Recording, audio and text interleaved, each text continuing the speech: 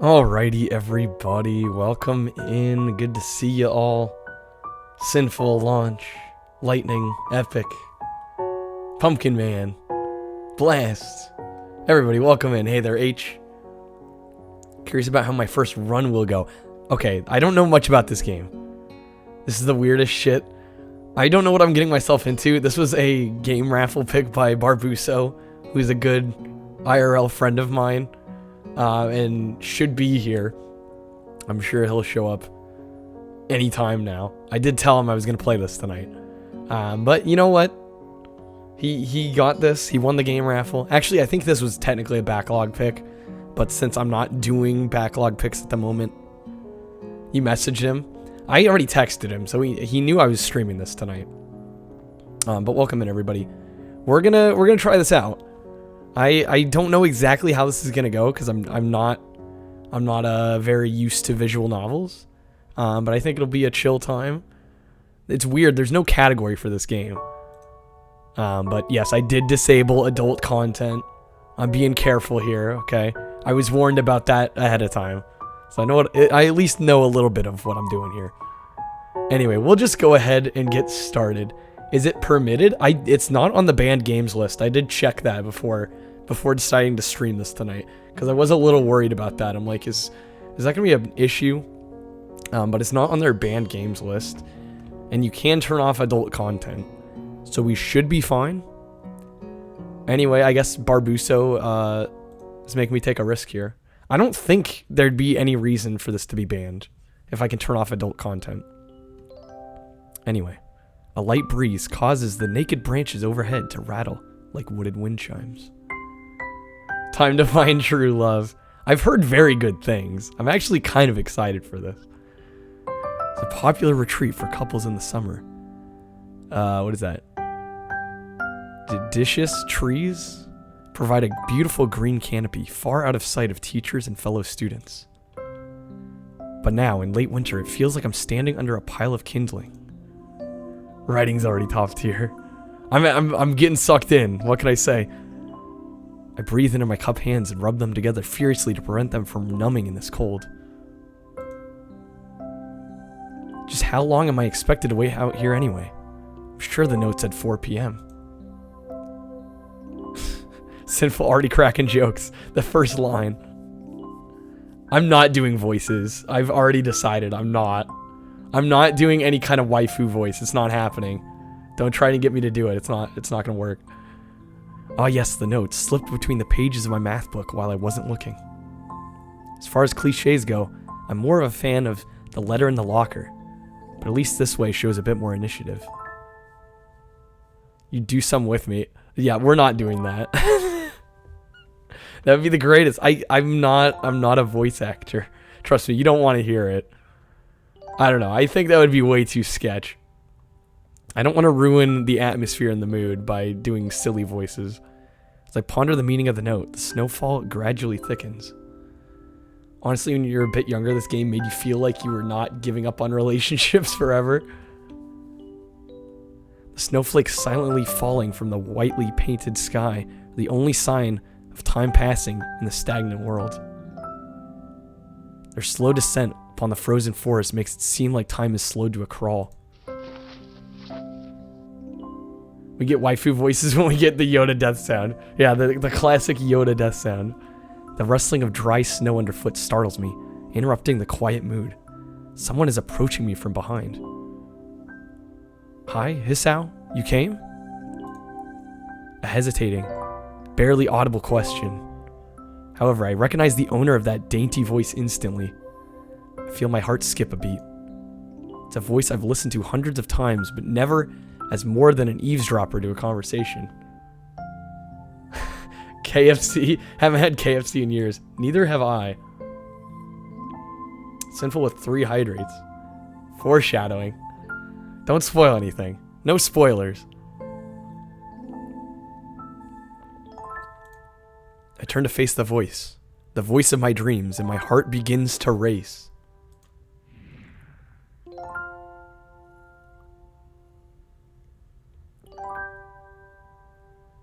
Wanako? I get a note telling me to wait here. Was it yours? Damn it, I spent all afternoon trying to come up with a good line, and that was the result. Pathetic. Yes, I asked a friend to give you that note. I'm so glad you got it. A shy, joyous smile that makes me so tense. I couldn't move a single muscle even if I tried. Need more Paper Mario commentary. I'm not going back and playing Super if that's what you're asking. My heart is pounding now, as if it were trying to burst out from my chest and claim this girl for itself.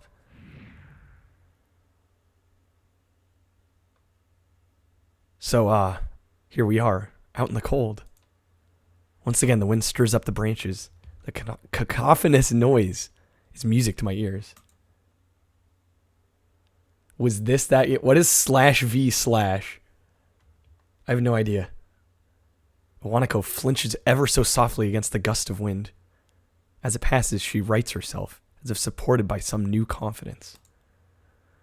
My voice soothing? I don't personally think my voice is that soothing, but I'm glad it is to you. Her eyes lock with mine, and she lazily twirls her long dark hair around her finger. All the while, the anxious beating of my heart grows louder. One of the rare, relatively pure, and relatively wholesome things 4chan ever did. So this was a 4chan project? My throat is tight. I doubt I could even force a word out if I tried. You see, I wanted to know if you'd go out with me. I stand there motionless, save for my pounding heart. I want to say something in reply, but my vocal cords feel like they've been stretched beyond the breaking point. Hisao? This music. I reach up to try to massage my throat, but this only sends spikes of blinding pain along my arms. Hisao? My whole body freezes, save for my eyes, which shoot open in terror.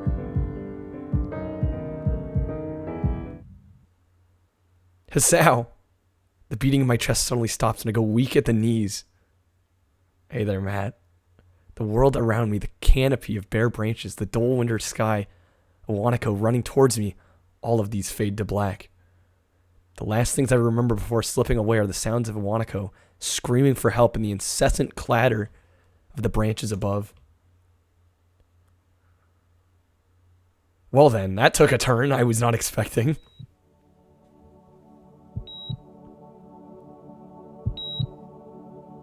Four Leaf Studios presents. One of the boards on 4chan was the driving force behind the... Okay. It's the anime board on 4chan. I had no idea.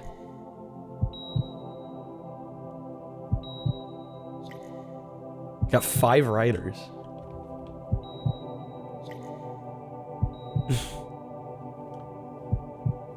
Leave it to Matt.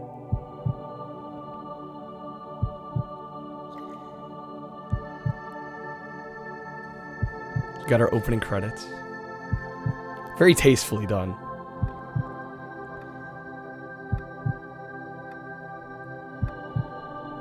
There's FMV animation. Rip stream.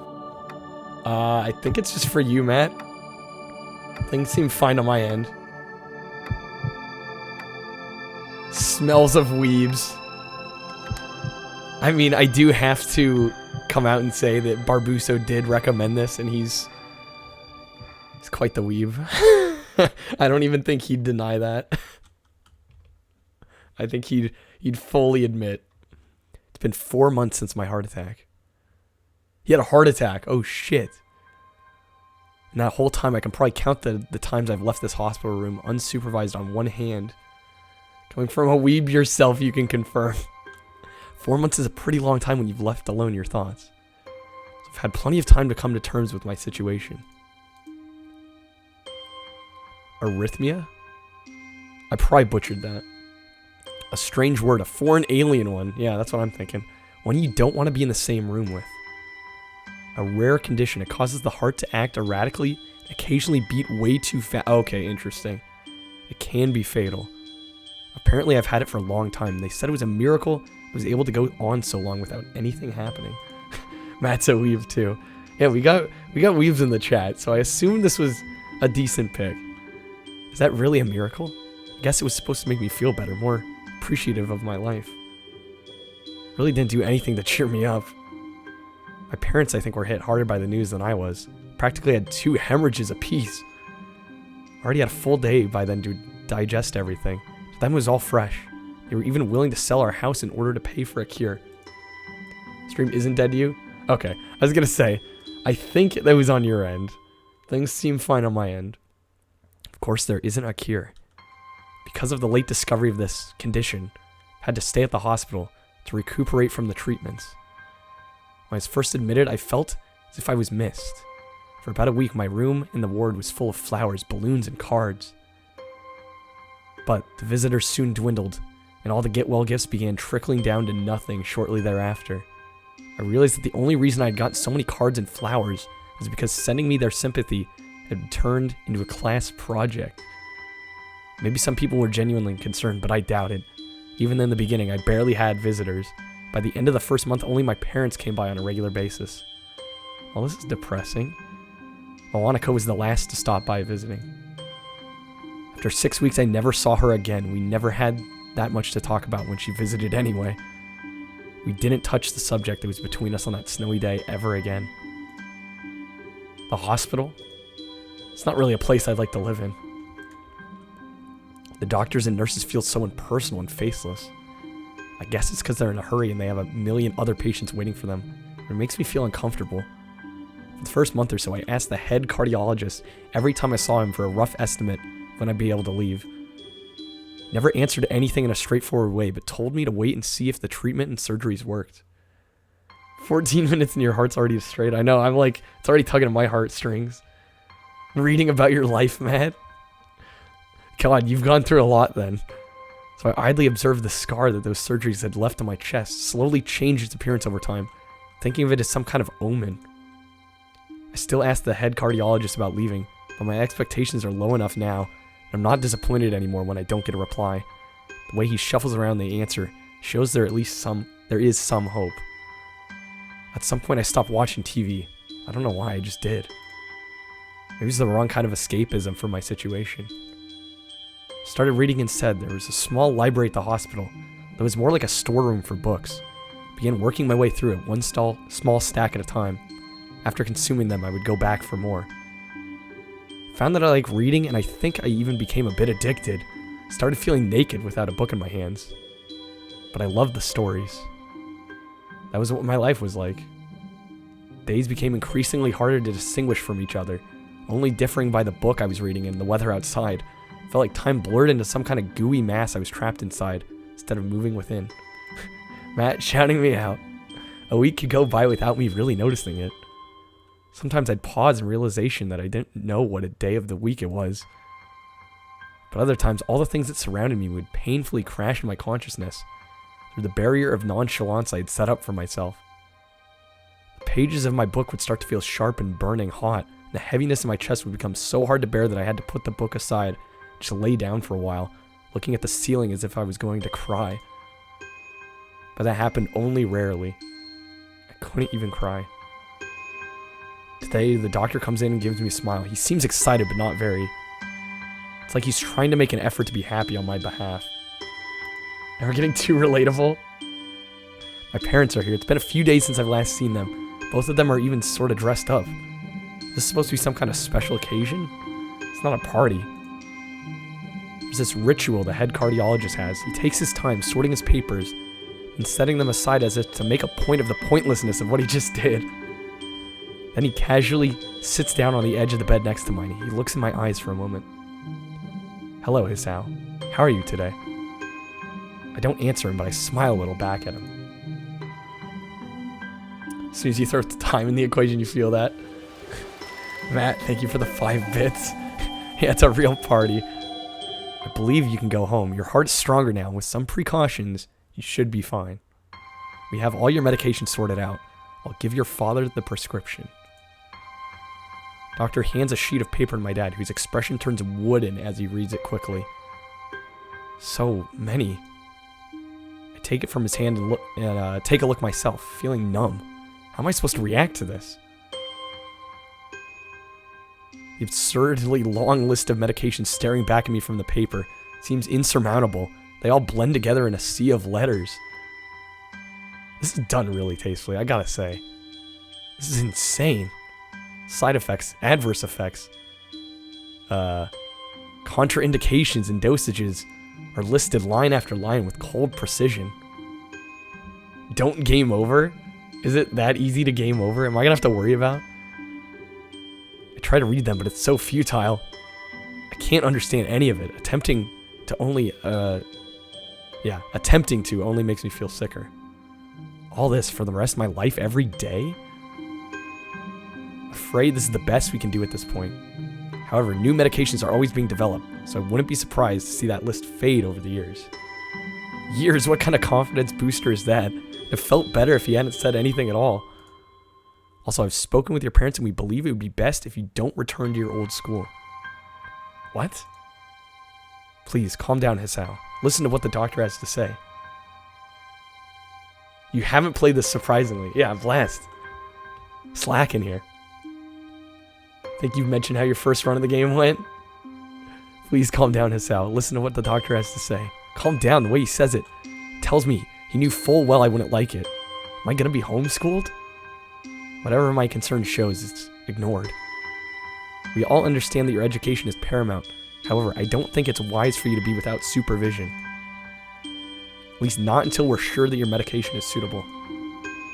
So I've spoken to your parents about a transfer. It's a school called Yamaku Academy that specializes in dealing with disabled students. Disabled? What? Am I? It has a 24-hour nursing staff and it's only a few minutes from a highly regarded general hospital. The majority of students live on the campus. I think I would, considering it meets your quota of 1 weeb and 2 visual novel that you actually haven't. Well, we'll see. Hopefully, maybe I'll get you to want to try it. Because I know there are a fair number of branching paths.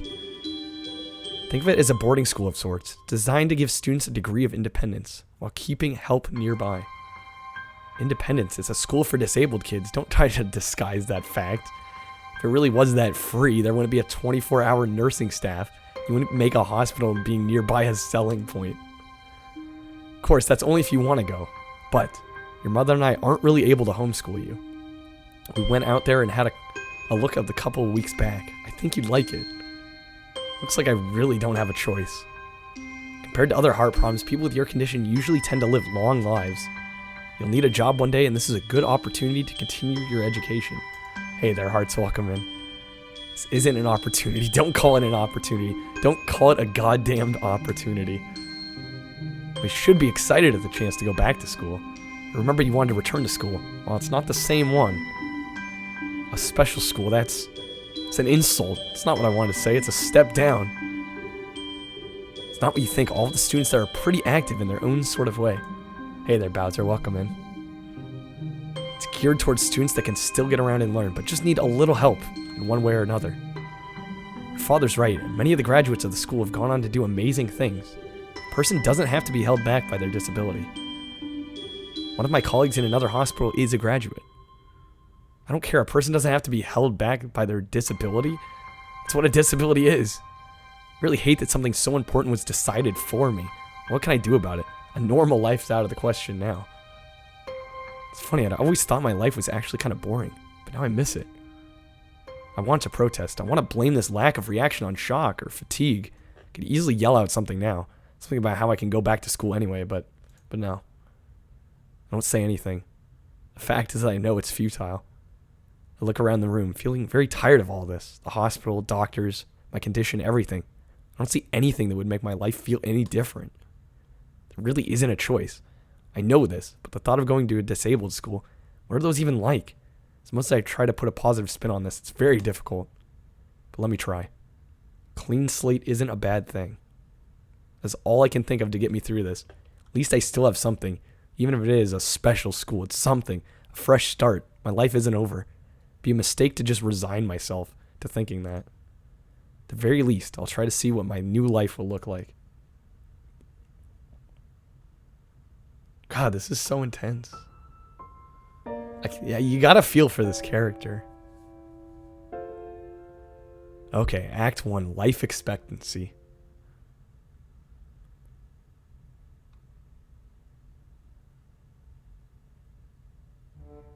The gate looked far too pompous for what it was. What an introduction to the school. In fact, gates in general seem to do that, but this one especially so. Red bricks, black wrought iron, and gray plaster assembled into a whole that didn't feel welcoming at all. I wondered if it looked like what a gate for a school should look like, but couldn't really decide. Probably no.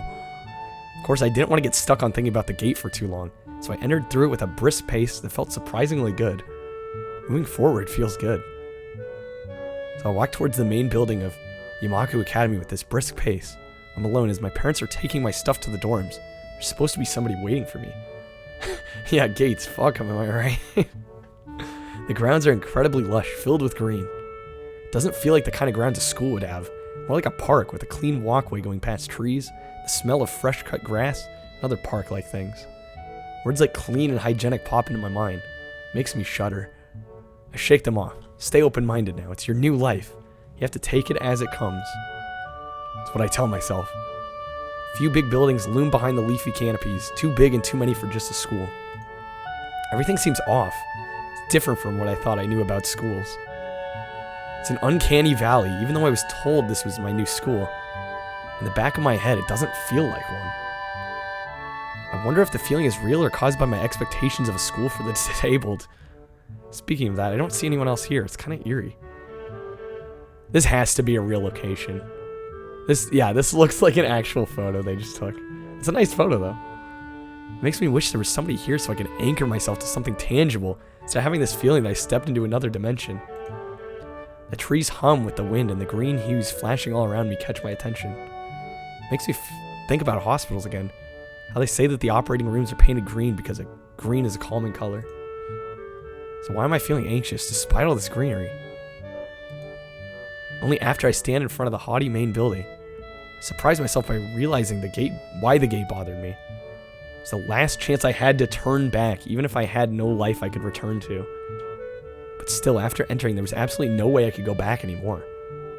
Feeling nervous and with this realization set in my head, I open the front door. A tall man with bad posture notices me as I enter. Speaking of bad posture, I feel like I've been slouching more lately. We're the only people in the lobby, so it's only logical. You must be, Niki? Is it Naki? I'm gonna butcher these names so bad. Nakai? So you are, excellent. I'm your homeroom and science teacher. My name is Muto. Welcome. We exchange a handshake that is neither firm nor sloppy, and he looks at his watch. The head nurse asked you for a brief check-in visit, but there's no time for that now. You should know this already, but you're positively blind on everything. The best way to go into this. Oh, should I go later? Yes, afternoon's probably fine. We should get going and introduce you to the rest of the class. They're waiting already. Some of the photos of the academy are actual photos of Brown University. Okay, interesting. Waiting for me. I don't really like being the center of attention, but I guess it's inevitable in a situation like this. Somehow not knowing what is waiting for me makes me feel really nervous. Thinking of this, I almost miss what the teacher's saying. Do you want to introduce yourself to the class? Do I say why? Okay, our first choice here. We either get why or yeah, of course. ResearchGate. I'm gonna go with yeah, of course. Yeah, sure, I mean, isn't that normal? Of course, but not everybody likes to be the center of attention. I'm probably one of those people, but I guess I should be the one to give the first impression of myself. Right, but it's no problem. Let's go then. My heart is pounding in my chest and it keeps me thinking about my condition as I follow the teacher up the stairs. Looks like that image you posted. Okay. Huh. It's very low res. Anyway. Seems weird seeing weeb content on a research site, yeah. The third door down, the third floor corridor is marked as the classroom for class 3-3. Muto opens the door and enters. Good morning, everyone. Sorry if I'm late again. Hesitate for a split second at the door, freezing on the spot. You do research too. Get a grip. This is a big step. I know that. There isn't any point to worrying so much about it, at least not this soon. I follow the teacher into the classroom and look around, partially so I don't have to meet the gazes of my new classmates. It's pretty spacious. The ceiling is unusually high and there's lots of space left over around and in between the desks. The entire wall taken up by blackboards and the high old-fashioned windows only make it seem larger. Launch, yeah. Bowser with the hydrate. Bad launch. The hydrate spam. Okay. Students' desks are just standard wooden desks with a shelf underneath for books and wooden chairs with metal frames. Simple and efficient. I stop walking in front of the classroom and face the other students. They all look normal, like students in any other school. But then why would they be here? Probably like me and have something wrong with them, only it's just not immediately obvious. Then I noticed that one of the girls seems to be missing the thumb of her right hand. It's a little jarring. Hey there, a little slice. Guys, we gotta space them out. There's a lot of dialogue here. I'm gonna be reading for a long time. Despite the natural tendency to listen when somebody's talking about you, I tune out the teacher's speech halfway through when he introduces me to the class. The amount of quotes around research.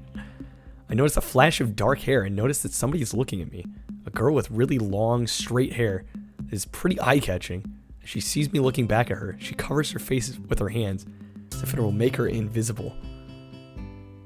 No spacing, only drinking. Kids are evil.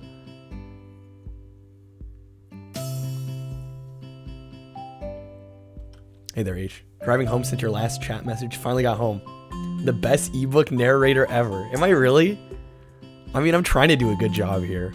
But I'm glad you guys are enjoying it.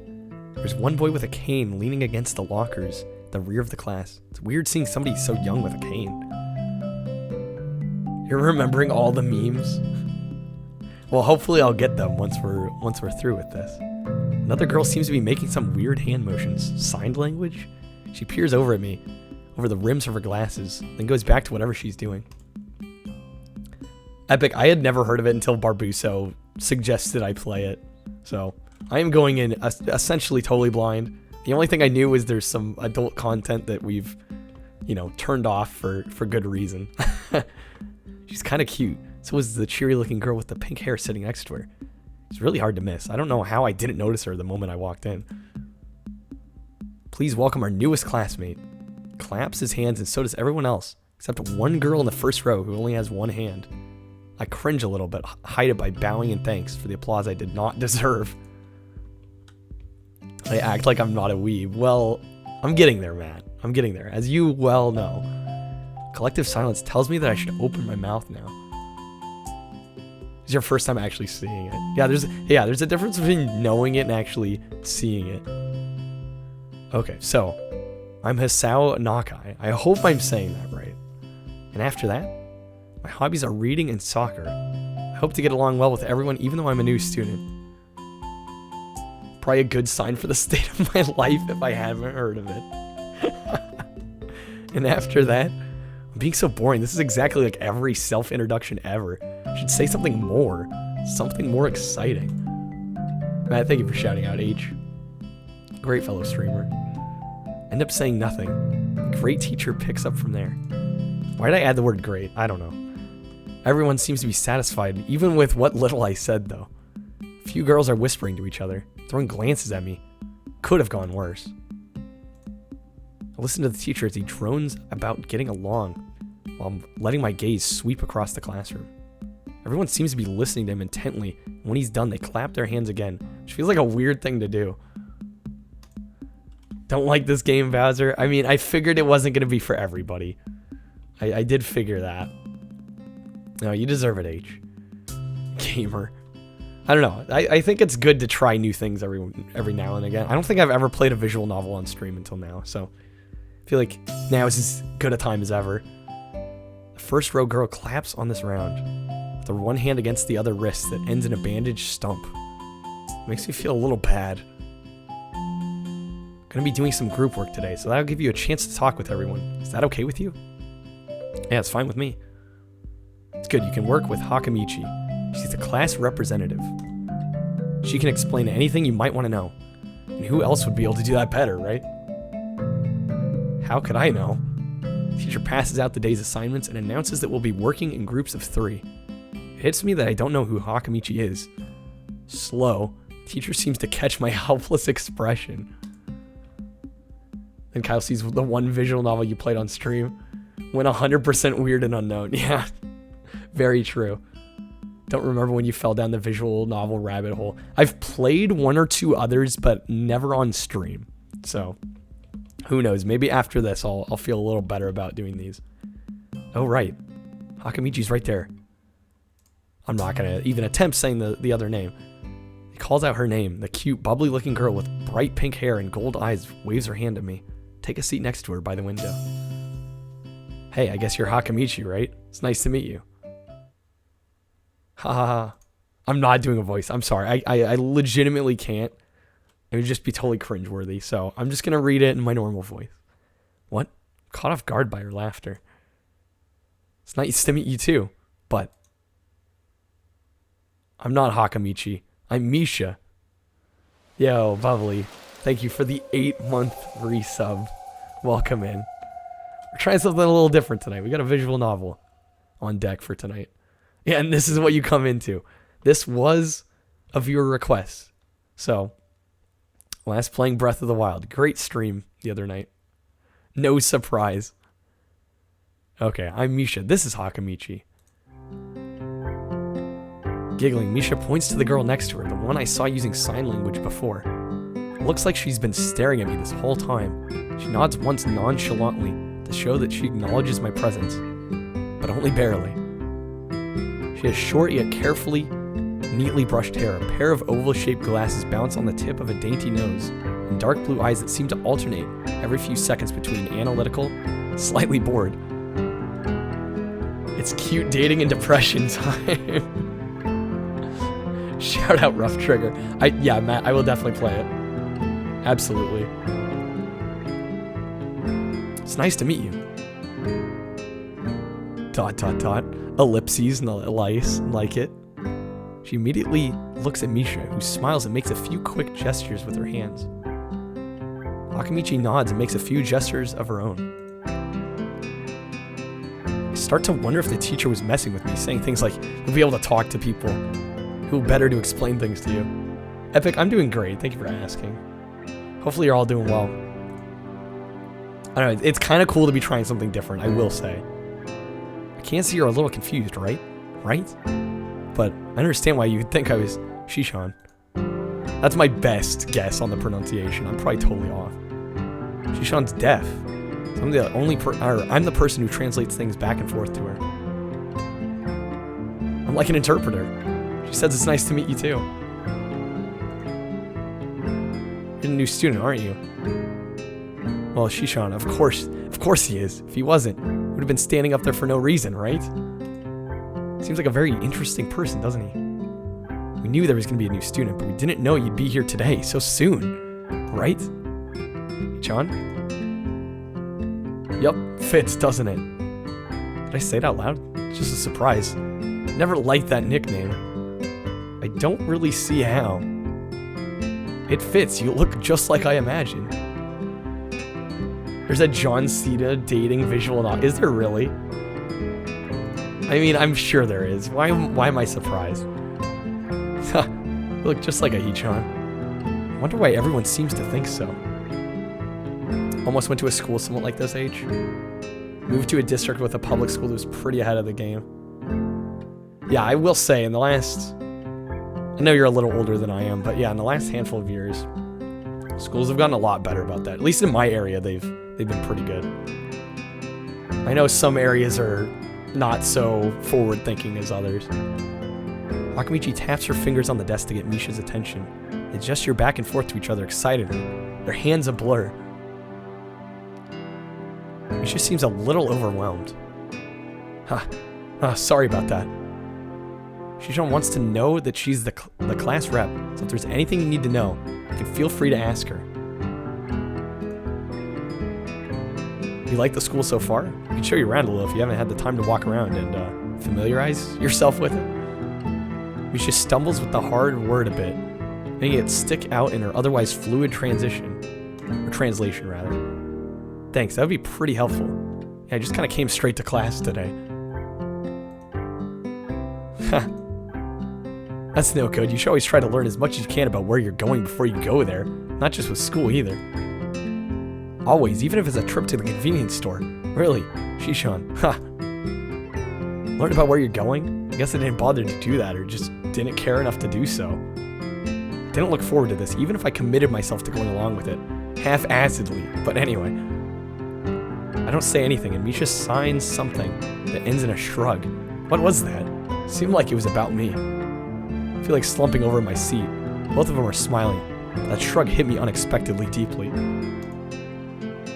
Knowing things. Haha, funny joke, yeah. You look down, are you okay? Don't take it the wrong way, please. I hate when people are afraid to ask questions. It's how people learn things, by asking. Asking for help is perfectly normal, as much as needing help. Stop looking like you just failed a test. Wow. Alright. Oh, and another thing, you don't have to tell Shishan something so formal like Hakamichi or class rep all the time. Just call her Shishan. I hope I'm saying that right. I'm just going with it. Okay, maybe it's too casual. Maybe Shizune would be more appropriate. Yep, Shizune's fine. That's easier for me to say. Huh, okay, that would be a lot easier for me. I feel more at ease. Both of them seem so friendly. But I feel like an idiot for being so apprehensive earlier. Especially about Shizune, who I assume would be all business. Well, she still seems like that, just less so, I guess. Huh? Oh right, we haven't even touched the assignment. We should start work now, or Shishan will get mad. The assignment is also kind of long, so we should start now if we want to finish it before the end of class. That too. This music makes you want to fire up a Mahjong solitaire game you got for $1 on CD from Staples. Play it on your Windows ME beige box. What a picture being painted. But I totally get it. Yeah, very reminiscent. Shizune stares at the two of us impatiently. Don't need to know sign language to understand that. Okay, I get the message. After class, we can take a walk around the grounds together. It's a nice day today, okay? The assignment's actually very challenging to get through, combining aspects of being both difficult and unnecessarily long. Oh, hey there, shall we play? Also, Trashy, thank you for the host. Hey there, Hustino. Welcome in. Still, we finished it a few minutes earlier than anyone else in the class, despite our late start. Shizune and Misha are really capable. They're quite different, though. The class rep is as calm and professional as she looks, while Misha is a lot more playful and girlish, not to mention a little more easily distracted. To be honest, the two of them did most of the work. I feel guilty about that. We never know if Matt's here.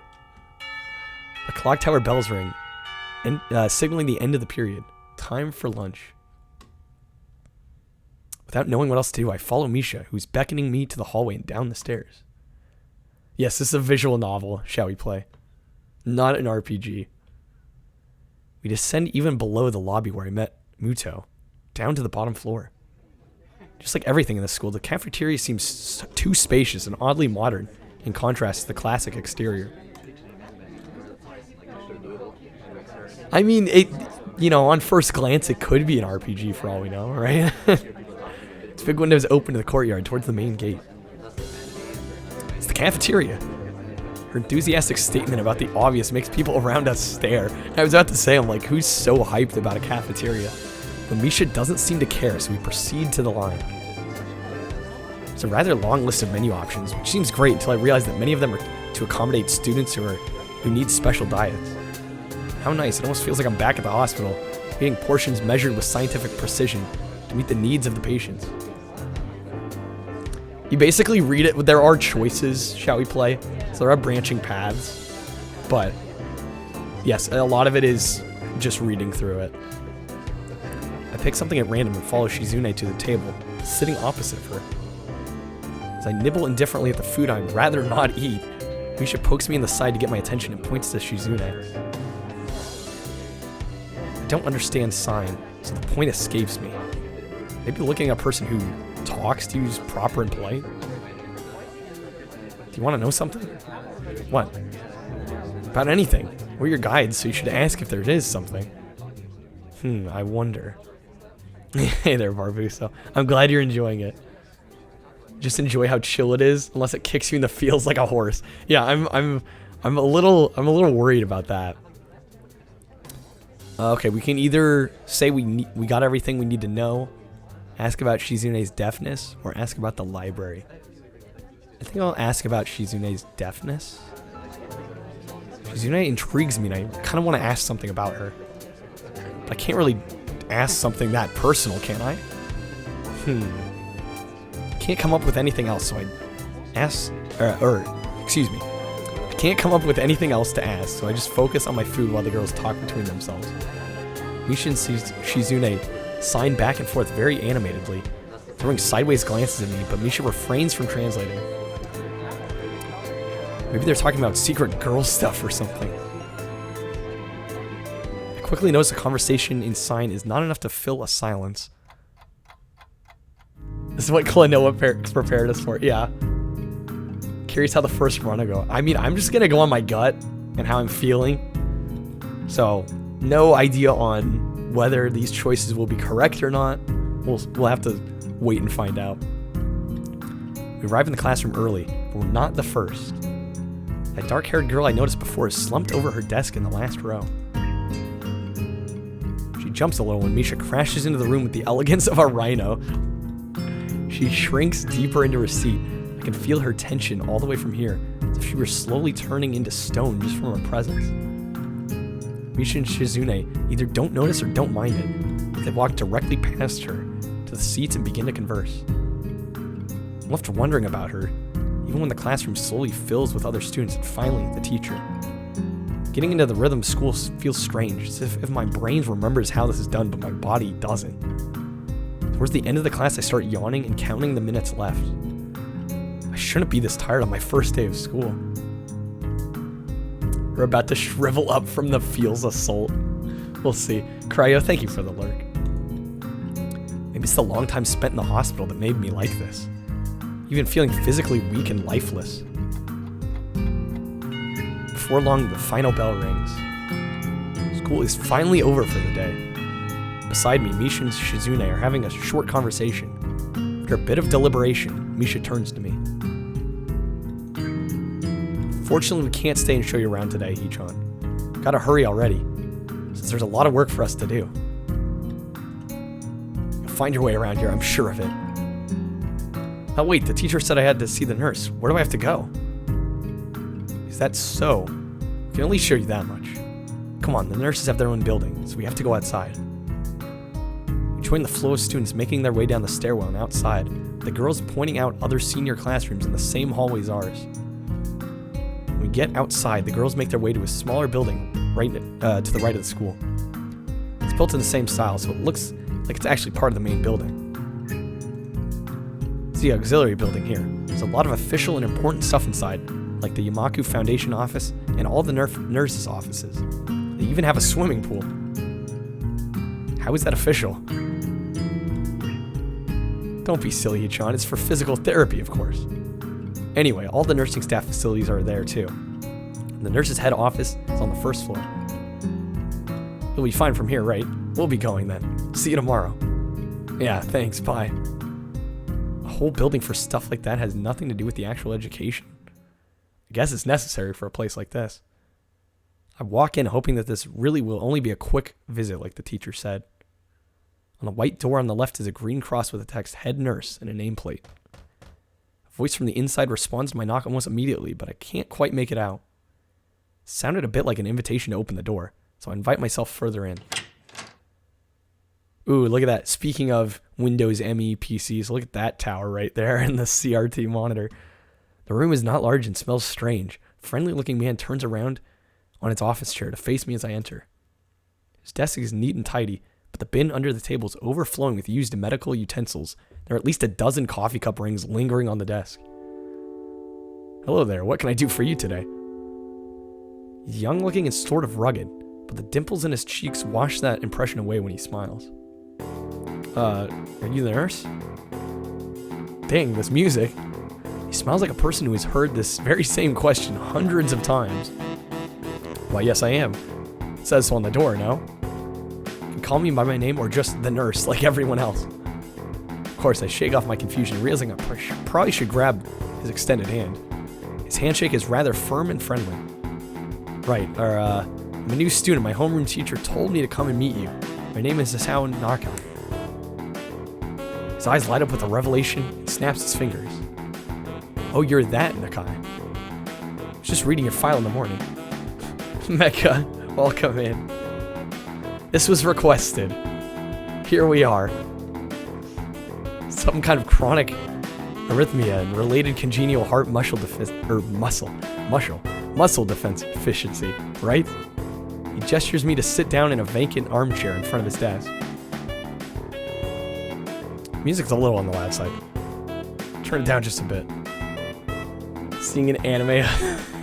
yeah, it's a little weird.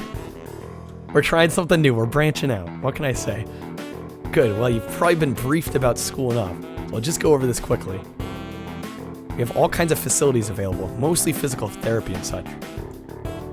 Are we sure this isn't an upside-down mat stream? Yeah, it's upside-down mat in disguise. There's always someone from my staff around, even at night, so never hesitate to call us, even if there is a problem. The best kind of jarring. The famous 24-hour nursing staff. Wow, this is like a hospital. Well, not exactly. For instance, we don't do brain surgery here. This joke feels so out of place that I'm left thinking why he even said it. Fucking roast. Yeah, just that it's really weird to have so many medical people at a school. You'll get used to it. I'm not so sure of that myself, but I don't let the nurse know it. Now, let me just find your file again. While he searches for something from his computer, and shuffles stacks of papers around, let my gaze wander around the room. Physical therapy, paying people to give you a massage and or kick your ass. Honestly. The epitome of generic, I'd like to say. Beige walls and ceiling, dark gray laminate flooring, all the equipment you'd expect from a school nurse's office. Even the ridiculous educational posters are hanging on all four walls, reminding me to eat properly 3 times a day from all the food groups. Smiling, the nurse draws a thick file from a stack of similarly thick files and opens it. So you already have medication for the arrhythmia. Just remember to take your pills every morning and evening, or it won't be much help. Apart from that, do you do any sports? Rash stuff like, I don't know, boxing? Grins to his own joke, but I don't. Dude is not vibing with this guy's jokes. The nurse is just falling flat. Well, I played soccer occasionally with some classmates. Alright, I guess I'm gonna have to recommend you refrain from doing that, at least for the time being. Oh. My lack of reaction makes him raise an eyebrow, but really, I'm not too bothered by him forbidding me to kick a ball around. Oops. I guess I never did it out of burning passion for the sport. Just to have something to do. Rumor has it, I'm thirsty because of this game. Yeah, my mouth is already getting a little dry. This is more talking than I even normally do. Any kind of concussion might be very dangerous to your heart. Risking another attack is not a good idea.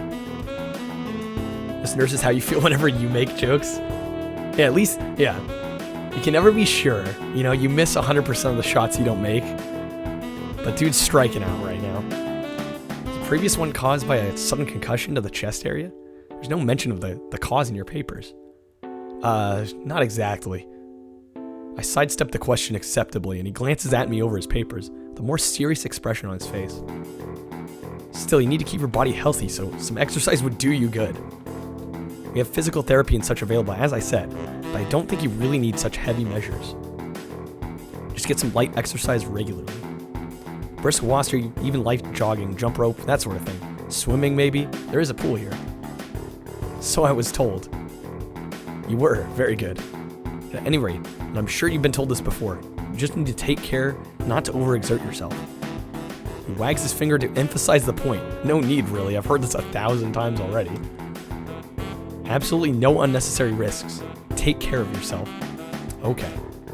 He goes over my papers one more time and sets them on the desk, obviously content. Good, that's it then. Come meet me if you ever need something. I'm ushered out before I even realize it. A quick visit indeed. I end up standing in front of the main building in the auxiliary building, although to my eyes, they still look like one and the same. Bowser, I'm sorry you're not enjoying it, but, you know, I can't please everybody all the time. I apologize, but... It's the first real look I get at the other students, so I watch people coming out of the school, going towards the gate or the dorms. Everyone seems to know where they're going. I still keep thinking that most of them don't look too special for being students at a special school. I was gonna say, I'm actually enjoying this. Alright, Bowser, good night. Then again, neither do I. Does that make me one of them? One of us? I should go somewhere too to prevent me from getting lost. It's around dinner time, but I feel tired instead of hungry. The weariness in me only grows as I trudge toward the dorms, set a little way apart from the main building complex. Not sure who it's for. There's a garden of sorts between the school and the dorms, shrubbery, flowers, and that overbearing smell of fresh cut grass fills the atmosphere. It dawns on my tired mind that the smell feels novel because I haven't been outside at all for so long. The dorm building is big and made of red brick. Like the others, feel way too pompous for what it is, so I push forward, going inside. It takes me more time than necessary to fish out the key I was given from my pocket. Room 119. Despite the ornate exterior, the inside of the dorm is fairly new, functional, and boring. Just like in the main building, the halls and doors are wide to accommodate wheelchairs. Same goes for the elevators at the ends of the hallways. I poke my head around the corner of that common room door. Inside, a few students are watching the television. One nods and gives a quick hello before turning back to the TV. Seems that only the girls around here are sociable. Suppose that's perfectly fine with me. I climb the stairs to the upper floor. Here, small corridors branch off from the main hallway. Each of these minor halls seem to have a toilet and a shower, as well as 4 rooms. About halfway down the hall, I spy room 119. The nameplates on the rooms adjacent to mine are blank. Guess there are just 2 of us here. The light shines from below the door of room 117, so I knock lightly. What about WoW? Of course, bubbly. Hello, is anyone home? From inside, I hear a few movements, then the clicking of way more locks than I thought these doors had. Hey there, awful. Welcome in. After a moment, the door squeaks open. A bespectacled, I like that word, bespectacled boy is standing in the doorway. He's looking at me very intently through his extremely thick eyeglasses. Your game now has planes, spooters, and forest spooters. Nice. Hey there, Mindskin. I'm playing a Japanese visual novel. Well, I'm not sure actually if it's originated from Japan, but yeah, we're playing a visual novel tonight. I know, a little out of the ordinary for me. This ain't Eurojank Racer. Yeah, definitely not. It's not Japanese. Okay. I kind of figured. Blind? No, at least not completely. Why would he have eyeglasses if he was? Harry Potter dating sim. There we go, yeah. He leans closer to me until our noses are almost touching. His breath stinks of garlic. Asao Nakai. Moving into the next room, I thought I should introduce His face suddenly brightens in realization. He stands back upright, thrusting his hand out in a smiling greeting, almost straight to my diaphragm. Oh, sup, dude? My name's Kenji. Ah, hi. I take Kenji's sweaty hand and shake it, still a little riled by the sudden change of attitude and vehement welcome. There were some suspicious-looking people going in and out of your room earlier. It's probably my parents. Your parents, you sure? That could have been some other people, too. Can't judge a book by its cover. There's a movie from India called Harry Potter. No joke. Is it a total ripoff, or is it just sheer happenstance they have similar names? His out-of-place proverb is left hanging between us awkwardly as I try to think of some way to respond. Say the chances are high enough. He shudders and makes some exaggerated hand gestures. You're a brave man, Hasao. Me, I don't think I could trust the chances. Bollywood is either amazing or shit. I have seen some really great Bollywood films. I don't think I've actually seen any horrible ones. But that being said, I've only seen I could probably count the number on one hand. The only one I trust is myself. Does that mean I shouldn't get to know you either? Has a Japanese name but isn't Japanese. They're going for the culture. Thinks about this for a while. We only get the better ones, yeah. They only bother to bring over the good ones. A wise decision. Damn, you're smarter than you look. Probably. What do you look like? I hope not smart. Posers. He squints his eyes and leans closer again, but I lean backwards to dodge it. Never mind, it doesn't matter. With that, he turns, fumbles around for a moment in search of the door handle, and shuts the door behind him. I slide the key into the lock of the door and marked 119. Bleak beige walls, white linen, a desk made of some type of light wood, ugly curtains. It's no one room and personal, like my hospital was. My bags are sitting at the foot of my bed, looking a lot emptier than they did this morning. Hey there, Green. Nice. Finish your Among Us journey? There was this girl that kept playing the innocent victim card and people kept buying it. That's great. Yeah, I'm sorry I didn't participate. I don't feel like I would have been the best fit for that. I thank you for thinking of me though. Maybe next time. I don't know. Among Us is one of those games that I've tried to get into and it just hasn't quite gelled with me. So, but if you do anything in the future, let me know. My bags are sitting at the foot of my bed, looking a lot emptier than they did this morning. That's right, I already read that. The closet is sitting open, stocked with my clothes. You slept 1.5 hours today, Mindscan? Oh my lord. Okay, well hopefully I can help maybe put you to sleep. Hopefully. Also, it seems there are a number of school uniforms hanging there as well. A note is pinned to the sleeve of one of the shirts. Hiya, John. We've unpacked your things and made your bed. I said that if these don't fit, you should go to the office tomorrow. If you have any problems, you can always call us. Love, Mom and Dad. Well, at least I don't have to worry about unpacking. Kind of hoped I would have. Then there'd be something to do. Still too early. Put the note down on the desktop and lie down on the bed, feeling drained. My soothing voice. It's so funny because I don't think of myself as having... I will say, I'm bringing the volume down a little bit. That's why I'm kind of probably hunching over. Probably could just turn up the mic volume. Got a 3-hour nap in. Full unwavering attention tonight. Alright. Flass is in it for the long haul.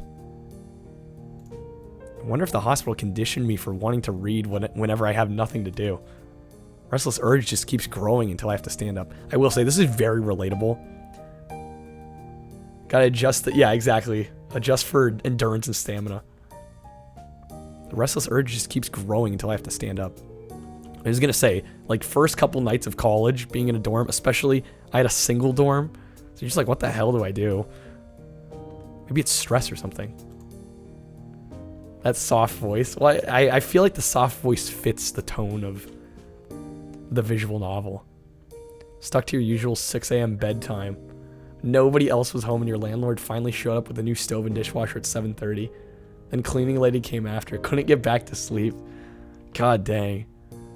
That's rough, Mindscan. I was pretty nervous about it before coming and the entire day today too. Still am, I think. Damn, I have to distract myself somehow so I won't be this unnatural all the time. Tomorrow I'll go borrow some books from the library. Yeah, I'll do that. But for now, bottles of medication neatly arranged on my night table catch my eye. Pick up one and shake it just to hear the contents rattle inside, and then read the glued-on pharmacy label.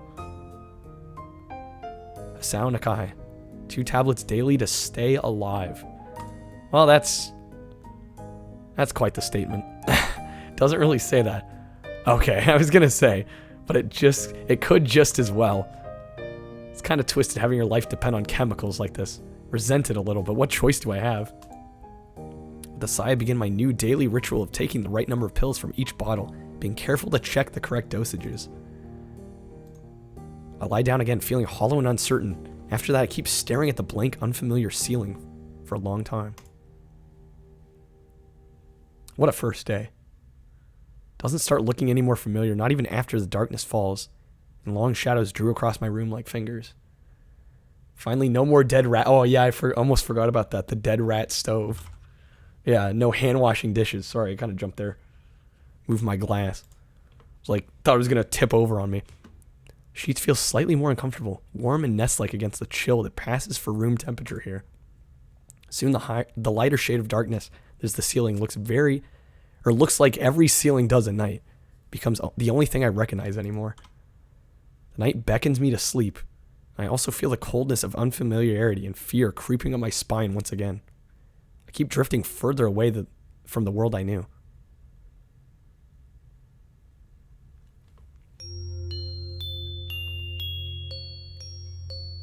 Oh yeah, no, I think everybody takes dishwashers for granted. Makes things so much easier. Wake up in a strange room. Oh, Blast, you don't know about the dead rat stove? It's exactly what it sounds like, yeah. Solid morning light shimmers against the light gray ceiling. I've forgotten to draw the curtains closed last night. This is my room, isn't it? My room. This is the third room this year I'm supposed to call mine. Various things around here remind me that indeed, it's me who's supposed to be the one living here. You guys got dishwashers. I'm imagining a large rat that's actually a stove and you put trays in its stomach. Well, that would be cursed. My bags are on the floor. My new school books are on the desk. Hey there, Bullet. This weeb stuff, this was a viewer request. Trying something a little different tonight, Bullet. My numerous medications on the night table. I stare at the bottles for a moment, deliberating, till I open a bottle, shake out a pill, and pop out a tablet from the foil sheet. I down them with a chaser of water without thinking about the chemistry. My uniforms are in the closet. Damn these viewers. They're digging it. I slink out from under the sheets and stretch my back before dressing up. Yeah, imagine having a dishwasher. Putting on a new school uniform feels like dressing in somebody else's clothes. The artificial smell of generic detergent invades my nose. The feeling of fresh cloth against my back is a good one. A natural one. It feels like a school uniform, as it should. It's not much different from what I used to wear before. That goes for other things too. So far this place seems more or less like a normal school. Except for the people. Think back to my talk with Kenji yesterday. Misha's constant laughter, Shizune's sweeping sign language gestures. Well, I've only met 3 students so far. Maybe they aren't that normal. I'm sure the others are. Or perhaps people like them are what passes for normal around here?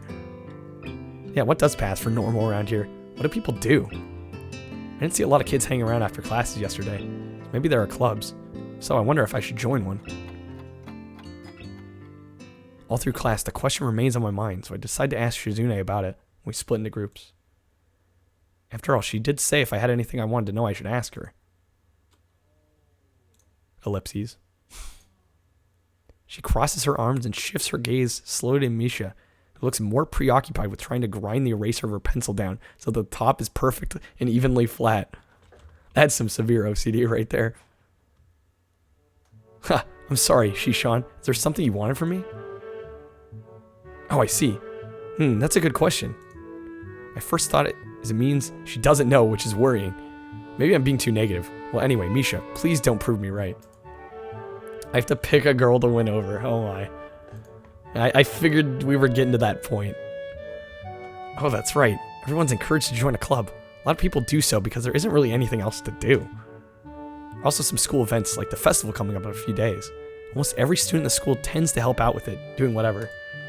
I'm doing well so far. I mean, we've only made like 2 or 3 choices. There hasn't been a whole lot of options yet. Win over? No. Doesn't work that way. Anybody else think visual novels are just really lazy games? I mean, there's the whole debate about whether visual novels need to be games, and I'm just gonna enjoy this.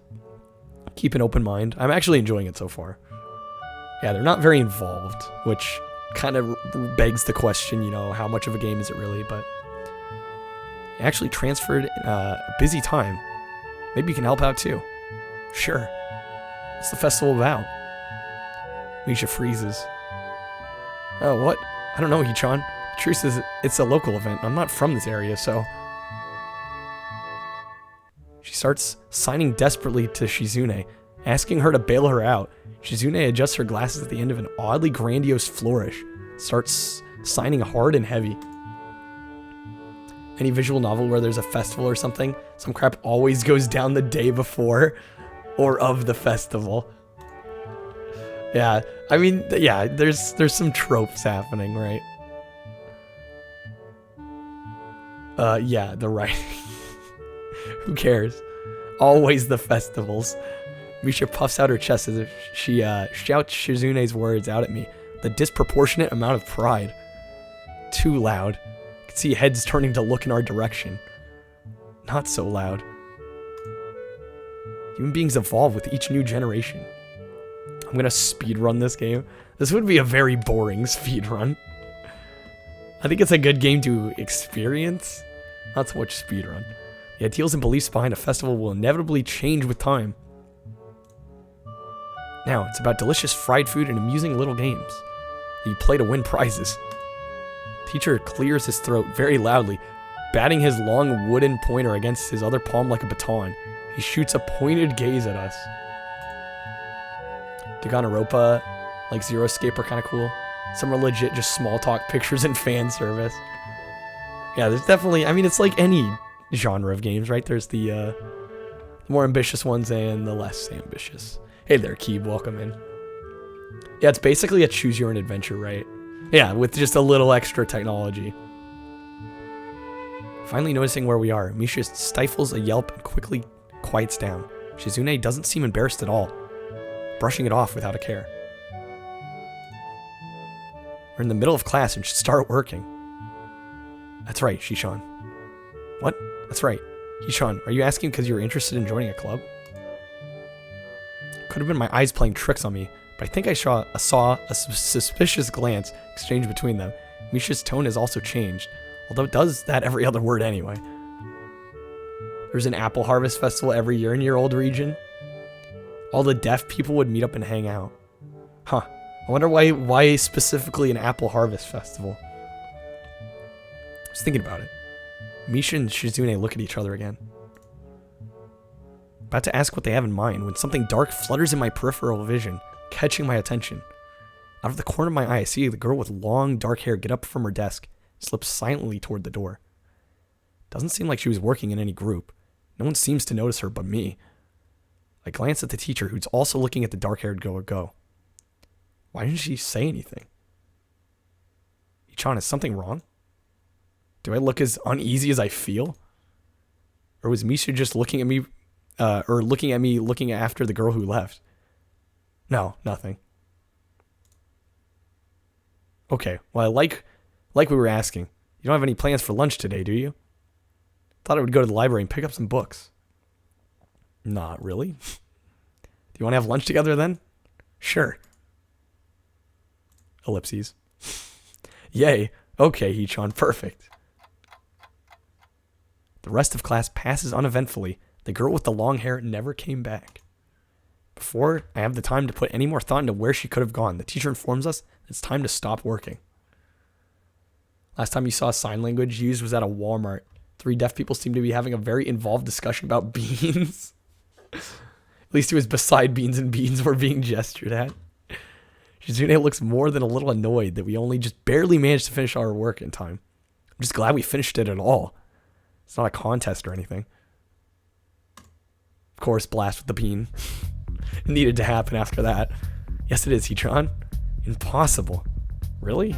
Really? I noticed this before, but it's kind of funny how Misha's always moving her hands and signing not only everything she says, but what everybody else is saying at any given time. Oh, interesting. Obviously, must be so Shizune can understand it. Her eyes dart back and forth between Misha's hands and mine.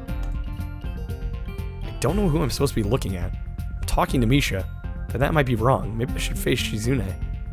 I'm used to looking in the direction of the person whose voice I'm hearing, but really, Shizune can't hear me. It would be disrespectful to talk to her only through Misha. Then again, isn't that what she's doing?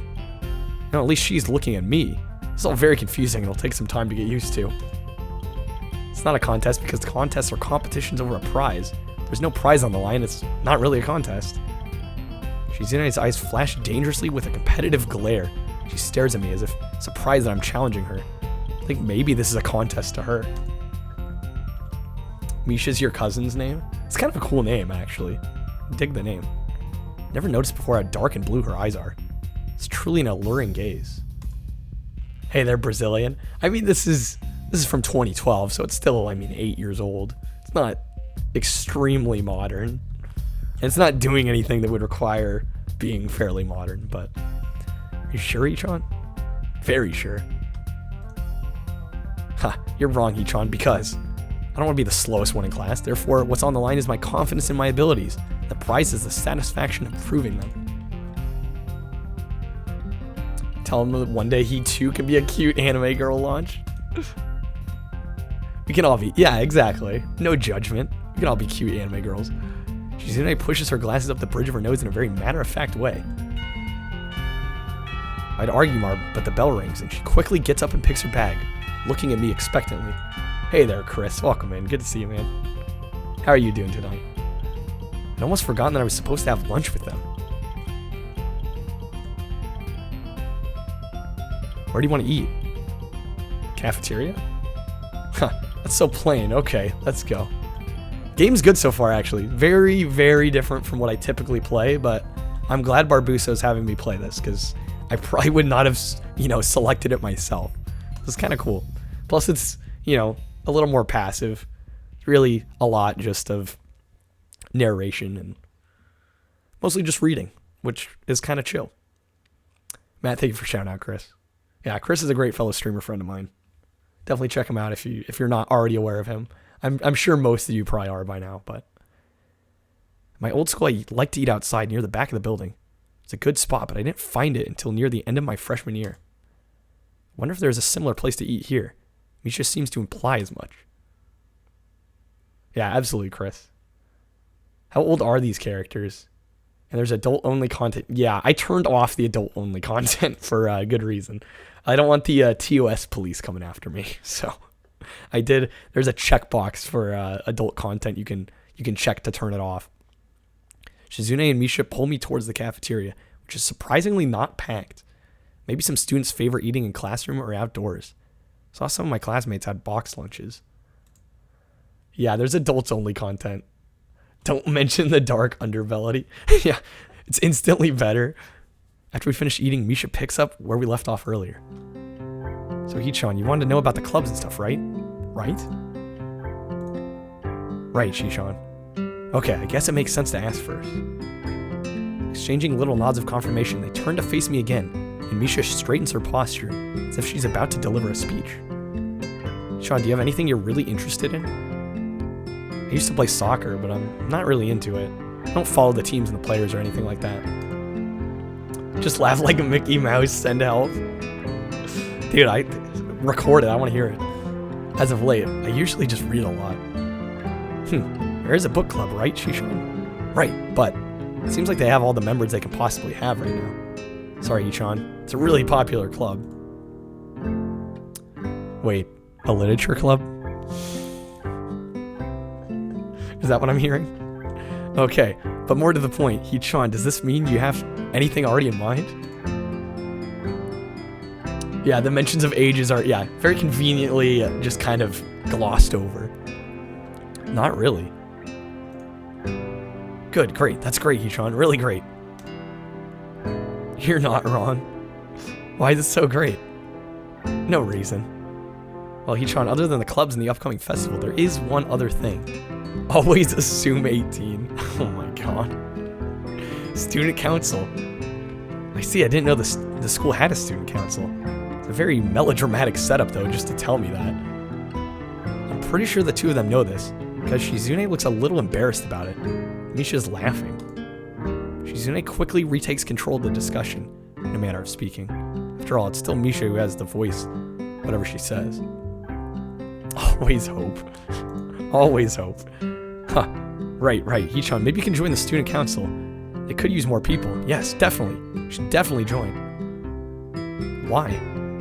Well, for one, we can hang out every day, Hichan. Shishan and I are both in the student council. Actually, Shishan's the president. I was trying to get the suspicion that Shizune and Misha might not exactly be the most unbiased people to talk about this with. As if reading my mind, Shizune quickly adjusts her glasses and signs something to Misha. Matt. Not wrong. Of course, we're not trying to get you to join just because we'd obviously benefit from you joining the student council, and therefore have an incentive to try and get you to join. So you're admitting that. Ellipses.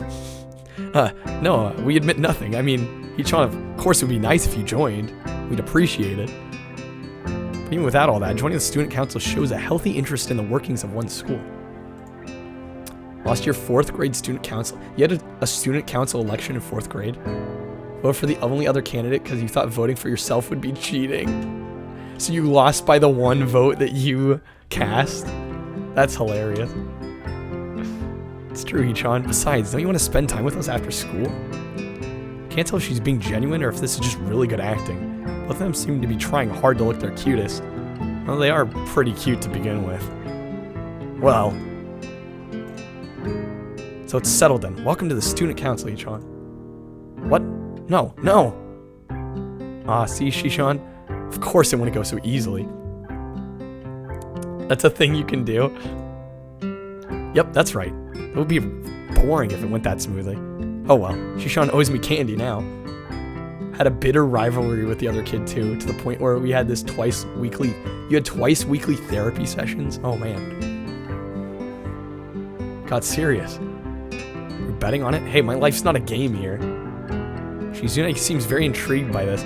Nice 4th wall break, by the way. When Misha signs it to her, the aggressive glint returns to her eyes. Huh, that's interesting, Hee-chan. Let's play a game. Hey there, Twiggy. Yeah, a little out of my wheelhouse tonight. Thought we'd try something different. That's not what I said. How about rich man, poor man, Hee-chan? If you lose, you have to join the student council. No, absolutely not. Why not? Well, because you two both have the same incentive and therefore the same goal, which is to get me to join the student council, right? Hey there, Tundex. What dis? Good question. Where's your retro? Yeah, I don't know. What am I doing here? I'm not sure. I'm out of my element. I'm actually enjoying it, though. I will say. That isn't my goal. But what this means is that both of you can team up and I'll be at a clear disadvantage. So I'll have to decline. Thank you for shouting out, Tundex, Matt. So many great fellow streamers in here tonight, can I just say? Hopefully The Walking Dead's been going well, Tundex. John, I'm very offended. Are you saying you don't trust us? We'd pull something so disingenuous? Makes me sad. Sorry? It's hard to tell where Shizune's influence ends and Misha's thoughts begin. Yeah, what a night. In order to atone for hurting a young girl's feelings. Okay, they do say young girls. That makes me question. 2 episodes tonight. Nice. Getting crazy.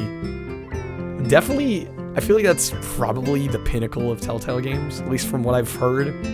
I've played the Back to the Future game, which is quite decent, but...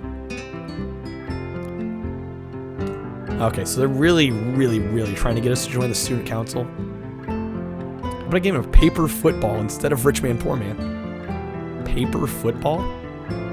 Yeah, it's a game they play in America. You make a paper triangle, and you try and shoot it past goalposts that the other player makes with their fingers.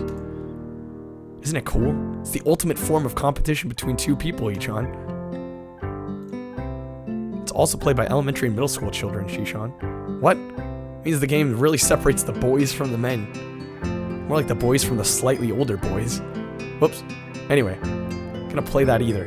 Just the fact that you know about it means you're probably surprisingly good at it.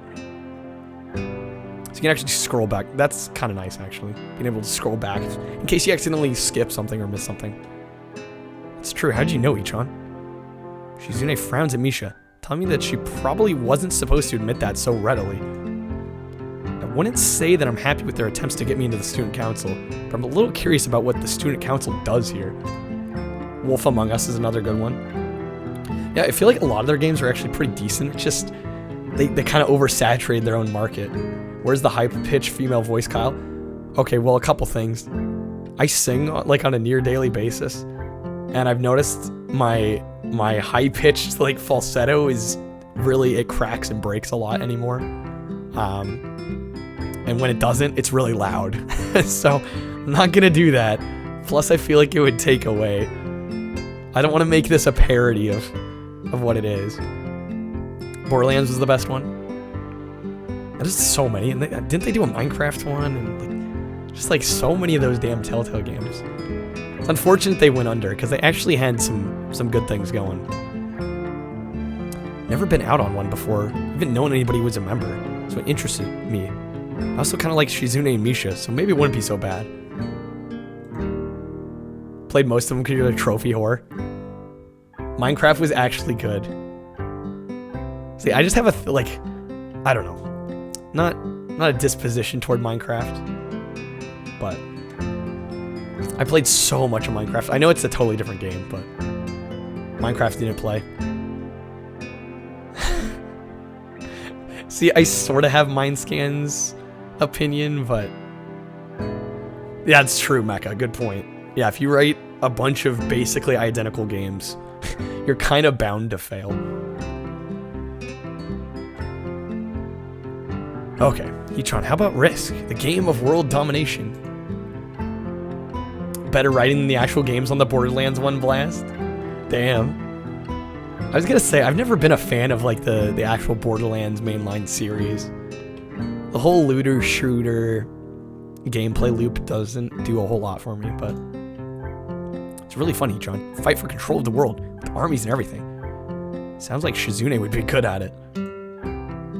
Did play story mode and liked it a lot. I feel like that's the closest thing, if I ever play it, that's gonna be the closest thing to Minecraft I actually play on the channel. You wanna play, we can after school.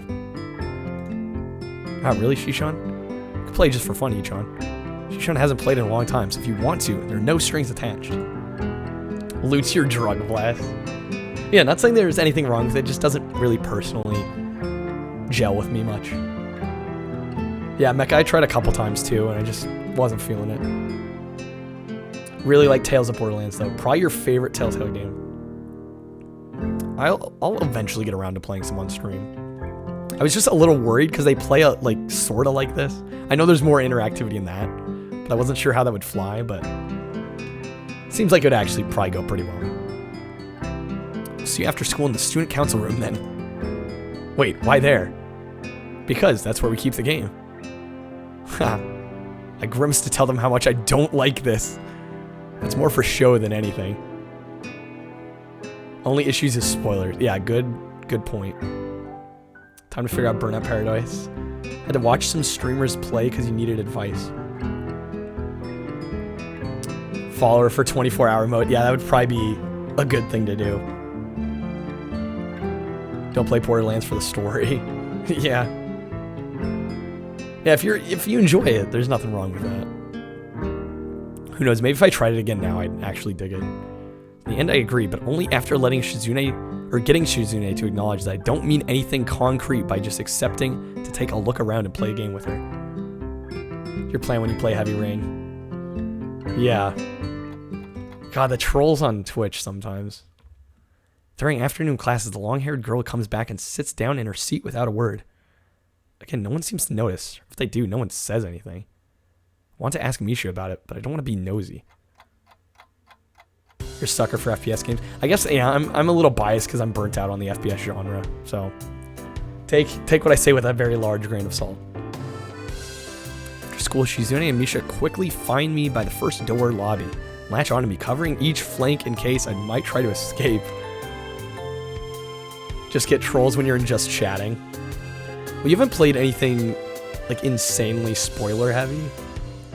I could be wrong, but I can't think of any games that you've played that could, you know, attract trolls. I feel a little offended, but I've been considering it. Nevertheless, I'm a bit disturbed that enough people made a break for it just in the past.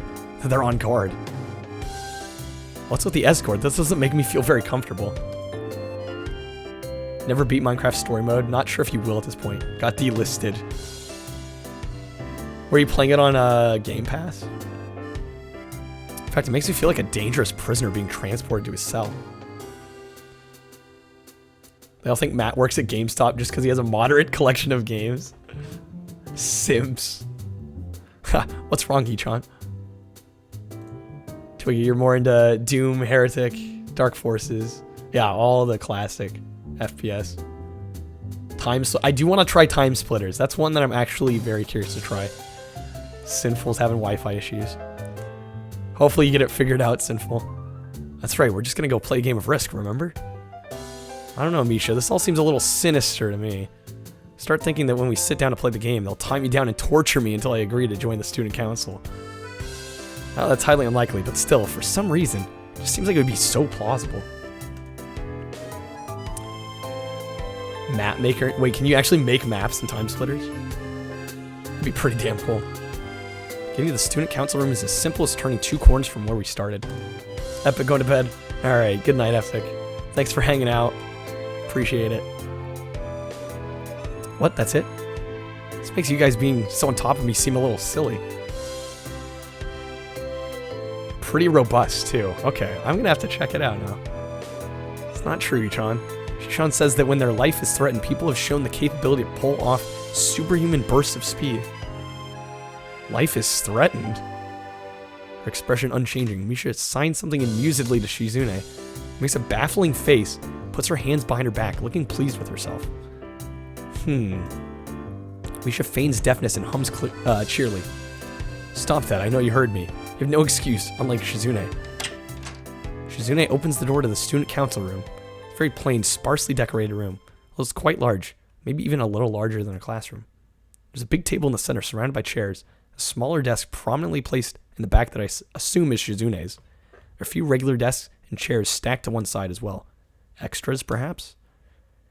From the tables and chairs, the room doesn't seem to have much else to offer. Just a couple filing cabinets and bookshelves stacked with old school records and documents. Not much else, in fact, nothing else. This is a pretty bleak room. They could have at least put a potted plant in here or something. At least the most noticeable thing that this room doesn't have is other people. Are we early? No. What do you mean, no? Is nobody else coming in today?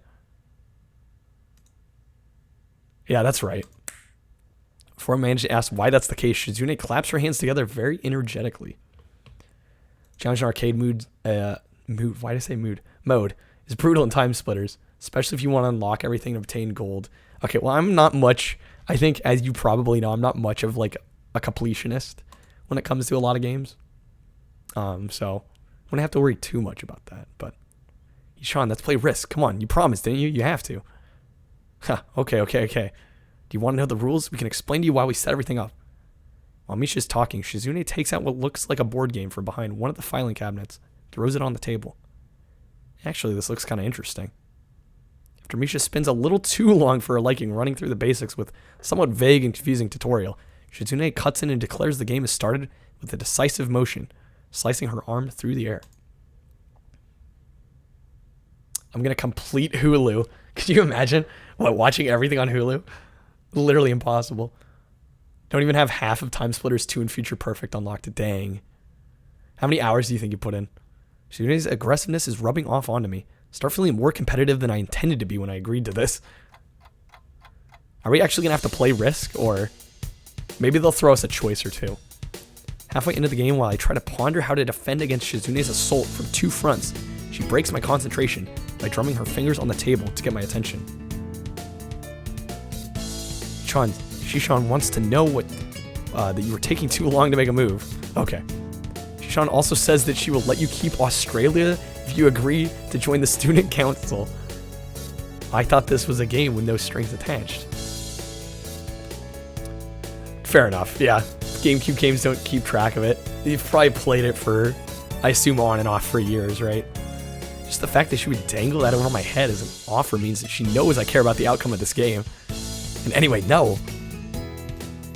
Shishan admires your fighting spirit and would be a benevolent dictator who would spare your people if you agree to join the student council. Ha. You're so competitive, Shizune. She seems to take this as a compliment. But expect the student council president to be a little more monogamous. Monogamous? Doesn't seem to know what the word means or how it's signed, so she pulls out a piece of paper and writes it for Shizune, who in return signs it back to Misha. Misha presses her index fingers against her temples as if trying to physically imprint the word into her memory. Suddenly, Shizume bursts into a flurry of gestures. Misha looks daunted by the pace of her heated signing. Wait, please slow down. Hichan. Shishan says you're gonna lose. Thought I would crush her world empire with my rebellion. Okay. Those eyes of hers shine with a childlike mischief. She says you have no chance if you keep playing like this. No, you won't. Ooh, okay, guys. I felt like we were gonna have a game choice here.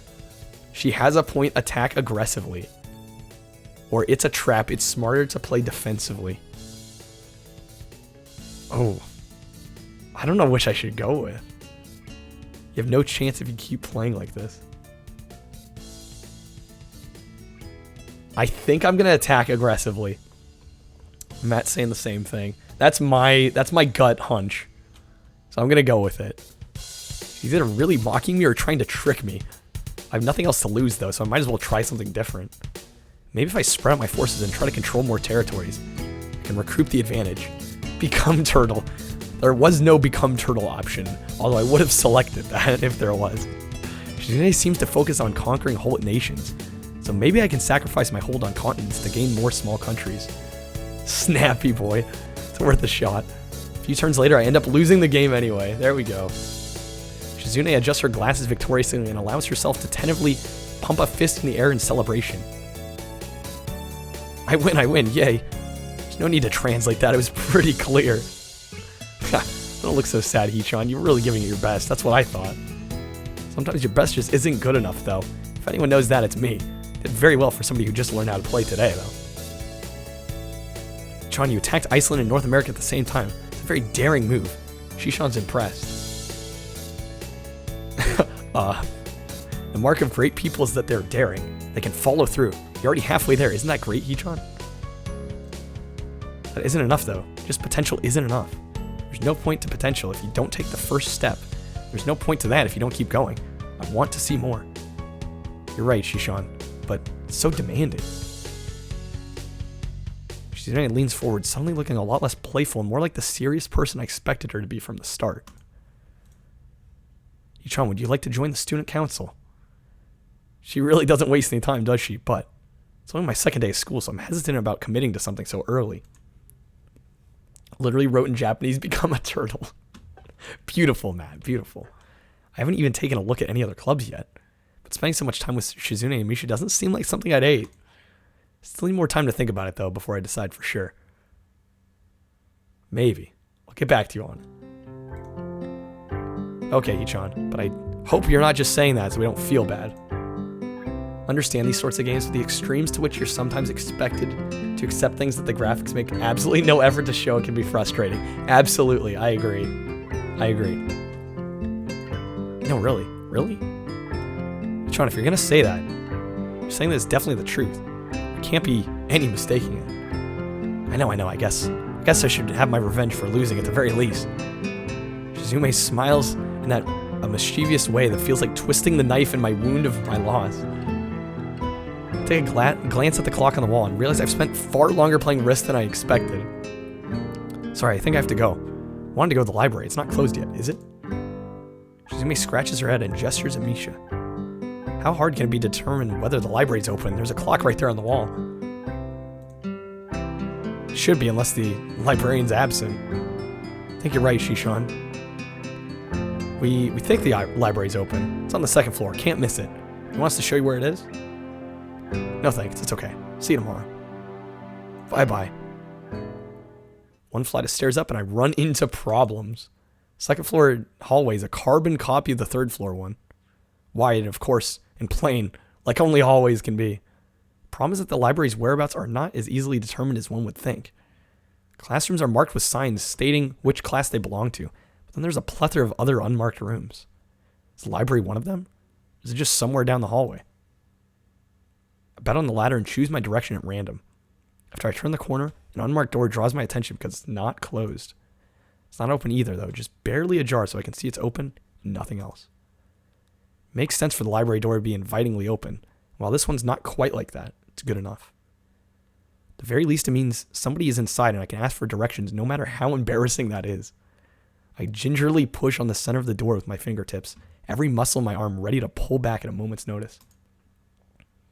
First exposure to this game was just looking up comfy video game music, which would definitely fit that description. Historically, always had trouble reading traditional clocks. The several hands are definitely not something you've become used to. I don't find it too much of an issue, but yeah, it's much different from just looking at a digital clock. The feeling of being an outsider to this school can't be shaken from my mind, so much so that I instinctively fear that doing something wrong by entering. The door slowly creaks as if groaning from a deep sleep. It was much easier to open than I anticipated. Leaning over and poking my head even further inside to gain sight of the room as fast as possible, the meek hello on my lips is quickly snatched away.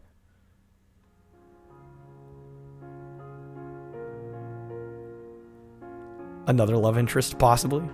This is not as I was expecting. I mindlessly let the door open to its full extent, taking in the sight of the solitary figure, taking center stage in the otherwise abandoned room. The situation steals my voice, leaving me standing at the doorway, staring at this beautiful girl. That's also true, Launch. Yeah, especially if I hate when the hands are the exact same length. Like, that annoys the hell out of me. But they do it for aesthetic reasons. Evidently, having taken her time to assess the situation, the girl gently puts down her teacup and opens her eyes, but doesn't look at me. College acquaintance, you were giving a ride when the music was playing Wigged Out. Turns out one of your favorite comfy tracks is from a scene we can't discuss on Twitch. Oh my. Oh my. Hello there, may I help you? Staring directly in front of herself, the movements of her lips seem to break the silence rather than the words. However, it's the soft, measured voice that reminds me she's being separate from the room itself. Not only is she likely the tallest girl I've ever laid eyes on, but even among the foreigners I met, she's strikingly distinct. Hi. Sorry for intruding, I was just kind of lost. She takes a moment to formulate a response before speaking. Every action she takes feels as if it's carefully choreographed beforehand. Once on YouTube, you got an hour-long mid-roll ad. An hour-long mid-roll ad. What the hell? How did they let that slide? Brothers who designed a new watch. What the hell? An hour-long mid-roll. Care to take a seat? Unexpected, considering I'm intruding upon her. Not yet, Twiggy. Thanks. Slowly step toward another seat opposite her, the girl resting the teacup and saucer on the wooden table in between. The way she doesn't track my movements with her head is telling. That and the slight cloudiness to her eyes that means she must be at least partially blind, like Kenji. Come to think of it, her voice doesn't have any detectable accent either. I guess she must be half Japanese. As I take my seat, her composure takes me slightly off guard. Her air of relaxed confidence makes the silence entirely comfortable. H, can Blast just say you definitely read a book about the most monotonous activities? Honestly. This watch was going to transform culture and society as we know it, because it was the first watch that had 1 to 24 on the dial in only an hour hand. Huh, that would be an interesting way to go about it. The calming atmosphere is so very different from the student council office. Take it you're a new student to Yamaku? Yeah, I just transferred in yesterday. I get the distinct feeling my speech patterns don't match the formality of hers, accentuated by her restrained bow of greeting. One which I hasten to match, before realizing the futility of the action. Sad Panda did download a few eShop demos in the visual novel realm. If you were okay, don't think you'd buy one. Luckily this one's free, so if you like what you see, it's like an absolutely free PC download, no strings attached. I'm Lily Satu. Pleased to meet you. Hisao Nakai. She gives a nod before gesturing roughly in the direction of her teacup. Once got an hour-long unskippable Crunchyroll ad, in which a half-nude oiled man appeared to be doing yoga in some part of London. It kept happening, and you're not really used to country. Yeah, what the hell? How do you get... Okay, first of all, an hour-long mid-roll is weird enough. An unskippable hour-long mid-roll. YouTube, I swear. Sure. As much as it pains me, I can't help keep step with her formality in the proceedings. She gives a kind nod, taking the request in stride. Without another word, she steps off the chair and prepares a second cup of tea from a collection of supplies laid out along a shelf. Brush here, brush there, her left hand often lightly touching the side of whichever container she's pouring into. It seems to be a process she's followed dozens of times before. As I lean sideways to see around her back, she seems to use her long, dainty finger to measure the right amount of water in the cup. It's one thing to see the different disabilities the students in my class have, but it's quite another to see how everyone seems to adapt. Shizune and Misha have no problem working together to communicate with me. Lily herself seems to have workarounds for problems I never thought of. While I feel slightly guilty about her doing the work, she seems pleased to be following the correct process of the offerer preparing the drink. I mean, I could see it, though. That's the weird part. I could see it, Twig. Her soft voice brings me out of silent observance. Which room were you looking for? It's not often this classroom is visited after school. School library. Shizune and, some classmates told me he was on this floor. She finishes pouring water into the teacup as she nods. A small metallic tapping comes from the teacup, indicating it's being stirred. I'm aware of Miss Hakamichi, as are most students. To be with them means you're in class 3-3, no? That's right, in the science room with Muto. She gives a small giggle before setting down the tablespoon and slowly walking toward the table, teacup and saucer in hand. He's quite a character. I imagine you'll come to like him. Most do. She sets down the tea. I gently take it and have a sip. Really more of a coffee person. It seems like a rather bad moment to bring it up. Nonetheless, the smell is quite nice. I hardly think it'd be hard to choke down. Thanks, Satu. It tastes really nice. She smiles and quickly waves her hand in front of her face. Lily, please, there's no need to be too formal. Yeah, Twig, don't get too attached now. She says this in spite of her exceedingly well-bred speech. Oh well. I guess I should try and ask her about herself. It really does seem as if she's catering to me. So which class are you from? I imagine it's one of the third-year classes. Correct, I'm in class 3-2, which is on the 3rd floor. Same as yours. Taught by, Miyagi, and specifically for both blind and partially blind students. Waifuism is a choice. It's been awakened. I see. Sorry. I feel like slapping myself for the faux pas. Looking at her face, though, she doesn't seem the least bit put off by it. My, there's no need to change your speech on my account. There's no say in the matter. Ah, sure. Sorry, I guess I'm really showing my newness here. It's not a choice. Yeah, it's a way of life. An environment like this would be a big change, so I can't fault you for it. While the same can't be said for everyone, many have come to terms with their conditions. A category which would include her, it seems. All too ready to jump ship from this particular topic, I segue into another. You come here to drink tea often? It's a really nice place. Thinking on it, this might be her version of the place behind my school that I like to have lunch at. Come here fairly often during lunchtimes. My duties as class representative don't leave enough time for an official club. So a friend and I use this room for having tea. Class representative, huh? The caffeine. No worries at all. Compared to Shizune, her mannerisms seem to be almost completely opposite. While Shizune is blunt and fiercely driven, Lily seems relaxed and calm, almost aloof. Come to think of it, she might be useful for a less biased view of the school's clubs. What kind of clubs are there to join? Huh, the more popular ones are the track and field club, used at the field near the school at lunchtimes. The baseball club, and the book club in a room near the library. Also numerous small ones too, though, such as the art and music clubs. No, we won't get rid of you. I say enough, I think we all say enough dumb stuff. We're all very forgiving. At a time when I'm just wanting to get on my feet, rushing into a club right away seems very unappealing. I wonder if this school shares the same rule as my old one. Is it compulsory to join a club? It isn't, though it is encouraged. Ah, good, that's a relief. I've really let down my guard around this girl to let such a thing slip out. The fact seems to slightly amuse her. Not wanting my tea to get cold, I finally start drinking it, as Lily does the same. As I look over to the window over her shoulder, the music coming back in, there we go. I notice the light coming into the room has a distinctly orange tint. Even here, time doesn't stand still. Huh, time's gone quickly. Sorry? Right, she's blind. Of course she can't see the sun setting. Just looks like the sun's starting to set. Seems to come to as a surprise for her. I guess she must have lost track of the time. Sorry, I didn't mean to keep you from the library for so long. Quickly moved to allay her concern. Oh no, it's okay. The library's still open, isn't it? She pauses and takes a moment to think on it. It's probably something I should have asked Shizune when I had the chance, but Lily seems likely to know in any case. True, it's open until 6:30 during weekdays. Yeah, I was gonna say, is the blonde, I think the blonde might be my favorite too. A quick glance at my watch confirms I have well enough time to get there.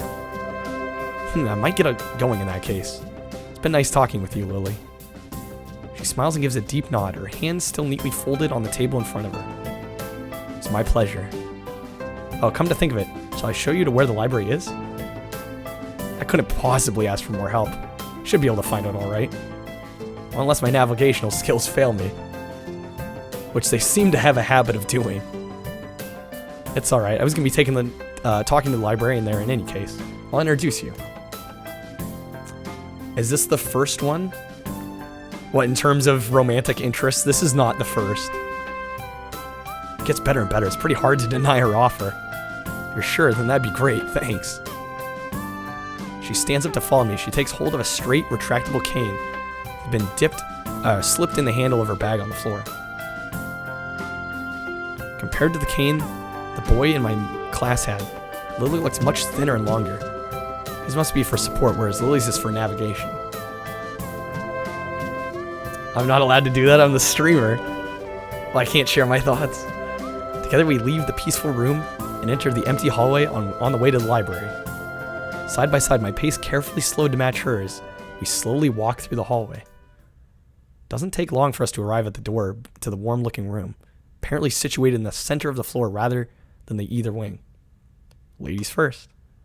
She gives an appreciative smile at the gesture, taking the lead as we file in. To the left is the wooden library counter, the library proper being on the right. Easily dwarfs my old school's library with the distinct smell of old books giving the place an almost old-world air. Yeah, a slightly ominous painting.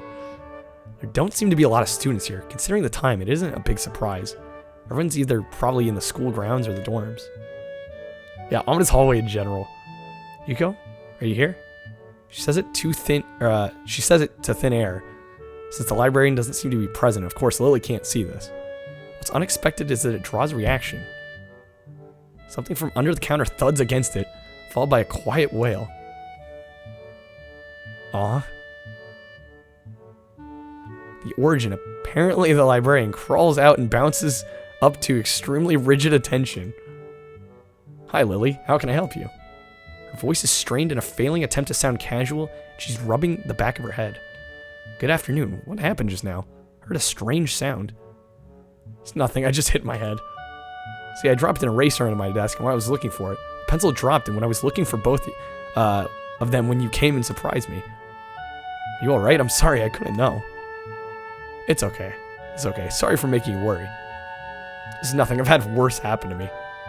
She's quick to reverse Lily's apologies, almost frantically trying to push aside the possibility that she could be in any way inconvenienced by bashing her head on the counter.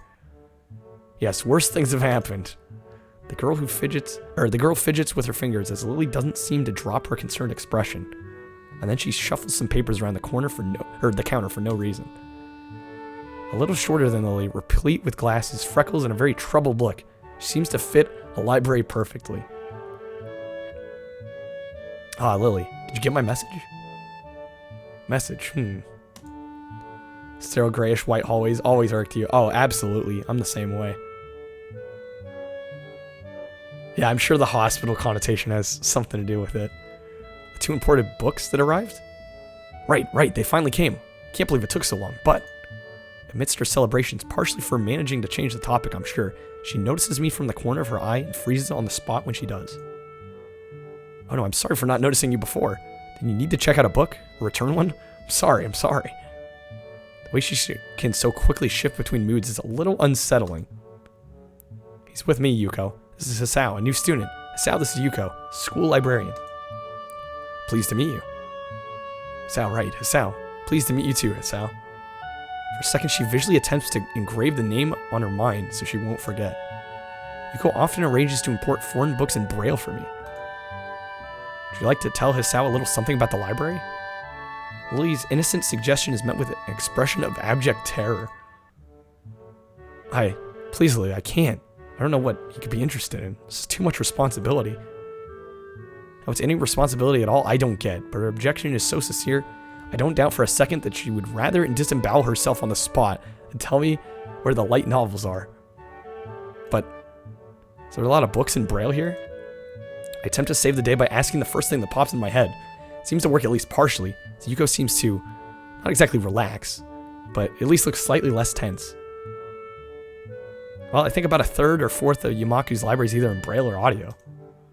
Makes sense given all the blind students that'd be here. It's only that, how come the library's so big in the first place? Well, we get a lot of new books in regularly because the library's adequately endowed. That's probably why. I spend more on new books than on my salary, and then I have to organize and shelve all of them. Oof. It's so troublesome and they waste so much. I wish I could quit this job. Yes, light novels, the best type of book. Very awkward silence follows the revelation of too much information. I'll go check the aisles then, if you don't mind. It's probably best for all of us. She doesn't keep talking to me. Very well. Meanwhile, Yuko, I would have those books if it's alright with you. My first impression was right. The library is surprisingly big. Ambling down the narrow aisles, I studied the spines of the books in random order, occasionally sliding one out to read the blurb, taking it with me as it looks good. In a few moments, I have a respectable stack of books in my arms. Wonder what books she ordered. We'll never know. I guess I'll never be stuck for choice in here. The normality of the library sinks in. Sure, there are large print and braille books scattered throughout, but it is what it is, a library. It's as if the calm mood from the room I had tea with Lily in snuck us in here, unless it's here to begin with. Yes, Theo, a visual novel. I know. And I'll just get rid of them. Night night. Something about that puts me at ease, just like before. I reach the end of the aisle and find a collection of desks set up for study or personal reading. Going a little further, though, I discover a nice quiet corner in the back. They followed me here. I know, right? While the rest of the library has the odd student sitting at a desk either reading or stealthily sleeping, the back is pretty much deserted. As I glance around, I see someone who I recognize sitting on one of several beanbags. It's the dark-haired girl from my class, the one who snuck out of the classroom earlier. She's reading a book, keeping it close to her face, which makes her look like she's really into it. From the way she was acting today, I had her pegged as more of a delinquent than a bookworm. In fact, her mysterious disappearance from class raises all sorts of whys in my head. Intrigue floats slowly but surely towards the surface. Before I know it, I'm walking toward the mysterious long-haired girl. Guess there's no harm in introducing myself, as I would with anyone else. She's a classmate after all. Walking over to another beanbag, I take a seat and lay my books beside it. The girl starts looking scaredly up at me from underneath her fringe. It's the first time I've seen her this close. Underneath her long, dense bangs, I can see that part of her face. At least a third, if not a half. It's pretty badly scarred. Best girl launch? My eyes are immediately drawn to the scars, subconsciously peeking past her hair until they meet her own eyes. Poor Sinful with the connectivity issues. I'm sorry about that. For a second, I'm shocked and divert my eyes to the book in her hands before realizing looking away probably only makes it worse. Not that anyone's keeping track. It takes too many seconds to collect myself and I remember what I walked up to her for. Do I say I didn't mean to startle you? Or I'm new here? I feel like we should acknowledge the fact that eyes locking happened. I'm going to say, I'm sorry, I didn't mean to startle you. It's okay. Sinful, thank you for the host. Girl certainly doesn't look like it's okay, but I let it slide. Trust my heart. We'll see where I end up going here. So, do you mind if I sit here? She seems to be very uncertain whether it's okay or not for me to sit. She finally nods, just a little. Okay. Take the seat next to her and she hides herself behind her book. Life of Pi. Never heard of it. So, sorry again for starting you. I'm Hisao. She looks up from her book, stalling a little before replying. No. We are in the same class. Her speech is stilted and so quiet it's barely audible even in the still library. Somehow I think my delinquent impression of her was wrong. Hanako. Is it Hanako? Hanako? It's probably Hanako. I'm gonna go with Hanako. Resist the urge to say that's a nice name, just have something to say, but really, it's the only thing I can think of. We're all here for the ride. Enjoy my journey into the waifu water slide of emotions. I feel like an idiot. Everyone here must be so used to being different to each other. Here I am being all bothered and fussed about that kind of thing.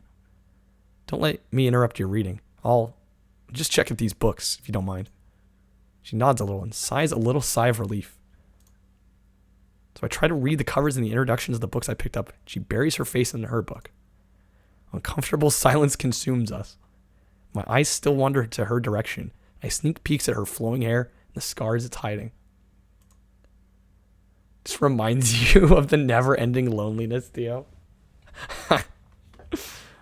After a while, I realize she's doing the same and only pretending to be immersed in Life of Pi. It's the second bean tonight, Theo. Her gaze is not inquisitive at all, though. It darts around like a scared rabbit. When our gazes finally meet, the chain reaction is unstoppable. She stands up forcefully from the beanbag and takes a deep breath. I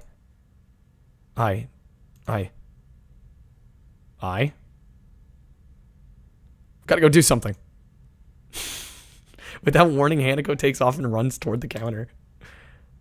Her hair-like takeoff catches me so off guard I don't manage to go after her until she has a good head start. By the time I reach the counter, she's nowhere to be seen. Leah and Yuko are happily chatting away. Knowing I won't be able to catch Hanako myself, I approach the girls. Hey, did you notice a girl run past here? Maybe. What'd she look like? Dark, long hair, kind of shy. She had, well, some scars on her face. You wouldn't be talking about Hanako, would you? Crippling loneliness, my favorite. Yes. My favorite. Yeah, that's her. I saw her reading and tried to talk to her, but I think I scared her off or something. Oh dear, Yuko. Would you excuse me? I'd better try and find her. Rick, this is a visual novel. Enjoy. Sure, I'll just hold on to these until you come back. What's going on? Sorry, but I'll have to explain it to you some other time. Right, I'll see you later then. Lily hastily grabs her cane and hurries out of the library, leaving me alone with Yuko. Already hate this. I knew this was not going to be a stream for everybody. I was well aware of that, but Barbuso requested this game. He's a good friend of mine. I want to play it for him. I don't think I'll ever get the hang of this place. Did I do something wrong? What did you do? Nothing, I was just looking for some books and then she got this fit and ran off. I should unfriend him. I'm IRL friends with him. For a long time now. I'm actually kind of enjoying this. Yeah, I'm enjoying it. Rick coming on. See, I have the excuse train. Rick has the hate train. The most offending thing I can think of was that I might looked at her in the general direction a few times. Games are your very essence, Rick. You're in weeb waters. She's a very timid girl. You have to be very careful around her. She'll be very jumpy, I think. She's not accustomed to talking with other people. Isn't that a bit strange? I wonder, it's just how she is, I think. Yuko doesn't sound all that convincing. Then again, maybe this is just the norm around here. Everyone has their own problems, or else they wouldn't be here. But how should I deal with these people? Forcing myself to act overly casually only makes me feel phony. Like I was supposed to be ignoring the elephant in the room. Yuko fidgets, looking like she wants to say something to that, but resists it. I think it's an elephant only if you feel that way. I guess she doesn't have a good sense of self-restraint. Making me smile and she blushes heavily. Saltiest of squids with the raid. Welcome in, everybody. Hopefully you're all doing well. Squids, hopefully you had a great stream. What were you playing tonight? More Ark? Yo, Opti, thank you for the 10 bits. Welcome in. Thank you, Blast, for the shout out. Yes, play more Ark. Hopefully it went well. Thank you for the raid again. I will say, anybody new here, this is not usually my typical wheelhouse, but I'm enjoying it, so. Typically I'm more like retro variety, a lot of 3D platformers and kart racers, but I'm trying something different tonight. Beyblade, thank you for the follow. Really great stream. Great to hear, Saltiest. I'm doing great. I can't complain. I'm playing a viewer request tonight that's, like I said, a little out of my wheelhouse, but I'm digging it. What? Did that sound stupid? No, it sounded really wise. I guess you're right. It's more about me than anyone else. Twiggy. Neither of us has anything to add, so Yuko fills the silence by shuffling some papers around. Opti, thank you for the follow. I'm finally taking the weeb pill. You could say that. You could say that. Got that ability to make any game interesting. I hope so. I try to make things interesting. You know, I think as long as I'm enjoying it, hopefully it translates. Played with the raid screech. Yes, thank you. Saltiest for the raid. Don't dislike this for what it is. Seems like I'm just kind of a passenger. No, I absolutely agree, but like honestly, every once in a while I kind of need that kind of game.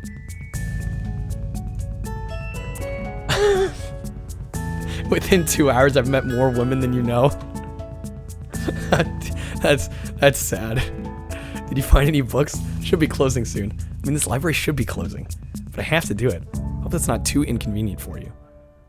Oh yeah, I want some books, but I left them over there because I'll just go get them. That bruh emote's amazing. That's actually the first emote I uploaded to the channel. Fetch my stack of books from beside the beanbags where Hanako and I were sitting and return to the counter. It's highly useful. It fits way too often. Wow, you read a lot, don't you? Surprised myself with that too, honestly. At least when I really think about it. Had a lot of free time earlier this year, so I just kind of started reading books to fill that time. Couldn't do much else. I see. She doesn't say anything else. Just checks out my books for me. I guess this is what they call tact. Won't be able to reuse it soon. Too broke to renew your sub, Dio. Oh no. Yeah, get it while you can. It is the Kyle is staring obliviously into space emote. pretty much. Holding the library books with one arm, I trawl my pocket for the key to the door. A sudden sound from behind startles me, making me nearly drop the books I'm carrying or the key that I almost managed to get into the lock. Who is it? I turn around to see who is talking to me. It's Kenji. Seems to be in a friendly mood, although the light glinting off his glasses in the dark gives him a sinister look. The do it to him pose. Oh yeah, Blast. Blast has seen the full picture of the bruh emote. It's just me. This makes him pause and lick his lips nervously. Who is me? I don't know anyone called me. Are you some new guy again? His voice is suddenly strained and quick. Yeah, it's Harry Potter again. Yes, but we've met before, yesterday. I don't think so. I would remember somebody who I only met yesterday. When was that? What day is it today? I try to ignore him. Is he joking or what? Prove that we've met before. Can't be too sinister if you're wearing a scarf. Yeah, isn't that even That's Gryffindor colors even. Not trying to hide it. You live across the hall, you're Kenji. Kenji jumps back, his eyes filled with an uncomprehending fear. How do you know my name? Damn, this can only mean one of two things. Either we have met, and you are telling the truth, and I just can't remember it, or you're a spy. He pauses. A psychic spy? His eyes dart around me, trying to peek into my room, though it's hard to believe he can see anything through those thick glasses. His mood swung from friendly to manic in less than a minute. I'm not psychic. How do I know that? I'm not a mind reader. Kenji points a finger in my face damningly. Unlike you. Stop that, man. We met yesterday. What's wrong with you? I live in this room. Lies. If you think you can pass as Hisao because I'm legally blind, you're sorely mistaken. You don't even look like him. I mean, the resemblance is real slim. Maybe at a distance. Who do you think you're kidding? I went to grab him by the shoulders and shake him. Exasperated, I rubbed my eyes and let out a heavy sigh. Rick, thanks for the lurk. Stay there. Kenji comes closer, one careful step at a time. I stay still, lest he assault me physically. Sinful is back. Although I doubt he could do much damage even if he did.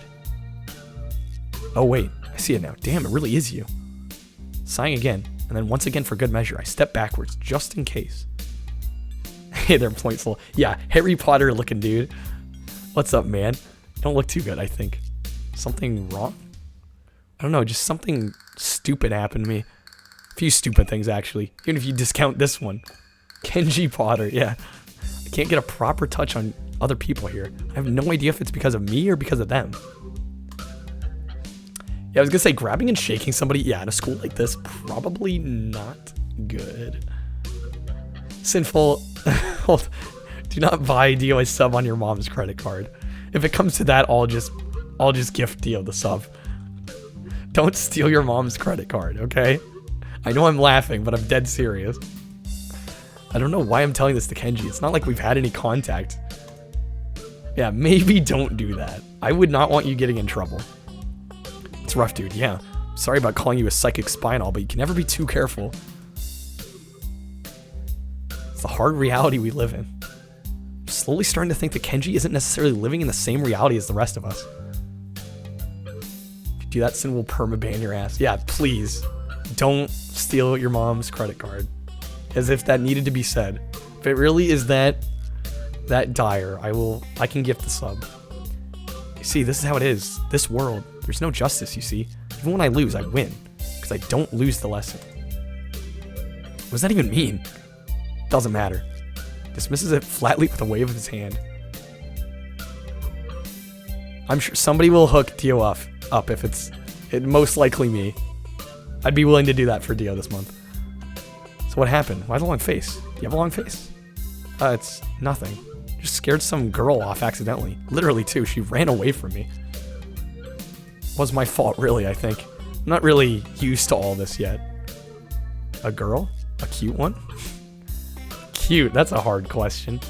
She had a nice body and really beautiful hair, but the face. Alright. Guess it could go either way. What, he's gonna discriminate just because she's a little burned up in the face? She's got some scars? I'm gonna say she was cute. Vibing with anime Kyle. Yeah, cute, I guess. I knew it. A lot of cute girls here. A strangely disproportionate amount. I believe this is one of the dark secrets of this school. I tried to warn you, man, but did you listen? I don't remember any such warning. Dark secrets? Yeah, dark secrets. Extremely dark. Like a black hole. You notice the number of girls in the school is slightly, but significantly higher than the number of boys? It's like 60-40. I don't think she was burned. She just has scars on her face. I think I misspoke. We're not sure what happened to her yet. He turns his head to the left and stares off into the distance at nothing. Gotta watch and find out. Yeah, we're not quite there yet. Why is it like this? I mean, to the untrained eye, it doesn't appear to be bad. But that is a full 20%. One would think a school with such a huge pool of women would be a man's dream, but no. What I'm about to tell you could blow your mind. Are you ready? Prepare for the feels in all scenarios. Oh no. I don't know where this is going, but I think I won't be missing much by cutting out now. No, I am not ready. I only get as far as turning the doorknob before Kenji starts talking again, showing that he doesn't really care if my mind is blown or not. I believe that this school is a battleground, the site of a feminist infiltration. The disparity in the number of men to women is a clear sign of how far they've come, and this cold world turns hot. They'll have superiority in numbers. Dude, this is the most conspiracy theory ever. Just another skirmish in the eternal war against the forces of the feminists. They're everywhere. Japan, women outnumber men. It's not a 60-40 split. It's only a matter of time, man. Even in America, women are the majority by a hair. They're building up their numbers. In the past, the buildup of the military has always been the clearest sign of imminent war. This guy is cringe. Japan is the first step. Our economy is badass, and the country itself is small and isolated, yet a huge part of the Pacific in terms of political value. The perfect target. They're so cunning, as expected of women. Yeah, honestly, Mecha, same. I sleep on sunships, and then when I do have them, I'm like, these are great. This man is a walking shitpost. Soon the day will come when Kenji's voice trails off ominously. This music. That is why you can't trust them. They will string you along and then kill you, just as they killed me. You'll end up just like me. The garden salsa sunships. I don't know if I've had that flavor. Gonna have to try that now. I can't stop myself from blurting it out. What does that mean? Do they still have like the really loud crinkly bags? Because I just can't help but laugh when I pick one of those up. It's like one of the, it's way louder than it has any right to be. It's the best I can think of. So you're not supposed to say something like that? Damn, so rude. Where was I? Oh yeah, fast feminist conspiracy. Bags remain crinkly as fuck. Epic. Best. Stop it, stop. I lost you way back there somewhere. Somewhere around feminist infiltration. Too hard to follow? It's cool. I have some graphs and stuff in my room. And puppets. You like puppets? No puppets. You don't like puppets. Okay, graphs are still cool though, right? He speaks energetically, responding almost before I'm done talking, moving his hands in an animated way as he continues to rant on. This was ahead of its time. This is too strange. I had him pegged as relatively normal, but it's clear I was wrong. Something on your mind, dude? thinking about what it's like to be the last sane man in an insane world. Kenji frowns, looking deeply upset. You mean it's you? It can't be, because I'm this last sane man in an insane world. It's my dream. You can't just steal a man's dream. What the hell? There can't be two last sane men. It would invalidate the whole last part. That part's kind of important. Going H. Alright, take care. Yeah, hopefully you enjoy the VOD. I may try to get pretty far in this. I'm not exactly sure how long this game is. So we'll see. I'll try to get as far as I can. Can't promise I'll finish it tonight, but it can only be one. Like in that foreign movie where there could only be one. And in the end, there's only one dude left. Because that was the point. Wow, what a useless combination of words. I've never seen anyone talk so heatedly and so defensively about absolutely nothing. Truly. Anyway, if you wait here, I can get my graphs. I also have a list of the other dark and complex conspiracies that the school holds, as tangled as... Quick, finish my analogy for me. Be a pal. I'm gonna go to bed now, it's extremely late. Yeah, his dream's to be the last sane man. Why? I don't know. Doesn't sound like an analogy, but whatever. I like you. You seem like a cool dude. Most people don't understand what I'm talking about when I try to explain the vast feminist conspiracy to them. Denial is a terrible thing. Later. He claps me on the back and then vanishes into his room so quickly and quietly it's like he didn't even open the door, but instead walked right through it like a ghost. I don't know if I can fully digest what just happened, so I give up and go to my room, kicking off my shoes before falling face first onto bed. It takes me some time to relax and get up so I can get started on homework. It's because the sheets are cool and comforting against my cheeks. It feels good just lying there with my eyes closed. It's literally just I'm pretty sure this is just a real photo that they may have put some kind of like light filter on. Where are the girls? Don't worry, there are girls. We're getting there. The school is some kind of bizarre and surreal island. It's isolated on top of a mountain, and each person is stranger than the last. Yes, patience, young Padawan. I can't seem to fit in. What irony. One would think that fitting in a place that's made for people who are unfit for anywhere else would be easy. Maybe I'm trying too hard. Although I say that, it doesn't help take the edge off. The words are left echoing off my empty walls. The plot. Yeah, we need the plot. I guess it's not as bad as I expected, though. This place really is more a school and less a hospital pretending it's a school than I thought it would be. If nothing else, the scenery is beautiful. I open one eye seeing the school books and bottles of pills arranged side by side on my desktop. Maybe this place is too much like a normal school after all. What's the plot? Harry Potter's paranoid and sexist. Pretty much. Mecca. I feel very tired this morning, probably because yesterday itself was a very tiring day. On top of that, I woke up far earlier than necessary. After saying hi to Shizune and Misha, I start doing the work as instructed from the board. Already looks like today's gonna be heavy. I don't have a problem with that, though. Shizune and Misha might jump on me trying to get an answer about whether or not I decide to join the student council, even if it's just one day. Kenji barely factors into the game. We should be fine then. It's an R-rated. Well, I did turn off adult content, so there is that. I wouldn't put it past them to try, and I don't have an answer for them if they do. So this situation is convenient for me. Kyle, why? Because I don't want the TOS police shutting me down, is why. About 10 minutes into class, Hanako walks in and takes a seat, but nobody looks at her. Her teacher doesn't even comment on her lateness. He does, however, stop us to say that we're going to break into groups again. I mean, yeah, but don't have to be graphic. Turn my head and see that Shizune and Misha are looking at me. Shizune gives me a smile that is equal parts cute and menacing. This is a smile that says, "We have you now. There is no escape." It looks like we're together again. Misha leans sideways while Shizune pushes her desk closer to mine. There really is no escape now, unless we were to jump through the window. Bubbly, you asked out a girl. She said yes. Oh my. Congratulations. Jumping out the window isn't the best option, sadly. What's wrong, Hee-chan?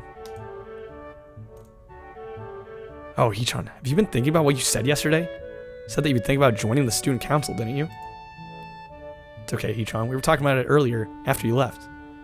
It would be rude to expect you to already have an answer for us this early, right?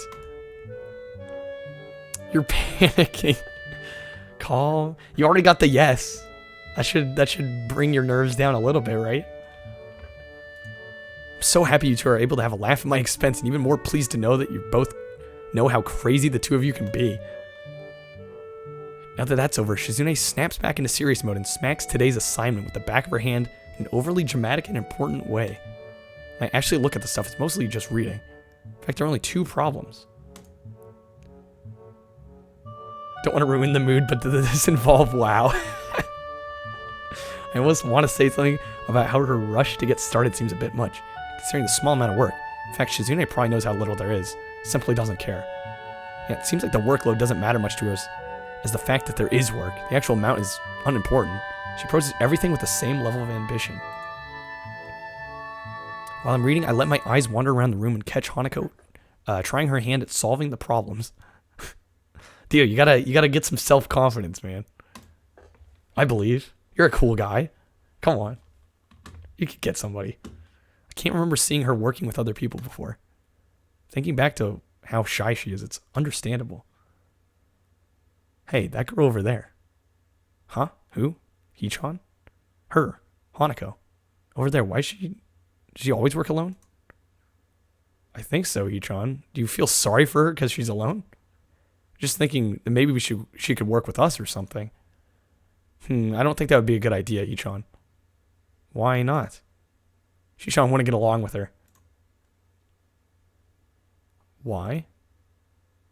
Misha shuffles around the question, letting out a laugh that sounds very strange. It's nervous, but she still has that lilting up and down quality present in everything she says. Thanks for the lurk, Mecha. Just because, Hee-chan. By now, Shizune has noticed our conversation. It makes me realize again how Misha's been signing everything she's been saying this whole time.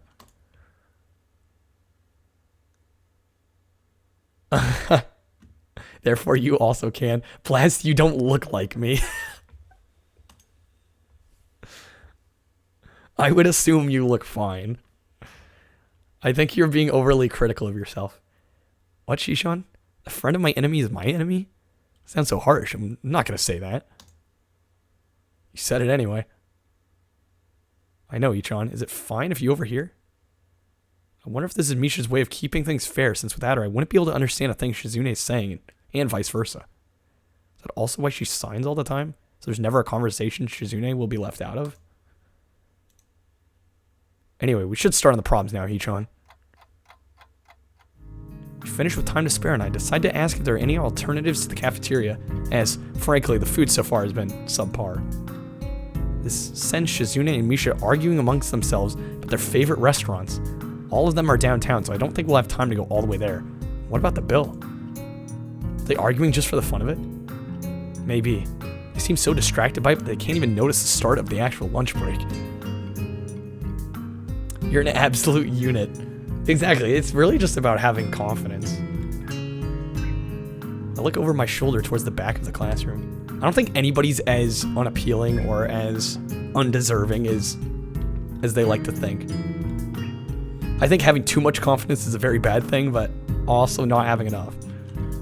She seems to be studying her notes from the previous class. It's an odd sight. Everyone else in the class is busying themselves with the lunch break. Socializing, gossiping, rearranging desks. The ones with actual boxed lunches mixed in and chattering with it, like everybody else, only interrupted by short bouts of eating.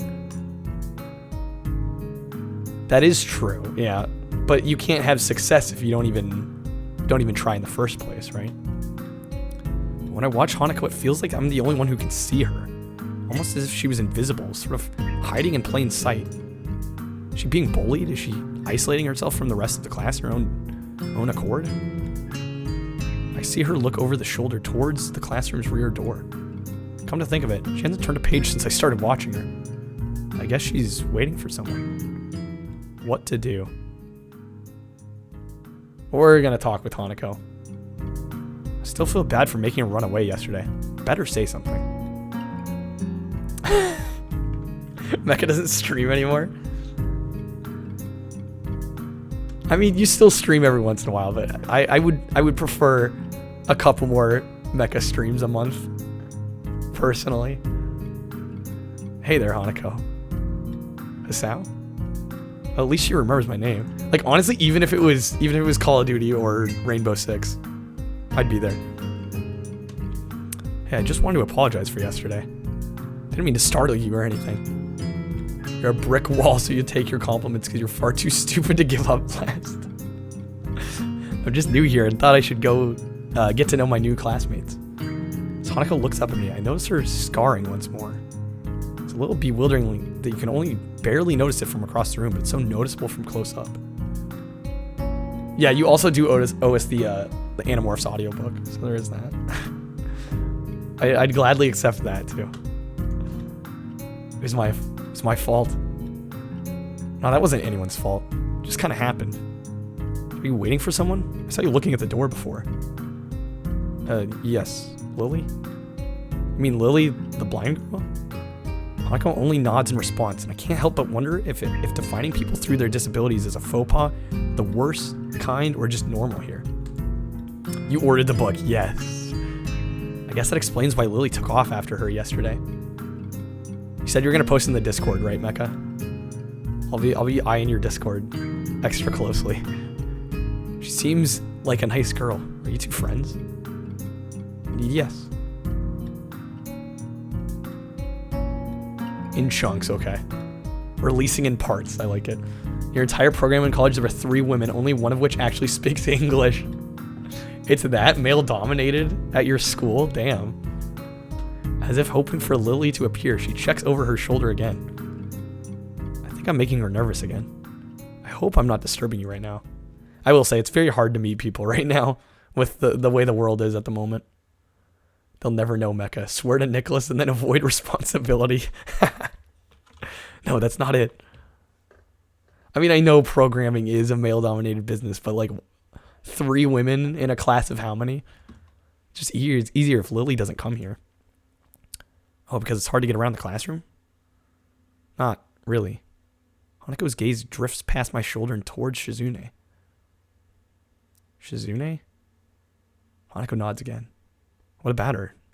Don't they get along? Hanako shakes her head. Clearly this is something she doesn't want to talk about. Yeah, where are you going to look at the moment? Gotta have your makeup period where you play Bovine Matt and Barf's games and do the audiobook. No, yeah, if you're in a funk, yeah, there's no reason to force yourself to stream. I can totally respect that. That's why I've been taking more nights off lately. Partially to kind of wind down before work, but also just if I'm not feeling in the mood one night, I don't want to force it. I think forcing it's probably like one of the worst things you can do. Sometimes there's nights where I'm like kind of unsure and actually streaming does help, but I think if you're not feeling it, it's better just not. It does make a strange sort of sense. Shizune and Lily not getting along so well. A Spawn variety stream. Ooh. You don't go anywhere, Dio. I mean, yeah, where can you really go right now? Especially in the state of Oregon right now, we have like an extra special like lockdown freeze for the next week or so. So like we're really not supposed to go anywhere unless it's like 100% necessary. Communication between the two would be all but impossible. It's hard enough talking to Shizune through Misha, even when you can see whose hands are talking.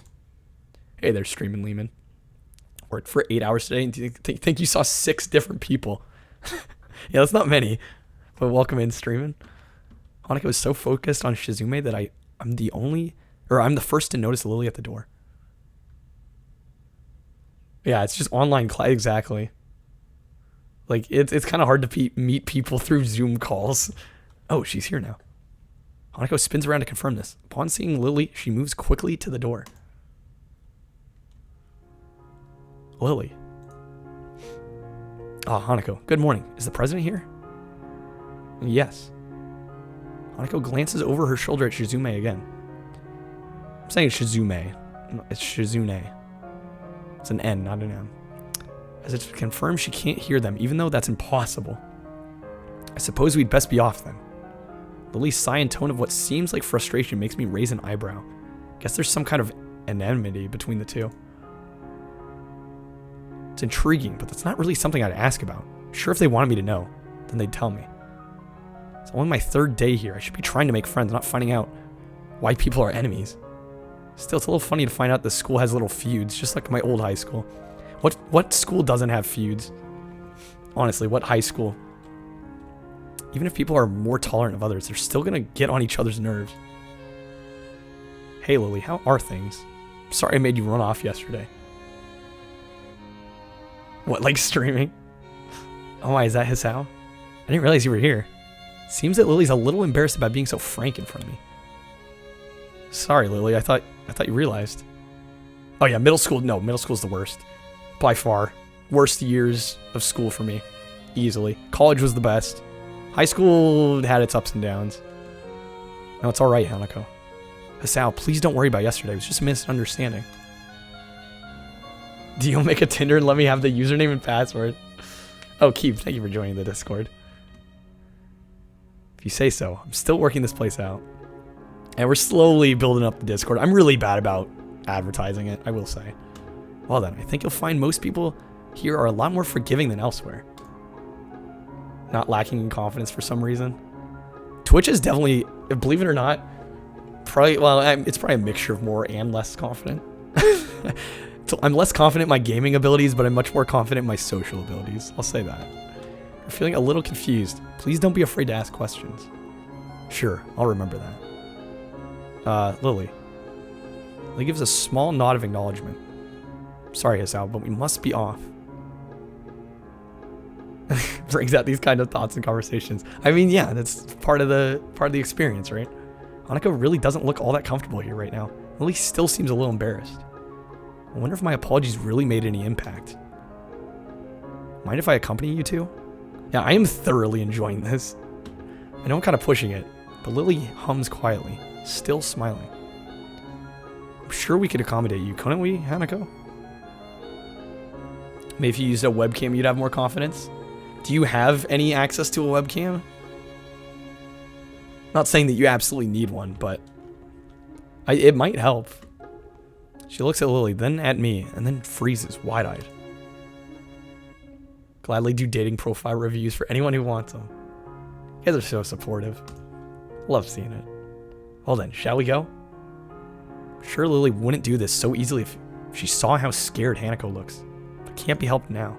Declining after the deal is sealed would only cause confusion and problems. Do you get a webcam so I can call you a cutie every stream? So we leave all three together. Lily walks beside the wall, letting her cane gently tap against it every now and then. Hanako comes right along beside her, so close that she's practically half hugging her as they go. I've thought about converting to a green screen setup. I think it would definitely help with 16:9 games, but has not quite happened yet. I don't think I have the proper lighting in this room for it. No, I know it's super cheap. To me, it's mostly the lighting that I need to upgrade. So it must make her, it must make her walking that much harder. Lily takes it in stride. As we turn around the corner of the hallway, something hits me in the chest with the force of a steam train. Hanako shrieks a little and my vision briefly goes blank. Ouch. Opening my eyes, I see a pair of saucer-like green eyes looking up at me. Green screen can be cheap. It depends on how you go about doing it. It's part of the experience. I do need to decorate this wall. It's just, I don't know how long I'm gonna be here. It's hard for me to want to, decorate things when I'm not exactly... I'll probably be here long enough that I should add something to the background, but like I want to set up a different shelf back there with all my games and everything. So eventually I will get around to it. Green screen isn't worth it unless you have a dedicated streaming room. Yo, hey there, Zach. Yes, whoa. Hey there, Green, by the way. They belong to the proprietor, a short girl who bumped into me and now has fallen down on the hallway floor. She wears a PE uniform and a very worried frown. The former strikes me as a rather strange thing to have during a lunch break. More striking than that, though, is that she doesn't have legs. Nice black shorts. I'm wearing blue shorts. I had to look, I had to double check. Or she does, but they're not flesh and bone. Her pale and very much flesh and bone thighs end in shins and feet made of some black metallic or plastic-like material. They look disturbingly artificial and unnatural, It almost makes you forget that my chest is hurting. The girl winces a little, rubs her nose, and jumps up. Man, hey, are you alright? I said flesh and bone. Mecha, you're just hearing things you want to hear. Sorry about that, really. Talking about trashy shorts. I wasn't looking where I was going. It just came out of nowhere. Sorry. It's looking really apologetic. The hurt puppy way of looking apologetic. I mean, I do slip up from now and again. I'm not the most eloquent speaker, but 18 plus. I did turn off the adult content in this game, so of course. Okay. And of course Mecha's gonna clip it. I quickly forget about being angry or anything, since hurt puppies are my weak spot. The Freudian slips begin. It was not intentional. God damn it. I say that, but I stumble over words all the time. That is definitely the excuse. Say that, but there's a stinging pain growing in my chest, and I know that this is about the biggest possible danger for my condition. Don't overexert yourself. Don't forget your medication, and most of all, don't get hit in the chest. This is the quality content we followed for. Yeah, of course. Of course. Try to rub my solar plexus to chase the pain away, holding my breath in an attempt to hear my heartbeat.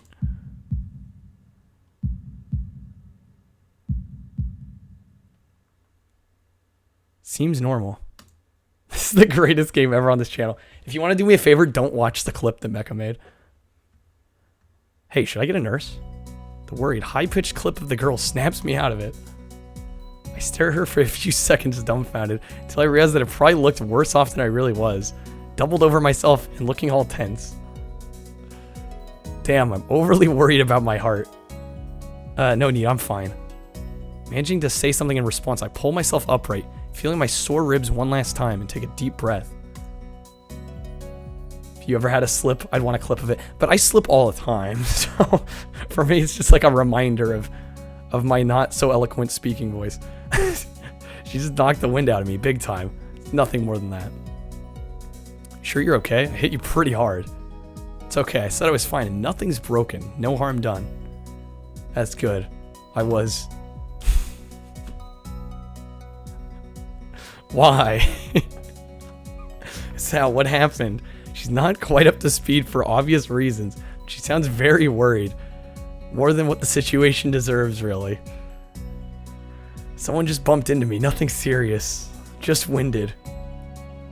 Why do anime chicks always look so young? Well, I mean, this is set in a high school setting, so the legality is dubious. Whoops. Holding spacebar. Sorry, it's my fault. I was just gonna get some stuff, and I was kind of in a hurry. That someone here is Emi, isn't it?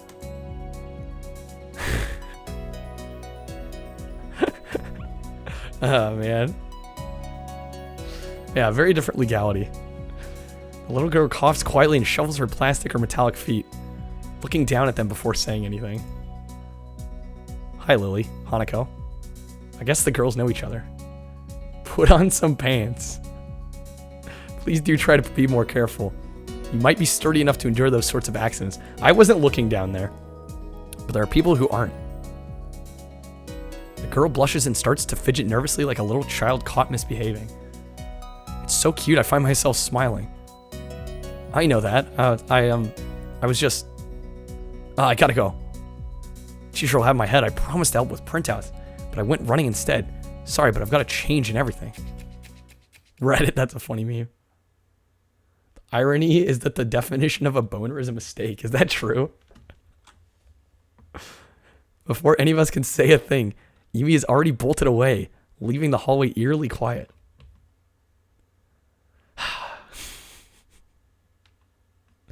Mecha, the answer is no.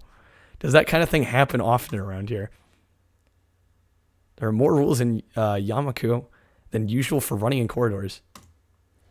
I'm so butchering this. That rarely stops Emi, it seems. Someone tell the Joker. She shakes her head weakly and offers a slight, composed smile. I don't think there's anything we can do to stop her, I'm afraid. Shall we be off then? Lily heads off along the hallway, and Hanako hurries after her. The route to the room the two used for tea is fairly simple to retrace, still being fresh in my mind from yesterday. Lily and Hanako quickly go about the business of making lunch. Before I can even open my small bag of food, Lily's busying herself with the thermos and tea bags as Hanako is setting out both of their lunch boxes. So this is what you meant by come here almost every day? Seriously need an audio cue like Kramer. Honestly, you do. Damn it, the hydrates off. Everybody used them all already. I asked people to pace them out, but you saw how that went. Why am I playing this? Because Barbuso wanted me to play it? Yes, Hanako and I usually have lunch here. It suits both of us, so we ended up using this room regularly. After seeing Hanako's reaction to me over the past couple days, I can understand why it's a boon. That and Lily being able to get some quiet away from her class as well. I used to take my seat last, after Lily... Oh, shit. Tap the spacebar. The more time I spend with these two girls, the more I think they're a perfect foil to Misha and Suzune. Even without a voice, Shizune is direct and brash, and Misha seems to get along with everyone. On the other hand, Lily's soft-spoken and relaxed, while Hanako seems to be the shyest girl I've ever met. So how are you faring in Yamaku? Hisao. Dual screens with the raid. Get the saltiest of squids raid, and now dual screens. Welcome in. Can we shout out dual screens? All these women, they're gonna take over. Yeah, the conspiracy theories, they're mounting up. Welcome to Waifu Quest, honestly. This was a viewer request. Hey, they're dual screens. Of all the games to raid on, I know. Playing Nioh 2. How's that going? Probably butchered it. Is it Nioh? It's probably Nioh, right? Nioh 2.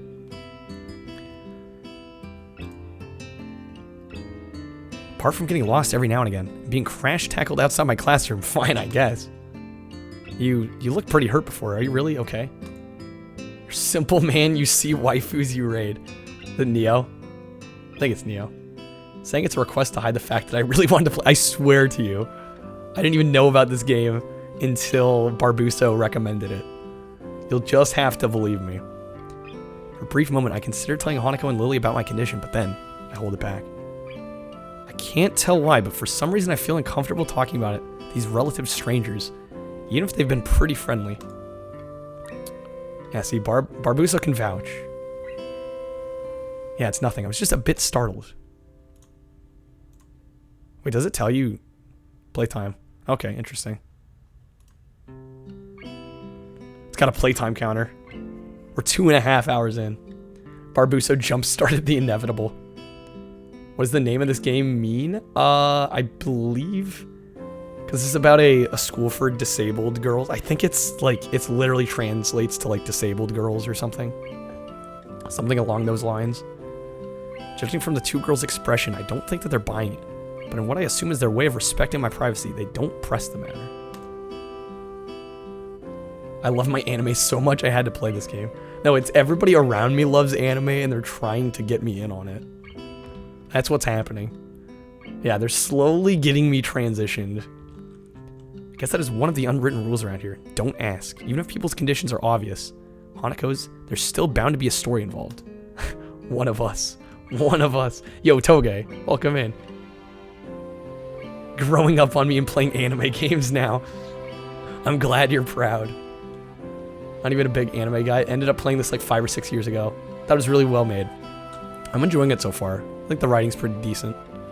Everyone has things they don't feel comfortable speaking about. I think everyone here recognizes that. So, how long have you been in this school? You both seem to know your way around pretty well. Our boy Toge's here. He indeed is. Great to see you, Toge. I've been here since the start of high school, but only moved into the dormitories a year ago. Hanako joined at the start of high school as well and moved to the dormitories when she did. If memory serves me right. That's right, since high school. Didn't know I could read until now. I know, real shocker. Can't read very well, but I can read. So you've known each other since then? Since I moved, yes. Hanako lives next door to me, so it's only natural, right? Right. Yeah, of course. Left is blind. Right has a as yet undescribed but significant scarring. Yeah. Pretty much sums it up. Just got Demon Souls. Nice. I wish I could play some PS5 games, but here I am. Living next to somebody is probably reason enough to befriend them, although I'm guessing that Lily's blindness played a part in it as well. I can't imagine Hanako easily making friends with somebody who is to deliberately avoid looking at her scars. The immediate conversation dried up, we start to eat our lunch. I should have gotten Crash 4 while I was on sale. I have no way of buying it because it's on the eShop, right? I don't have a PS4 to play it on. I don't even know if I could purchase it. Plus, I do want a physical copy. I'm gonna be that guy. What would I want with a PS5? Yeah, not enough jank kart racers on it. Okay, it isn't long before the bells are signaling the end of the break. Like me, the girls pack up their lunches as efficiently as they can, set them out.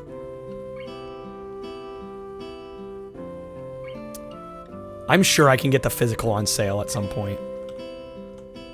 I guess I'd better be off. You gonna go with Hisao, Akano? Akano looks up at me, and for a second I can see she's considering skipping class, maybe just to avoid walking to the classroom with me. Act like waifus aren't better than the PS5. Fair enough. Physical is a dying breed. Exactly. I'm like, if I can get it physically, I'm gonna do it. Be plenty of anime games on PS5, don't I worry. Don't know what to think of it.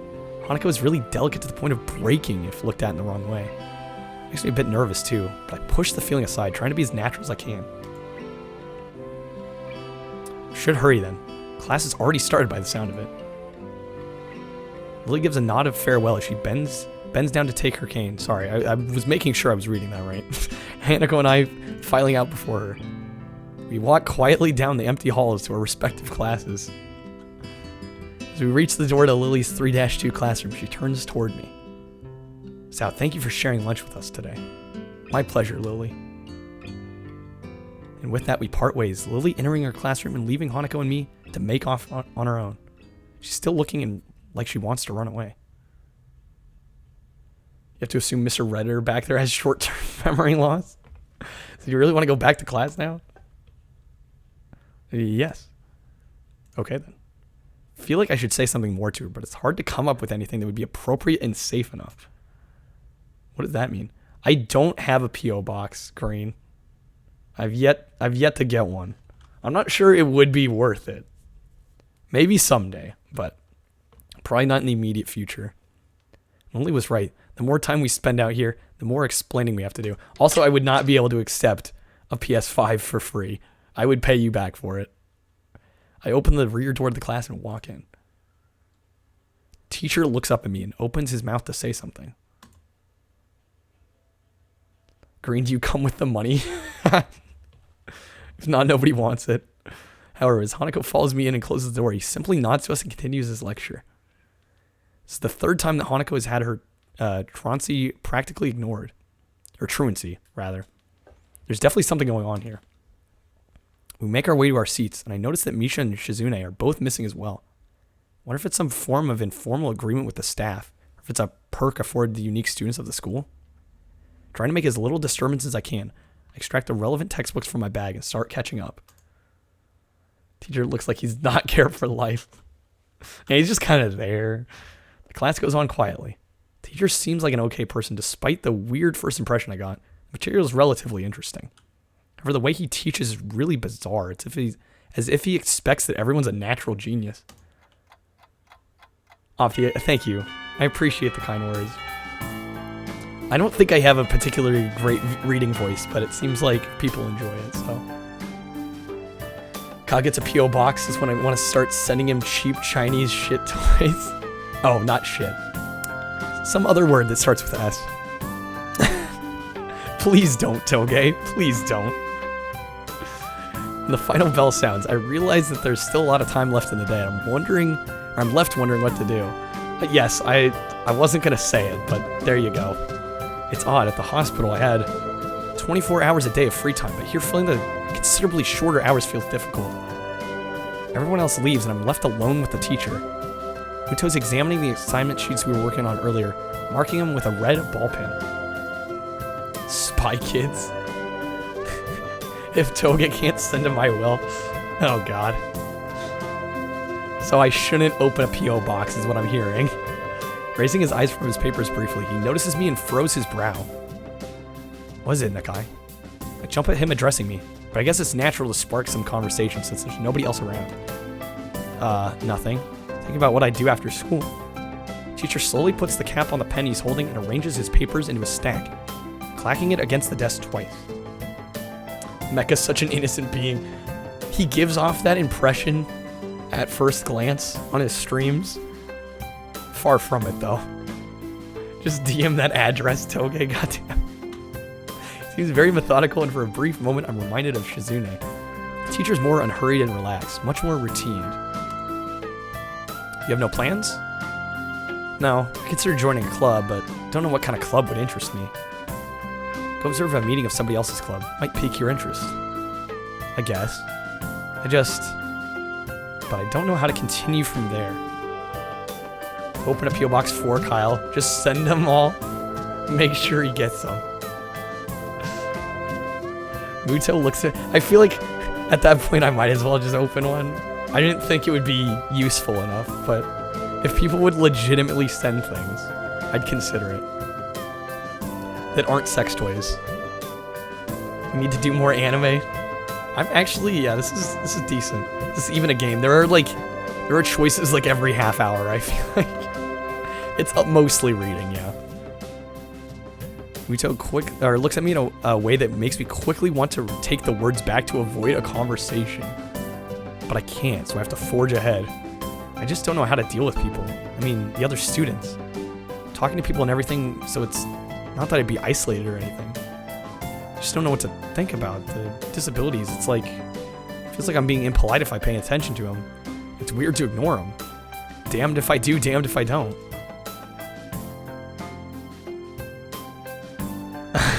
What? Launch. The teacher scratches his cheek absent-mindedly, looking very unresponsive. These things are only an issue if you make them one.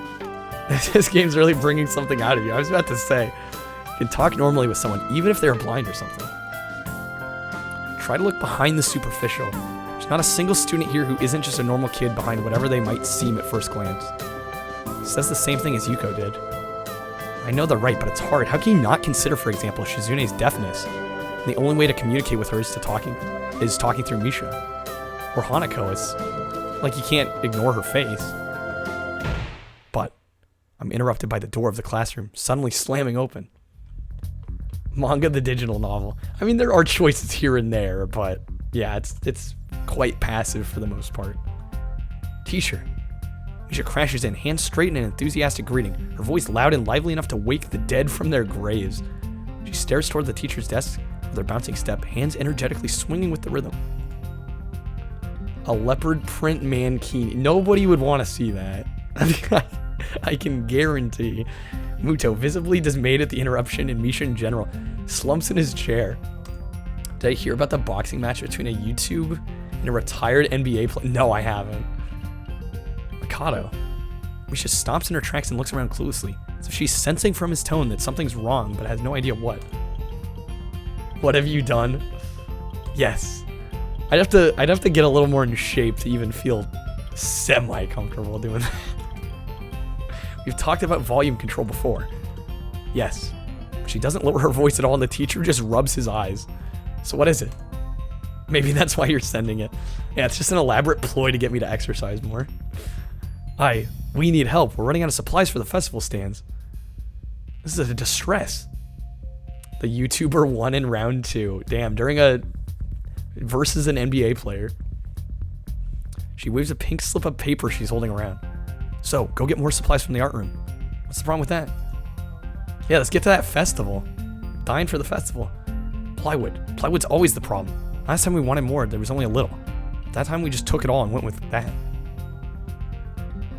Now there's like none left there. Do you know where there is some? Could you be more unoriginal? Yeah. Where's H? H will be watching the VOD. Hi future H. I don't understand. How could I know? Shishan. I mean, the president thought that a teacher would know if there was plywood. Was she wrong? Muto looks like he's in great pain, frowning with his entire essence. Misha doesn't get it at all. Looking at the two of them communicate is terrible. Like looking at a man being tortured by drilling his skull open while blasting pop music at full volume at the same time. I'm afraid I have no idea if there is any plywood in the school, let alone where it would be if there was any. Oh, what should I do? Perhaps try to find Mr. What is that, Namiya? I'm sure he would know where to find everything you need. You'd have to pry them from his cold dead hands, but that's a different matter. God, I don't have time, we're so busy. She holds her head with both of her hands, looking as despairingly as possible for a person like her. Even without noticing, she crumples the note she's holding against her hair. I shouldn't be fetching these things, there's so much to do and we're falling behind the schedule. Muta looks at her gravely and then suddenly smiles. Smiling doesn't really fit his face. I think it'd be better if he didn't. I wonder if he could get some temporary help. He switches to staring at me focusedly, with a hard expression as if trying to say, go make some friends. I guess I could give you a hand. You can? Thanks, Ichan. You're really nice. She pauses, does a double take, and then points at me with her finger, yelping, looking very puzzled. Come to think of it, what's Ichan doing here?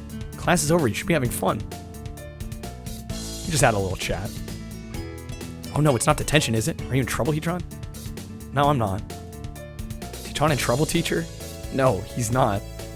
Ito sighs deeply and I feel like I have to help Misha to get her off the teacher's bag. So what do you need? Here's a list. I can try and find the plywood from somewhere if there's none in the art room. Muto is a good. She offers me the note she's holding. I take it, hesitating a bit. I said I'd help you. This has no implication on whether I'm going to join the council or not. Aw. Still, thanks, Ichan. Try to be quick. We're in a tall building streak now. Or a stall building streak now. We must hurry. She bounces out of the classroom, leaving me and the teacher looking at each other with something that feels like a silent agreement. Well, there you have it, Nakai. You have something to do now. Please don't sound so smug. Looking at the list with a number of items ranging from paint to plywood, all written with small, neat handwriting that is undoubtedly Shizune's, I heave a sigh. I'll be going then. Moving the long list limply at the teacher, I exit to the hallway. Classroom closet, or closest to ours, are designated belonging classes 3-1 and 3-2 on the right side, 3-4 on the left side, each door looking exactly the same. Muta's expression is the one you fully expect to constantly have plastered on your face as you get older. I feel that. Further down the corridor, still with identical doors, are rooms that I didn't think were used for classes. Guess the art room is not a classroom as such. Carefully push open the furthest door and peek in. It's a classroom, but it seems rather badly kept or not in use. Am I in the right place? Desks and chairs are all around the room. A thin layer of desks settled on them. There's some easels in the corner, so at least it looks like this is the right place. The room is flushed in sunlight from the big windows, shadows creeping all over the desks. Specks of dust are dancing in the stagnant air, making the beams of light almost visible. Jokingly, I call into the empty room. Anybody up? Something catches my eye and I stop mid-sentence. Sitting on a desk is a short-haired girl, curiously wearing a boy's uniform, a fork between her toes, a morsel of food stuck firmly on the end. This odd way of dining seems to be caused by her apparent lack of hands, but the presence here is what takes me aback even more. How did I miss her before? She's sitting in a corner very still, but I somehow took her as a part of the furnishing or a statue at first glance. Not being too observant today as a whole. The girl seems to be frozen in place, staring at me with her huge eyes like a rabbit in headlights. She's staring at me, her mouth wide open, ready to accept the fork. Should I make the joke? Should you say the word? No, you should not. Do I want to know? I'm staring at her, my mouth wide open, suddenly remembering I didn't finish my sentence, trying to think if I should. This weird stalemate keeps us both stunned in silence, punctuated only by the wall clock ticking rhythmically. Hello? The girl stuffs a forkful in her mouth, is now staring at me expectantly while chewing. This is a bit awkward. Hello? I was told to pick up some supplies from here. For some festival stalls, I think? I didn't think there would be someone here. 4 letters go. There isn't, that's why I came here too. She picks up another forkful. Doesn't that mean you're here then? She raises her eyebrows as if she was suspecting my observation was false. You're pretty observant, I guess it does. But who are you? This girl's pretty straightforward, isn't she? Taco. I'm Nakai, Asao Nakai. Just transferred in on Monday. I'm Rin. Tezuka Rin. Rin Tezuka. I won't shake hands with you. I won't shake hands with you. But at least we know who we are now. Can we get a chip in and get Kyle a life-size you-know-what? For 547 bucks. Do I want to know? Very nice. Her deadpan manner of talking makes it hard to determine whether she's joking about shaking hands or not. Chat isn't as far gone as you thought. Rin is chill so far. Kind of bothers me. Joking about these matters doesn't feel appropriate at all. I'm trying to figure what's appropriate and whether the girl is. She seems to have lost interest in me and now is gazing yearningly back at her food. Can I continue my lunch? If you don't mind me, I won't mind you. You need to get your stuff. The supplies are at the back. Go right ahead, but lunch? School's already over for the day. What word would you use then? There's no word for a meal you eat after lunch but before dinner, right? Bothers me very much too, but I don't really know what I should say. Yo, Chris. Thank you for the $10. For the cause. I don't think you're supposed to eat a meal between lunch and dinner to begin with. But I'm hungry now. My delicious boxed lunch would go to waste otherwise. I have curry. It's very delicious. With much decisiveness, Rin once again picks up the fork between her toes, with at least as much in politeness. Help out, guys. Let's go. She points it straight at me.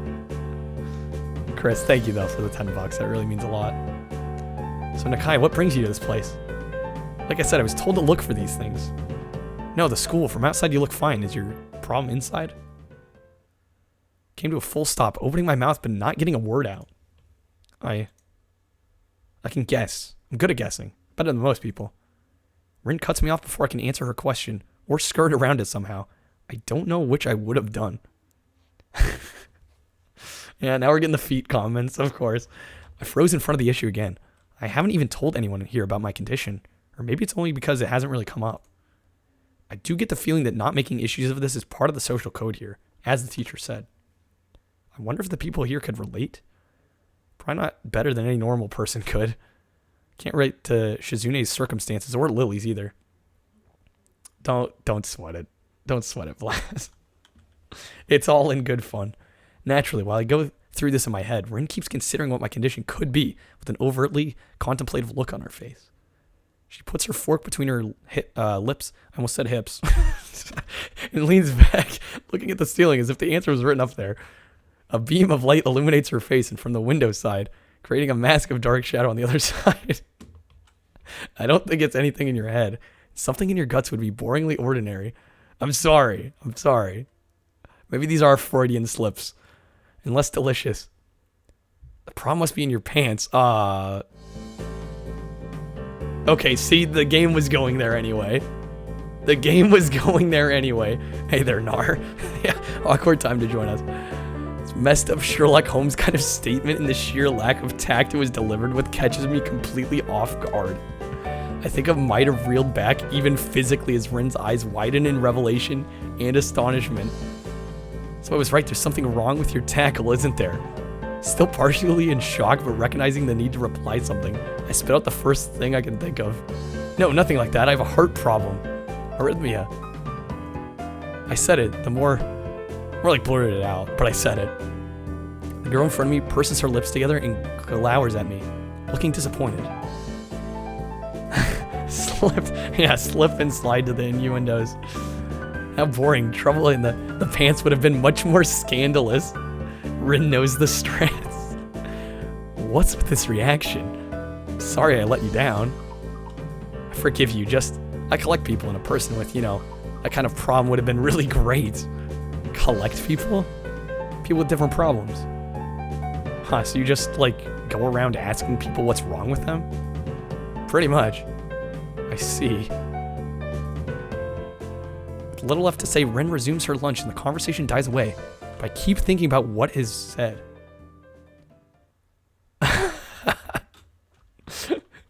Good question, Dio. It's the first time I told anyone else about my condition. All the other people have either known about it already or heard about it from somebody else. Or didn't need to know about it. Like every other student here so far. Should I have told it as a natural part of introductions? Is it expected of me?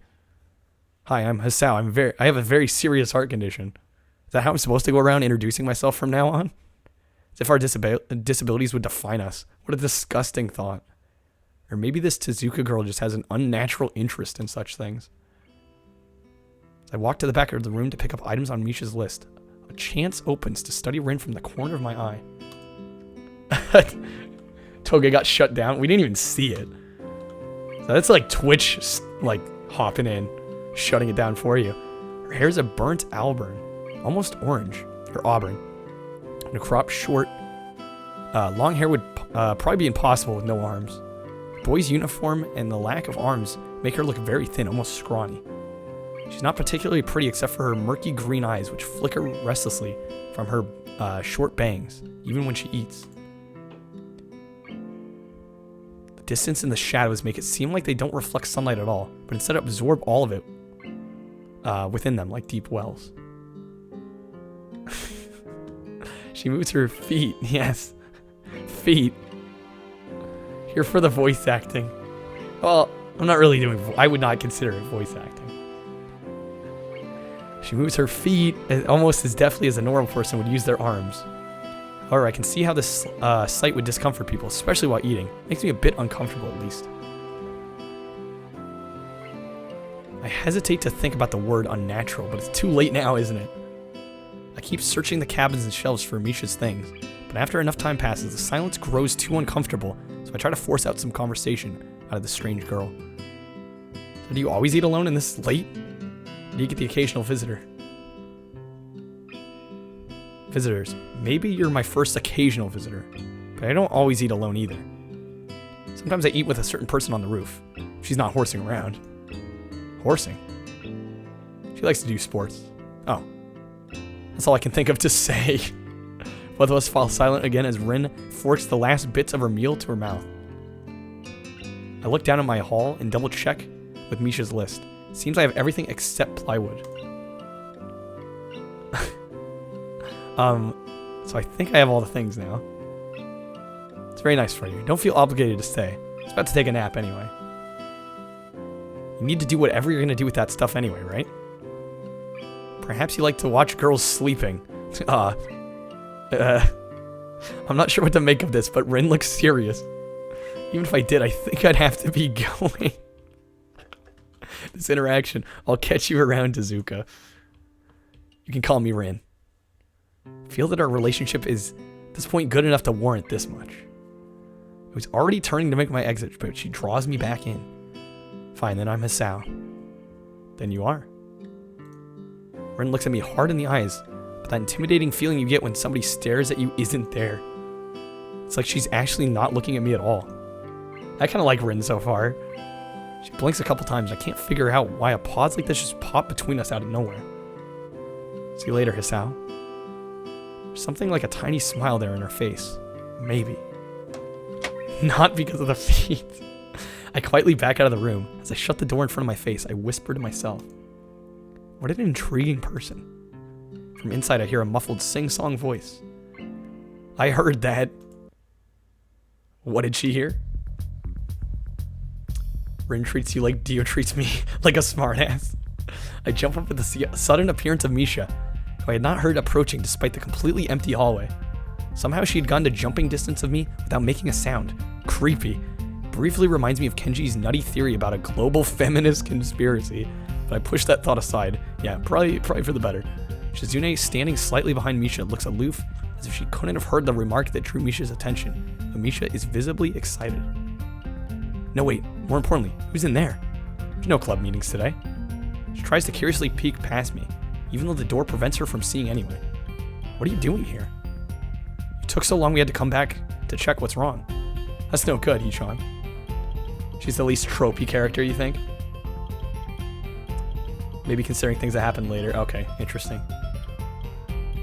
She wags her finger at me scoldingly. Found plywood, but everything else is still missing because you were tardy. Oh, sorry, I got the things here. We're just gonna bring them. You're up to some mischief, Hichan. Who is in there with you, I wonder? We should sign something quickly to Shizune, pointing at her own ear a couple of times. Shizune immediately pushes her way past me and opens the door into the classroom I just left. I can only imagine the shock she's experiencing.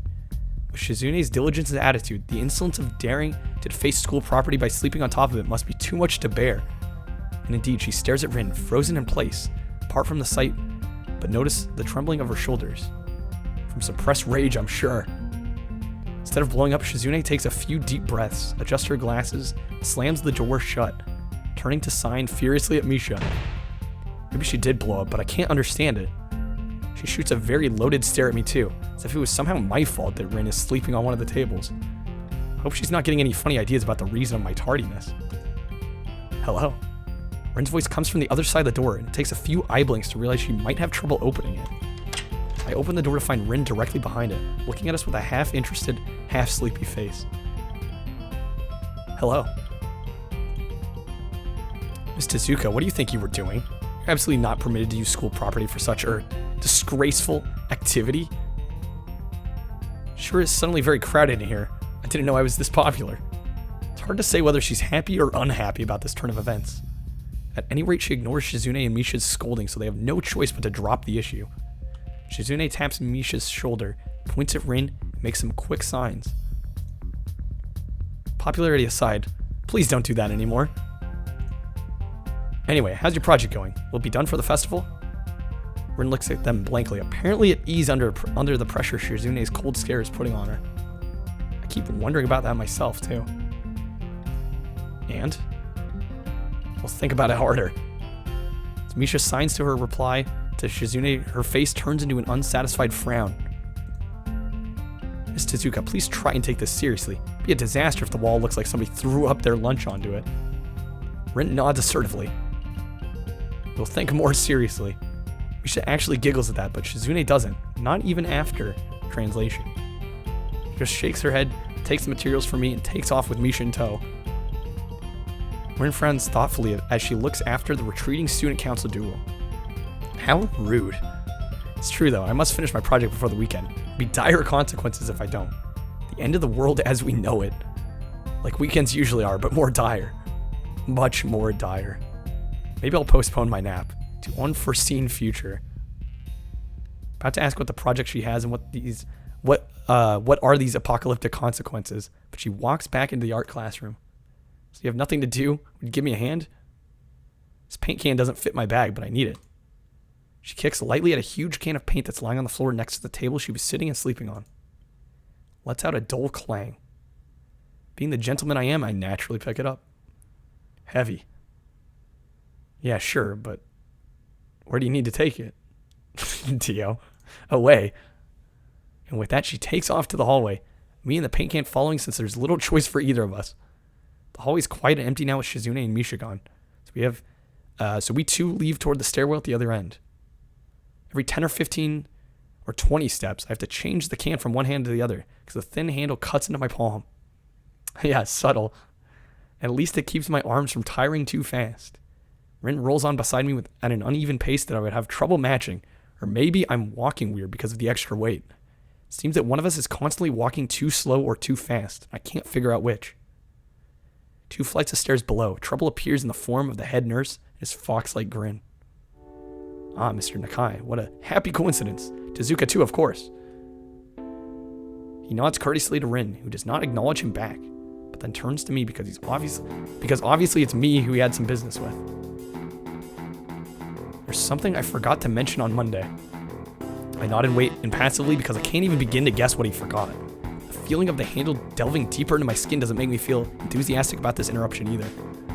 It's about your medications. Since you haven't been that long on your current medications, there might be some unexpected side effects, which might require adjusting dosages or even changing to another kind of medication. Yeah, they give the chick with no arms the task of painting. Yes. Sounds like it. Hey there, Dr. Snails. I am enjoying it so far. This is very much like not in my wheelhouse. This is the first visual novel I've played on stream, but I'm actually really digging it. Rin's the best girl. I'm enjoying her so far. She's one of my favorites. So we'll do a few tests regularly, but what I want for you is to keep an eye on everything in your condition that feels off, if you get what I mean. Nausea, headache, everything. Come see me if something happens. More visual What? More voice acting? I'm not doing voice acting. Her path is rewarding. Yes, I do know the game's not safe for work, although there's like a adult content checkbox that you can use to turn it off. So I assume that gets rid of most of like the really over the top stuff, I would imagine. All right. How are you? Everything fine? Haven't tested it, not sure. Well, I guess I'm gonna find out. But there was like, yeah, it was like disable adult content, so I clicked that. So I'm hoping that covers my tracks.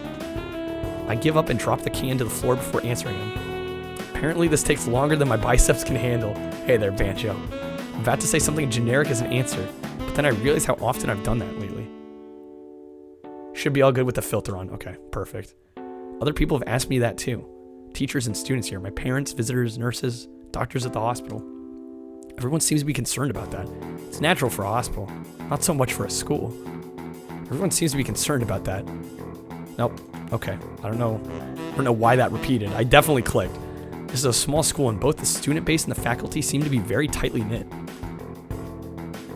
Great attitude. I mean, what else can I do, right? Like, we're already in it. At least that's the feeling I'm getting. This is not the kind of school that gets transfer students too often. The thought sends shivers up my spine, but I give a generic answer anyway. Yeah, anime weeb time. Pretty much. That's great. Also, one other thing. My sources tell me you've been at neither the school track or even the pool, so I'd like to know if you've been taking up exercising as I asked. Literally never watched my stream before. Excited to see what route I get sent down. I'm also very curious. I will say is I feel like I haven't made too many choices yet, so I'm hoping like the amount of choices kind of ramps up here as we keep going, but very much story-based so far. Of course I haven't, but his way of inquiring gives me the feeling that I should have been running my ass off on the track since the very first day. The best path, but also the most depressing. What, the Rin path? You have people spying on me? Not as such, I just happen to know a few people. But that's not the issue here, so don't try to slip out of it. Slowly encompassing every genre. I'm trying. I think I'll probably get one run in. What, like within tonight? You think I can manage within like a reasonable amount of time? I was actually just doing some improvised weightlifting as an exercise. Pick up and lift the can up and down a few times, like some sad imitation of a bodybuilder, even though it's weighing down my arms painfully. They're all depressing. I was told to get ready for the feels, so. The stupid grin disappears from his face for a second, then comes back like it was never gone. Tezuka, would you give us a second? The nurse grabs me by the shoulder without waiting for Rin's permission, which he didn't need in the first place, and drags me aside. When I told you to exercise, I wasn't joking. I understand that you're still in your first week and all, but please don't ignore the importance of this. The reason I'm coming down on this hard is because that habits are not easy to form.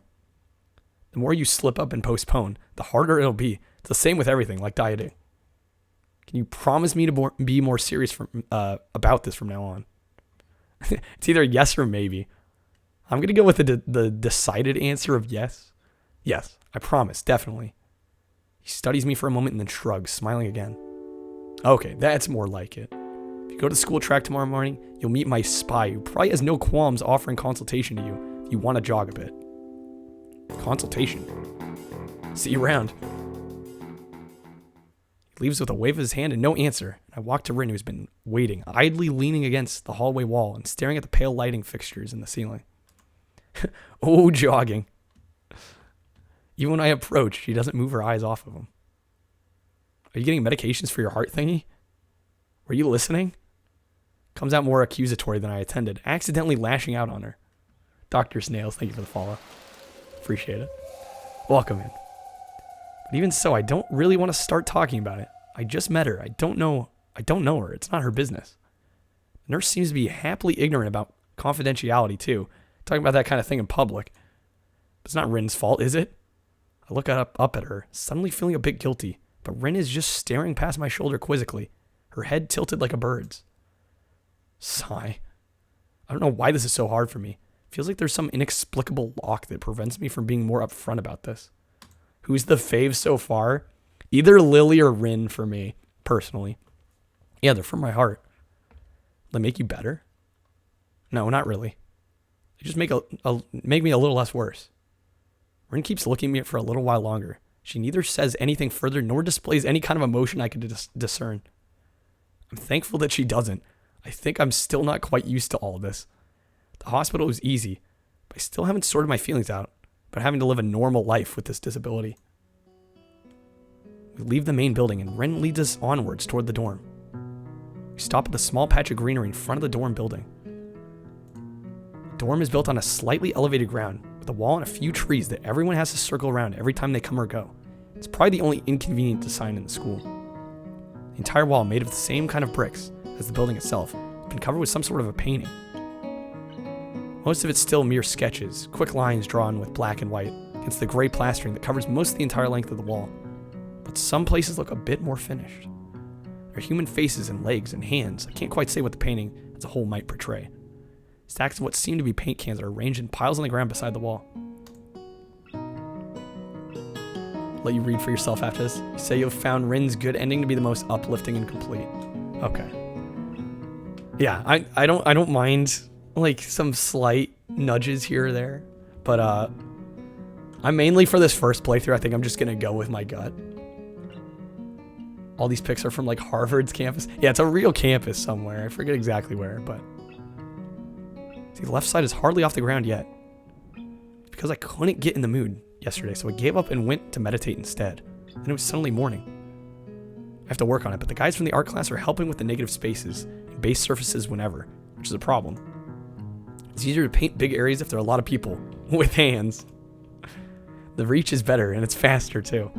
She goes on a tangent of a tangent, waving a little with her arm, whatever of it there actually is, to demonstrate even though I got the point already. Still this, Rick? Well, yeah, what do you expect? The white cotton of her sleeve flaps around. It makes me think it could look sadder than it does. It makes me feel out of place, like almost every tangible reminder of the student base's special properties has in the past few days. First run you died, second run you got a bad ending. Fairly traumatic. So when you die, I'm assuming you gotta start over from the very beginning. Oh, speaking of, I can save, right? I should probably save. Yeah, let's do that. I haven't saved once. Not that I think it's gonna crash or anything, but you never know. This girl doesn't notice my dreary feelings, of course. Or the fact that she lost me a while ago already. Just keeps on blabbering. Flash was joking about like the game overs. Yeah, and I'm like, you can die? Okay. So that's why I'm trying to figure out if there's something I need to figure out. And then figure that out before it's too late and all hope's lost. Why would the hope be lost? Because paint has to be painted, then has to dry. It has to be painted over with another kind of paint. It takes time. She finally stops, apparently thinking she made some kind of statement that makes sense. I think it's best to start from the top. So this is your project? You did this? Yes. All of it? Yes. Nice, but I stumbled with my words, suddenly feeling like I've walked straight into the minefield of political incorrectness. Welcome to 2020. It's okay, you can say it. I won't get mad. I blush really hard. I don't know what would be the right thing to say, if any. It feels that I'm way more sensitive than Rin is, though. This is really awkward. Don't you want to ask? How do you paint without hands? See, I'm an easy person to talk to, right? With my feet. I almost guessed that already, but isn't that hard to do? You're good at guessing. Anyway, I don't think it is. But maybe I'm used to it by now. Can't get my mind around the fact she could be an artist, but seeing how adept she was at using her feet to eat, I figure painting might not be a problem either. Neither of us has anything more to add to the subject. The afternoon light works pretty well. I was afraid it would look too flat, but it's not like that after all. I think it's actually pretty interesting. I want to see what it looks like in dim light. Do you think it's flat? Well, paintings tend to be flat. Not like that flat, you know, flat. Like some people are. No substance, no meat where there should be some. No few girls who, okay, I get it, but I couldn't really tell. I'm not that good with art. Can't name any artists or artistic terms. So I don't really have anything to say. Rin shrugs her shoulders at that, saying, suit yourself without saying it. And looks up at the sky as if trying to look for something up there. didn't think I'd get any actual work done. If you give me a hand with the paints, I could do a little before it's too dark. I wanted to get a halogen lamp, like the ones they have at Sports Track, but there aren't any. Rin sure is quick to recruit my help, as was Shizune. It really makes me feel that the festival is a big project that every pair of hands is needed. Why not? I'm not really sure if I can be of any help, though. It's just mixing some paints. You can do that. Probably. You do have motor control problems, like, you know, those people who have some. Cerebral palsy, maybe? Not that I know of. Yeah, pair of hands, but I'm Ching. I get it. Heart thingy has nothing to do with that. She gives me a sly look for no reason. No, it doesn't. Let's do it then. So she sits on an empty wooden box and very naturally picks up a wide brush between the toes of her bare right foot. I open a few of the cans and pour some of the contents into shallow bowls for mixing. The thick paints flow lazily from the can to the bowl, like syrup. I mix them, creating funny, hypnotic-looking swirl patterns that melt quickly into each other to form a new monotone hue. Rin sets to work, every now and then asking me for a hand with something or the other. Finding different brushes is easy enough, but mixing the paints to be the exact tone the girl is apparently seeing in her head is a frustrating ordeal. He'll stop when the game stops. I was going to say, yeah, you're not going to stop. Let's be honest. She wants precision down to the last milliliter before she's satisfied, but her instructions are obscure at best. Your perspective on love and romance changed entirely. I actually watched, before I threw this on tonight, I did watch a video on YouTube about somebody's experiences with it. Luckily, it was like basically a non-spoiler one, but they were saying a very similar thing. Like, it really changed their outlook on a lot of things. Add half a splash of green.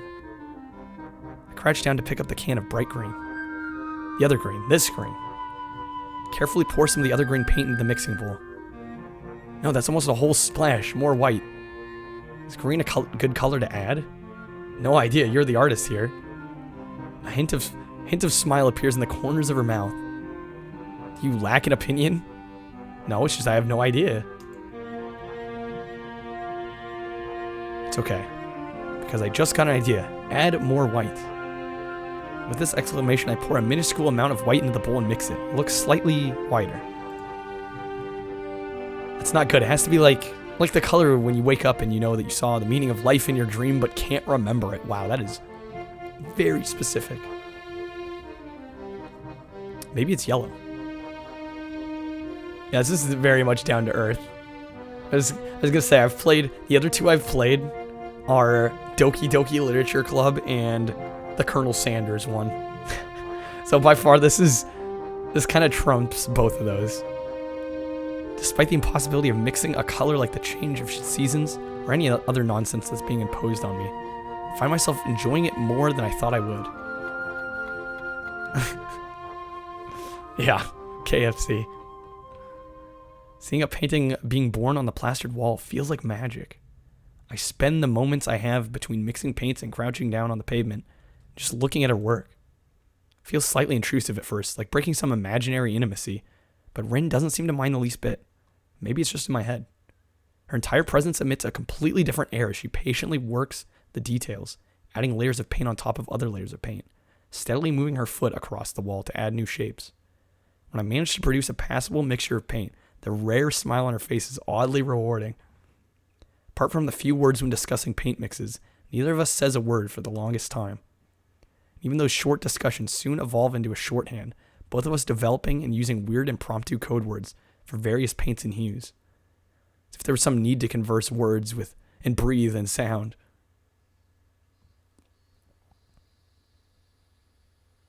We stay there late until the evening until it becomes too dark to paint properly.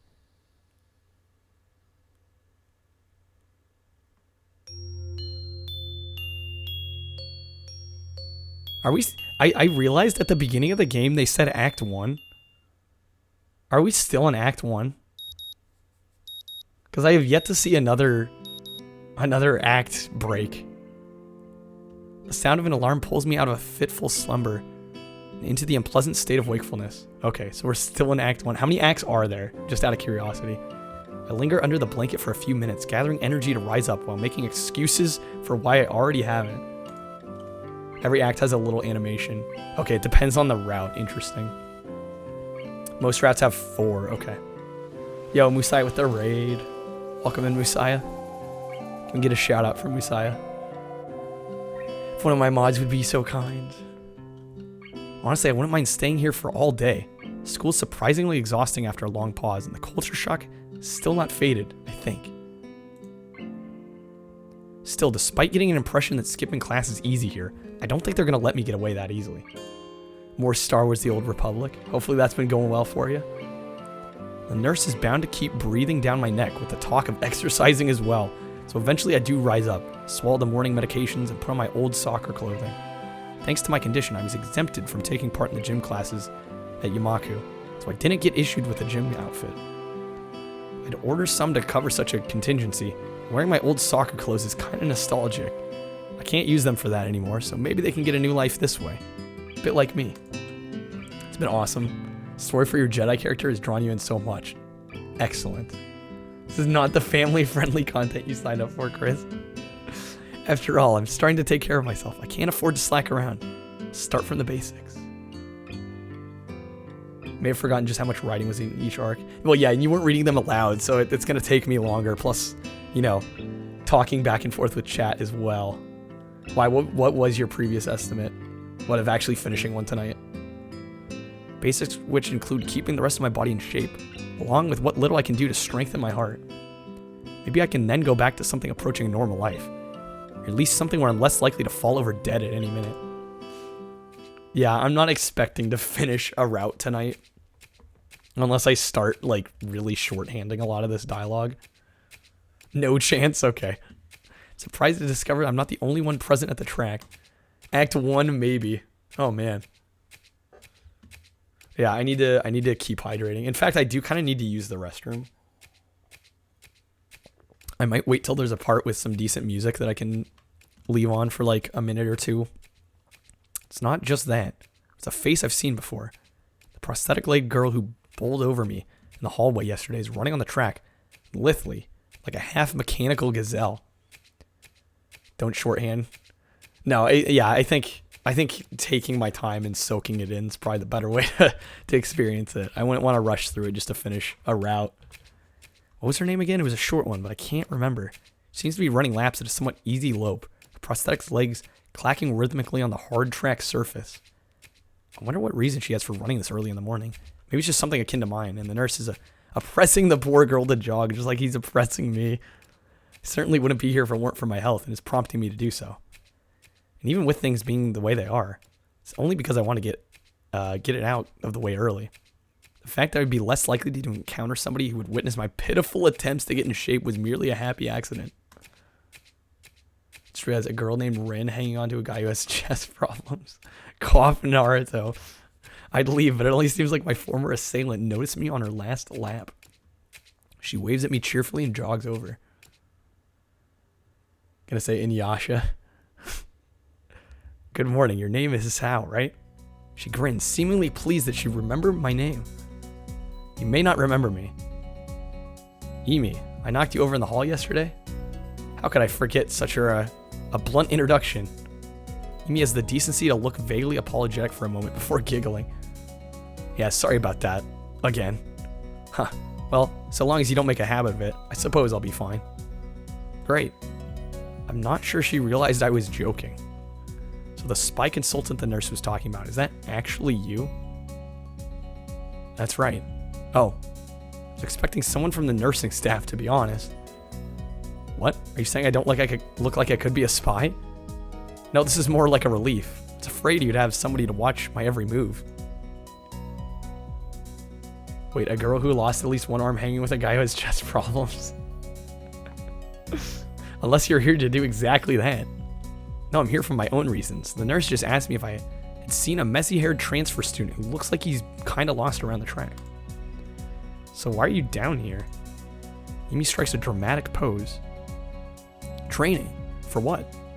Track. Ah, I see, you're on the track team then. Emi nods enthusiastically. Yep, I'm one of the better runners too. Modest about it too. Hey, you should join up. It's a good exercise, you know. I think that much activity is probably out of the question for me. No, I'm not even sure that I really like running at all that much.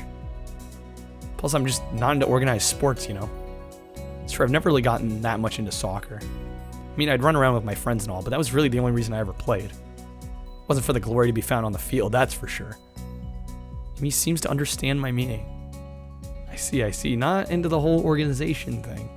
But now that you're here, I guess we're gonna run together, huh? What? Sure, I guess. Yumi seems pleased. Are you gonna warm up? Real men don't warm up.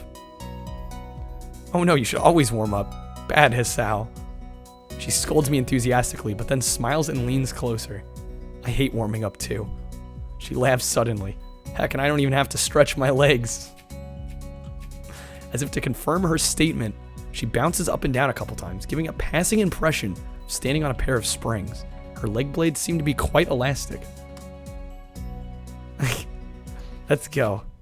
We both take off around the track, and I can immediately see she wasn't lying about being good at running. Found the Canadian. Oh, there's more than a couple Canadians in my chat. Snails. Emi moves fluidly, throwing herself into the run with a sort of wild abandon. I find myself concentrating more on running properly. Yeah, I was going to say, I've never heard of Terry Fox. Yeah, there's a lot of you guys. It's great. Hands spread, right? It's something about hitting on the balls of your feet rather than the heels. I try to match my stride to Emi's, but it's pretty difficult. Apparently, I'm not very good at it. Maybe Emi could help me with that sometime. Really not feeling up to more than a couple of laps lately, and slow to a walk pretty quickly.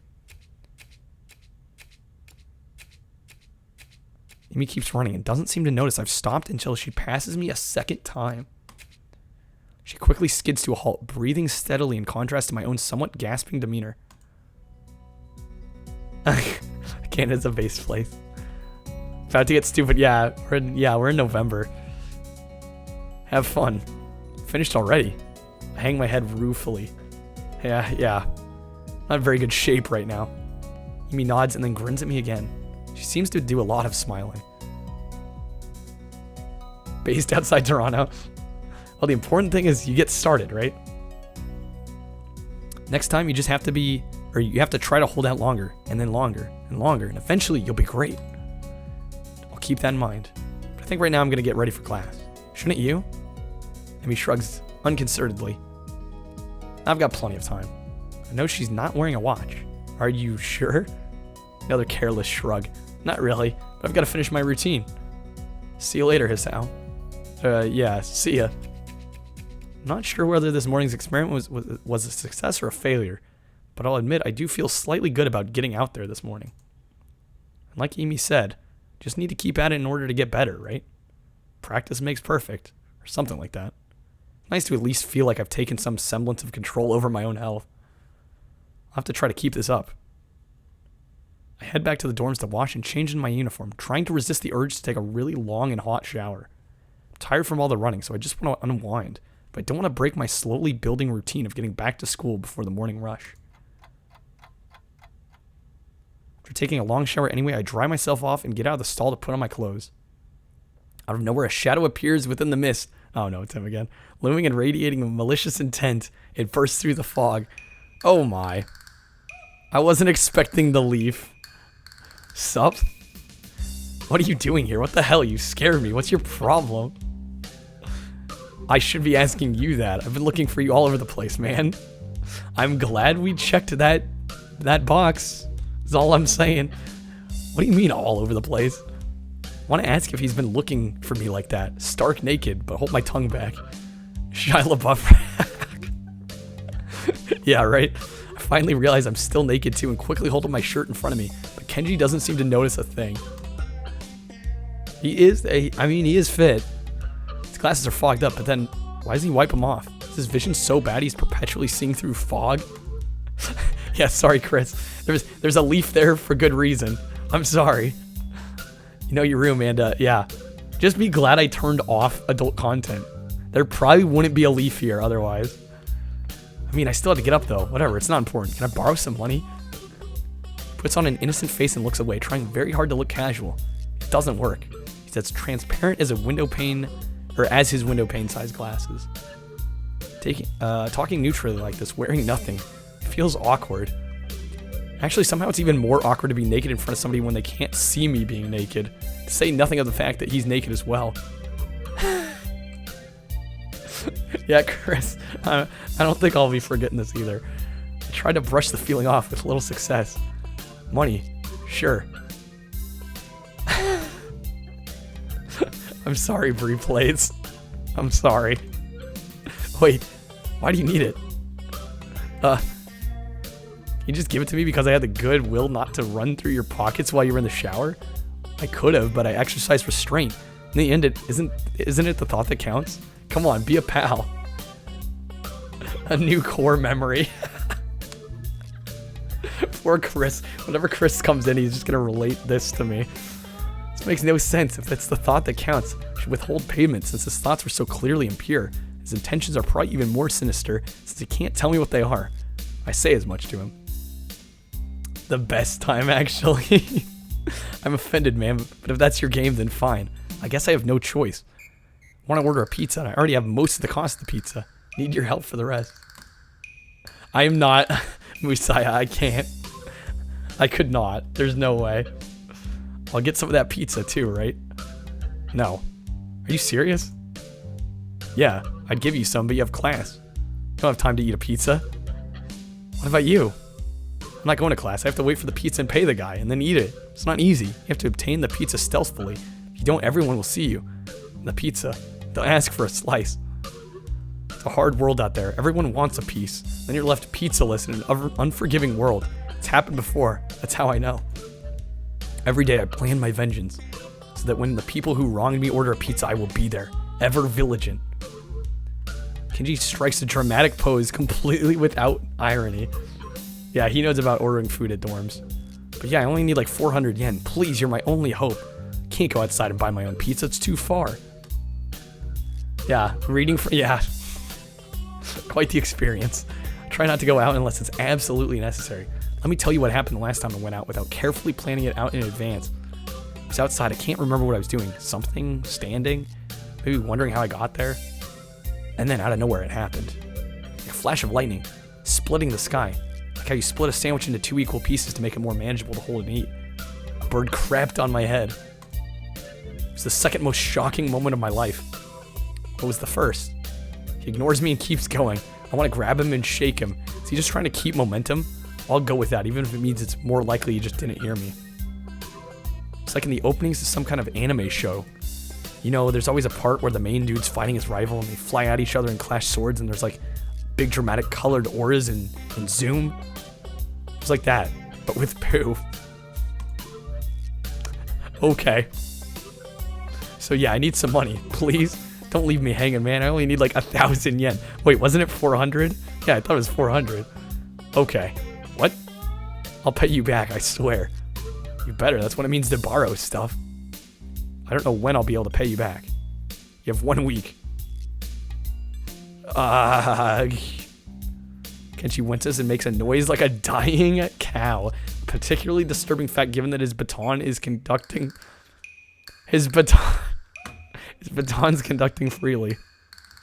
You're not supposed to be so tight-assed about money between brothers in arms, man. Men have had it bad enough as is. Did you know that male porn stars only make about half of what female porn stars make? This does reek of Reddit. Is Kenji a stoner or what? Sam. It's close to Kyle, so I'm gonna assume that's what yeah, this is me. This is me right now. It doesn't mean anything unless you're a porn star. So maybe I am a porn star on the side, struggling to make ends meet as I fight the feminist agenda. You can't even spot me your crumbs, you bastard. Nobody understands. Nobody. Wouldn't feminists be against pornography in the first place? Is feminist agenda stuff again? Stuff's important. I can see that you don't give a shit, but this is serious here. Feminists are a dangerous enemy. Make no mistake. This guy's full of shit, by the way. You take them lightly. You wake up in the morning with a knife in your back. Bam, out of nowhere. How do you wake up in the morning if somebody stabbed you in your sleep? Women are terrible at stabbing things. Man, can I just say I hate Kenji? Like you just said, you don't take them lightly. Well, I mean, I don't take them lightly for the big things. Individually, they're not a threat. If there was some kind of war, Like a big war with men on one side, feminist forces on the other. Be pretty ugly. That day will come when the feminists come out of their central top secret worldwide feminist headquarters and say, "It's on now, motherfuckers." If there's more female porn stars, why would they get paid more? Good question. Fantastic question. Alright, you're being ridiculous. There's no big worldwide feminist headquarters building. Where would they even hide that? I mean, it would have to be massive. You couldn't hide that on Earth. Someone would notice a big fortress with women only in it. Who said it was on Earth? I turned away from Kenji and started practicing frowning faces in a mirror so I could figure out what kind of frown will best express my emotions. You can't see me from this distance anyway. Which, unfortunately, is he just keeps ranting on without any regard to sense or sensibility. Fair enough, Launch. Yeah, there is a war going on. A war not many know about. There we go. It's a great one that one day will boil over and encompass all of the known world. Then we'll have to pick up sides. We'll have to make a stand. In fact, it's happening right now. Imagine it. A bloody battlefield. A vicious conflict without end. I almost gave up when I thought this cause was silly. When I grew tired of the bleakness of our fight. When I mistook the time our power went out for a feminist raid, I thought the end was near. Yeah, with a leaf over his crotch. Yep, that's where we're at. Hit the unfollow button by mistake, Simple. Well, you haven't refollowed. So if that's true. But then I realized that if I gave up, it would all be over. And I was like, whoa, I knew I had to get serious. Because I'm the last sane man in an insane world. It's about duty. I was gonna say, clearly didn't happen. Having a deep philosophical discussion while this dude just stands here stark naked. Yep, pretty much. Must be a pretty crappy movement if it all hinges on one naked guy ranting in a bathroom and another naked guy. So I can have the money? He's blocking the way out. It's getting cold because I'm still naked. I don't want to go to class, so I agree to spot him the money. Awesome. Thanks, dude. We should go bowling later on. Bowling? Yeah, it's the ultimate sport. There's almost no women bowlers either, also making it the manliest sport. He says as my mom is in a bowling league. Hey, Nico, I was trying not to go there. I wasn't going to say anything. This guy is Reddit. Hey there, Dorutotron. We're playing a visual novel. You've come in at an interesting time. We should be almost done with this scene here. Should I wear my pink bowling shirt with matching shoes or the pastel green with flower accents? Yeah, this is certainly interesting. There are bowling clothes? Maybe. Anyway, you better pay me back. Can pay you back in stuff, right? I don't have the time to ask him to elaborate on what that means. Stay on the scene for maybe another minute. Dude, I'm trying to get out of here. I don't know. I have to get to class. You're kind of in the way. Oh, sorry. Yeah, I didn't want to hold you up. I have some stuff to do myself. The time has come. This is what awakened chat. Time for what? Just like saying that. Okay. Now the time has really come. For what? I have to use the bathroom. Get out of it.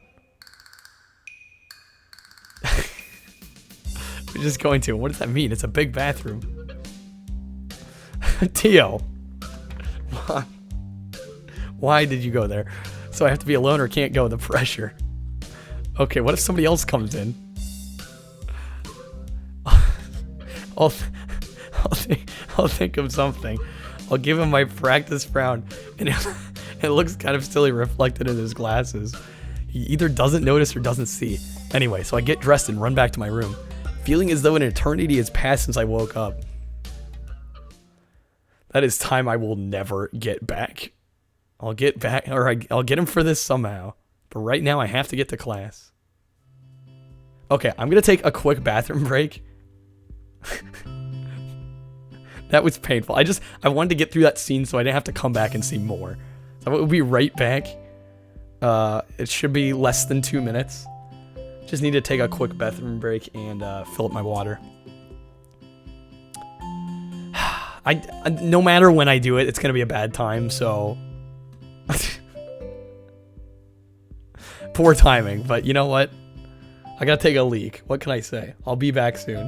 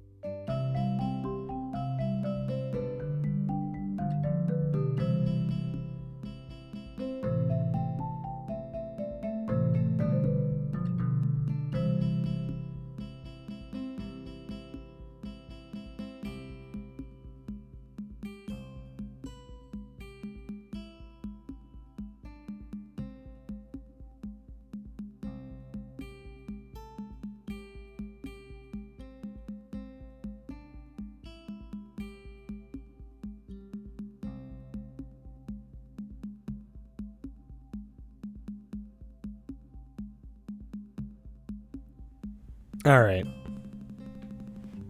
I see filling in those that have come in later. Thank you guys. Appreciate it. Alright. We're back. God, I will say, stopping talking and like going to the bathroom real quick, like I could feel the tension in my throat. I'm not used to talking this much. Make sure I get some more water in. Eyes are drenched in tears from laughter. Wish you had a dorm mate that was a hot anime Chad. Oh man. It's cracked me up. Yeah, the blonde foreigner, stoic princessy vibe blind girl, Lily. Yeah. Tension in... You know what? I should just not speak, right? My vocal cords are strained. There we go. That's a better way of putting it. The first person in class today, although I think I'm a little too early. Then again, sitting alone here for 20 minutes sure beats having to suffer that time with Kenji.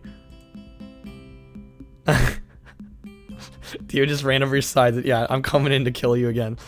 Combination of fatigue, frustration, and boredom starts making me feel very tired. I black out for a second, waking up when my head hits the surface of my desk. Rubbing my forehead, I realize this is as good a reason as to any to stay up for now and stop coming to class so early. Eventually, I hear a tapping noise outside in the hallway, and Lily's tall figure appears in the doorway. She's not in this class, so she must have some other business. Maybe she's looking for Hanako. Lily stops at the door, looking hesitant as if she were a vampire who couldn't come down unless invited. I consider doing so, because she looks rather lonesome standing there. She steps in on her own accord, though, after straightening her skirt and shirt collar, as if it was some importance to look prim when entering our classroom. Hello, my name is Sinful, and my name is Chad. One of those is... Can't they both be right? Excuse me. Okay, so here's Lily, the blonde girl. She calls into the quiet classroom with a probing, delicate voice. I realize the silence might unnerve her because of her blindness, so I break in. Good morning, Lily. Hisao, good morning. I didn't hear you come in. I wonder if she thinks it's suspicious that I didn't say anything to her before. It's likely. If I were to tell her too big a lie now, it would sink me. Well, I was already here, just asleep till now. Oh, have you seen Hanako lately, by any chance? No, she seems to come in only just before the bells ring, or after that. Do you want me to tell her something for you? No, it's fine. It's strange, but I think we're the only two people in the school right now. I didn't hear anyone else on my way here. I shouldn't have gotten up so early today, I guess. You're chastising yourself for doing something that other people should? Punctuality's a good thing. I think so, anyway. It's a very busy morning today. The festival's coming up soon. Today is the deadline for event registration, budget reports, and any other official paperwork. When are we gonna run into the waifu whose disability is that she's ugly and has photorealistic eyes and lips? That would be... Is that a thing? I could see that being a thing and then just like throwing like a horror curveball. God, just the image of that. It could be that everyone's trying to complete the necessary forms at the last minute. Maybe that's why it's so quiet today. That was quite the crash. Hi. Misha pops in the room with Shizune as if on cue, shouting with a loudness that makes Lily visibly flinch. Hi, Hichan. Hi. Look, it's the class representative. Hello. Lily smiles, probably amused by Misha's or Shizune's use of the word look. Good morning. Quite the crash boom bang. That Crash Bandicoot. Of course. Of course, you're not the representative of this class. Right. I'm not. Blast his band. Lily seems a bit more guarded in her answers to Shizune than she was with me the other day. Guess they really don't get along at all. Then I realized that Lily might actually not know that Shizune is present, trying to detect whether or not she is, to know who she's talking to. For all she knows, she's talking to Misha, but knowing that she and Shizune are practically inseparable, she might expect Shizune being the one that actually talks. Damn, how complicated. I decided to help Lily out for my own peace of mind more than anything else. You're here early, Shizune. You were here even earlier than us. Misha puffs out her cheeks angrily. Why is she getting angry? Does she feel emotions on Shizune's behalf too?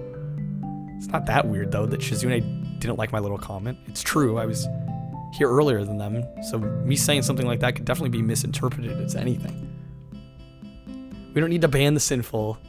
That should be our command. We got ban the Mudu over on Matt's chat. We need to ban the sinful. Or don't ban the sinful. Especially to Shizune, who doesn't have the benefit of hearing tone to gauge intent. Before I can start weighing whether or not I should apologize, Shizune has already moved on. Class rep, it's a good thing you're here. We have to talk. The festival's coming up in 3 days, right? Every other class has already handed in their projected budget reports for their events. Even the first years. Except you. Wow. There's still time to hand it in, isn't there? Today. The deadline's today. Certainly taking your time, aren't you? If I had it my way, I would have had all the necessary paperwork days ago, but someone had to say the deadline. Please extend it. Yes, that was me. Planning something on this scale is not a small task. A week is too small a time frame to expect a whole class to work out such a complex issue completely. Might as well say something. God damn it. What did Sinful say? Food. Do you want to know what's harder than distributing the funds for one class event? Handling the same matter for every class in the school and then some. The one who does that is me. Misha puts her hands on her hips and stands up straight. Wow, she's really getting into the role. Lily doesn't look like she's very amused, though. Hey, Shizume, aren't you a little too hard on her? There's still a whole day left. Please, Hisao, it's all right. Can I ban you for saying the F word? Yes. You can ban me from my own stream. Lily seems happy I'm taking her side, but a bit conflicted that I might not think she can take care of herself. Rip the steakhouse. I don't know how I can throw Taco Bell into this. If this is about the budget, then I'm disappointed you think I have forgotten about it. I understand how important it is. Then, can I have it, please? Shizune, she might not have it on her at the exact second. It's not here right now. I asked 2 students to take care of it for me. Students from my class. She emphasizes the last sentence, much to my surprise. She knows about Shizune and Misha's efforts to rope me into the student council. I guess word must have gotten around. So now she's using me as ammo against Shizune. This just gets better and better. It's your responsibility. A budget report isn't something you should be delegating away. As class rep, it's your job to be on top of things. This kind of disregard for proper procedure is really just terrible. Mind scan. They completed it, being capable of doing so, but the students have been sick recently, so they could not come to school and give it back to me. If you want, I will apologize on their behalf for getting sick. I know, it's so intense. Okay. Although Misha misses Lily's jab entirely, Shizune doesn't. She seems torn between being offended by Lily's daring and jumping for joy at the prospect of a challenge. Lily, don't they live here at the school? That's just a 5-minute walk, you know. What could they possibly have that prevents them from taking 5 minutes out of their busy lives to drop off something that will affect the enjoyment of their entire class? Lily opens her mouth to say something, but Shizune closes the gap between them and starts signing furiously, waving her hands around like an orchestra conductor. Blast is the best fast food in the world. Blast makes his own fast food. Misha tries her best to convey the same passion, but can't seem to lose her normal cheerful tone. The result is interesting and somewhat surreal. What's with that attitude? I said it's not something you should be delegating away. Are you the class representative or aren't you? Taco Bell dating sim where you can make the steakhouse in extreme photorealism and it describes all the smells from the meat to the vegetables to the strong wafting smell of the taco itself. Oh my god. Yeah, what have I done? Tell me the names of those 2 students. They should have your job if you can't even handle something this simple yourself. Right? Yeah, I was picturing a similar image. One form isn't the full extent of what I'm supposed to take care of. Lily's tone is growing slightly impatient, but she's doing a good job of not letting Shizune see how unsettled she is becoming. She's playing her cards close to her chest. Shizune, on the other hand, wraps her finger carefully along the edge of her glasses, knowing that Lily can neither hear nor see how excited she is. Of course, you do so much, class rep. Must be difficult being you. Lily tightens her lips at Misha's words, clearly understanding the intent behind them, even though Misha delivers them without even a hint of the sarcasm in which they were meant to have. Shizume and Lily don't like each other. That much is clear. But this seems a little much. Also seems like Lily has had enough and is ready to push back. Yo, what? I was actually just discussing the budget report before you came by. You must be very talented to have finished all your student council duties so quickly. You track me down to make sure I forget my own. Are you accusing me of slacking off? It seems you're confusing me with yourself. I don't think so. That would be a very difficult thing for me to do, comparing myself to you. You're right, the difference between us is like heaven and hell. It's not hard to guess which one you might represent. Best part so far. The air in between them ripples with the heat of their enmity. Well, not really. They can't disguise it anymore, though. Even Misha looks like she's beginning to understand the real nature of the conversation. Hachan, don't slack off either. What are you talking about? Aren't you taking part in the festival, Hachan? Aren't you? Then I hope you're going to do a lot more than make sure it goes smoothly than this person. I don't understand why Shizune is suddenly getting mad at me. Don't drag me into this. I've done my part. Or hey, come on. I'm gonna say cut me and Lily some slack because I'm feeling empathetic for Lily here. Hey, I'm the new guy. Remember? It's not like I could have done much even if I wanted. Why is our protagonist such a massive beta male? I know he barely speaks, which I can kind of relate with, except the fact that I'm reading every single line right now. This is probably the most I ever talk. That's right, you shouldn't expect a transfer student to jump right into it on its first week. Lily taking my side feels oddly comforting, so I decide to back her up too. Yeah, you're being unreasonable with us both. Excuses. Miss Class Rep has had plenty of time to deal with her report. We repeatedly offered you a position to help with the student council work, but you refused to commit yourself to making the festival a success. You'd crumble under the pressure of this many waifus. I think I would as well. I think I would. Yeah, but as I said back then, I'm not sure if... I don't have the time for this right now. No matter what I do. I mean, being drawn into a confrontation with Shizune. And that's what she wants. Can't relate to this at all. It's definitely out of my wheelhouse, as I've said multiple times tonight. But I am digging it. Turned my back at them. Lily, class is going to be starting soon, so we can talk more later. I'll tell Hanako you were looking for her. I can feel Shizune freezing. Maybe this is the first time she's ever been ignored in such a blunt manner. Thank you, Hizao. I'll leave now, then. She gives me the sweetest smile I've seen all week. Turns on her heels to her exit. You can redeem it? You shouldn't be able to redeem a Baja Blast. I don't have any on me. As soon as Lily walks out the door, I suddenly start feeling reluctant about turning to face Shizune. This kind of game shouldn't have a target audience, yet it does. I can feel her eyes bursting into my back. Can't bring myself to look at her. She must be furious. I keep expecting Misha to say something to alleviate the tension. It really is wanting too much. In the end, I go back to my seat and listen to the sound of Shizune's footsteps. She marches out of the room. She doesn't return until a few minutes before class. Hanako doesn't come to morning class at all, leaving her seat looking empty and lonely in the back of the classroom. I have been bamboozled by the classic blunder. Wow, what happened this time? I have to tell her that Lily was looking for her if I see her. After the events of this morning, class is pretty boring in comparison. I turn the pages of my textbook lazily. I have a bit of catching up to do, despite trying to keep up with my studies at the hospital, but I'm not feeling that enthusiastic about it.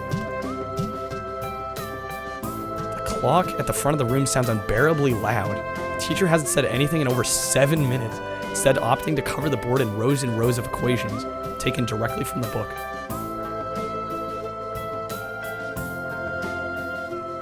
Yeah, I know Sinful highlighted a message. I'm aware. The rhythmic clashing of chalk on the blackboard seems to synchronize perfectly with the ticking of a clock. Snitch. I start to copy down the equations just to pass the time, even though they are right there in the textbook. I was just saying, even if he had redeemed it legit, I don't have any. When the bell rings, I'm not in a hurry because I have nothing to do, so I stay for a while, reviewing what we covered in class today. I prefer to leave last anyway, so I don't have to deal with crowding in the hallways. I noticed Shizune and Misha also stayed behind, talking to someone from another class. Shizune is signing so fast that her hands make noises like swords cutting through the air. Maybe there's some pent-up anger in there. There we go. Now we're getting the imagery of the super fast, like, jitsu. Misha's trying desperately to keep up, but it's clear she can barely manage to understand her. I put my head down. Whatever they're discussing, it looks like serious business. Shizune signs to the point where her wrists crackle, and Misha struggles to spit it out in word form. Sometimes she trips over herself like she's dealing with tongue twisters.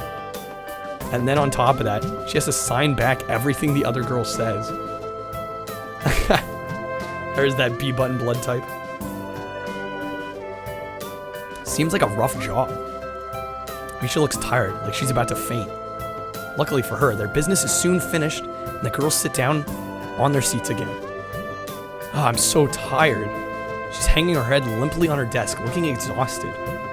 I'll use the opportunity to reconcile with Shizune a bit, without getting roped into the student council thing again, though I suspect that door is now closed for me. Festival preparations must be tough for you.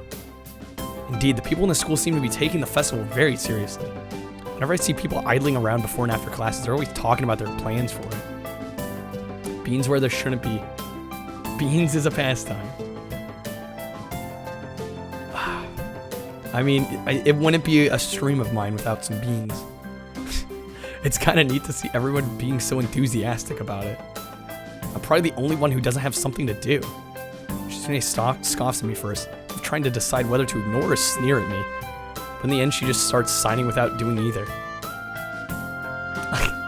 Misha perks up, looking at her hands with slightly unfocused eyes. She signs with harsh, heavy, dramatic strokes. Misha translates her signing into speech for me. She does it so well, it's almost like Shizune is actually speaking, transmitting her thoughts directly through Misha.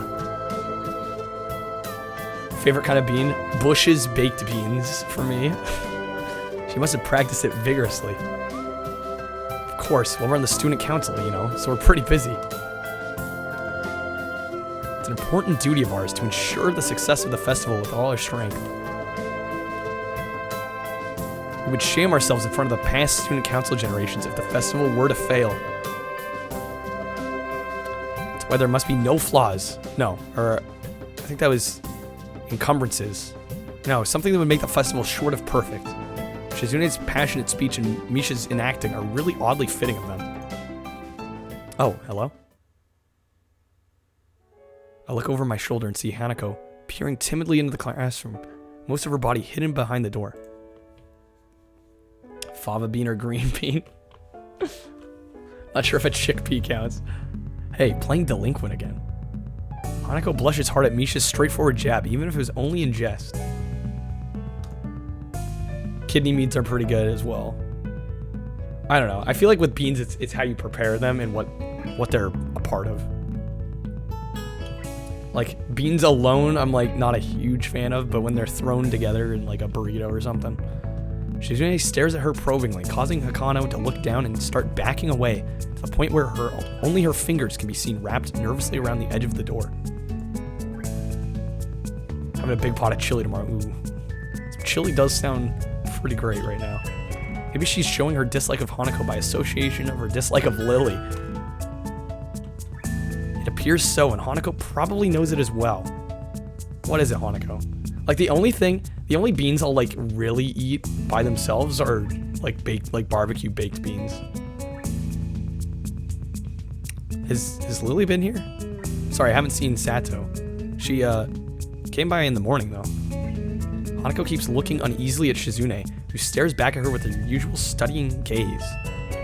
What is she trying to do? Black bean? You know, I don't think I've ever had black beans alone. Maybe I should try it. Of course, Shizune isn't gonna look away. She's intimidating enough as it is, so I can only imagine how terrified Hakano would be. 5 days ago it was snowing, now it's raining and the snow is melting. You made a snowman? Yeah, rip the snowman. Shall be missed. I haven't had any snow here yet. It's a little uncomfortable watching Hakano's reaction to Shizune's normal behavior. This is what happens when two people of two different extremes meet, it seems. Do you know where she is? If she has any sense in her head, She's in her classroom working on their festival project, but who knows where that woman is loitering at. F for Bob, yeah. Legitimately. You need to find her? She's looking for you in the morning, but I guess you must have missed each other. She waits a little without answering the simple question, looking awfully like she's not sure if it's proper to answer such a question. Yeah. I can come with you, if it's okay.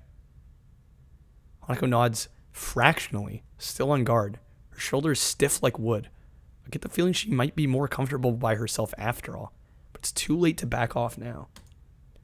She has this really troubled expression she seems to wear almost constantly, one that makes me constantly be on guard myself. I wonder why. I kind of understand why she always seems to be so wary. Or maybe more like why there could be a person like her. Bean Bob. What are you guys on about? It's that time of the night, isn't it? But I still have no idea how I should act around such a person. Kappa isn't your frequently used. You blame the golden Kappa debacle. I think I have the golden Kappa, actually. I'm not sure how I got it. Dinner time soon. Were you planning to eat with Lily? She nods slightly. So she must have been trying to get into the cafeteria. Well, there's something of a dinner crowd, just like the cafeteria is crowded during lunch.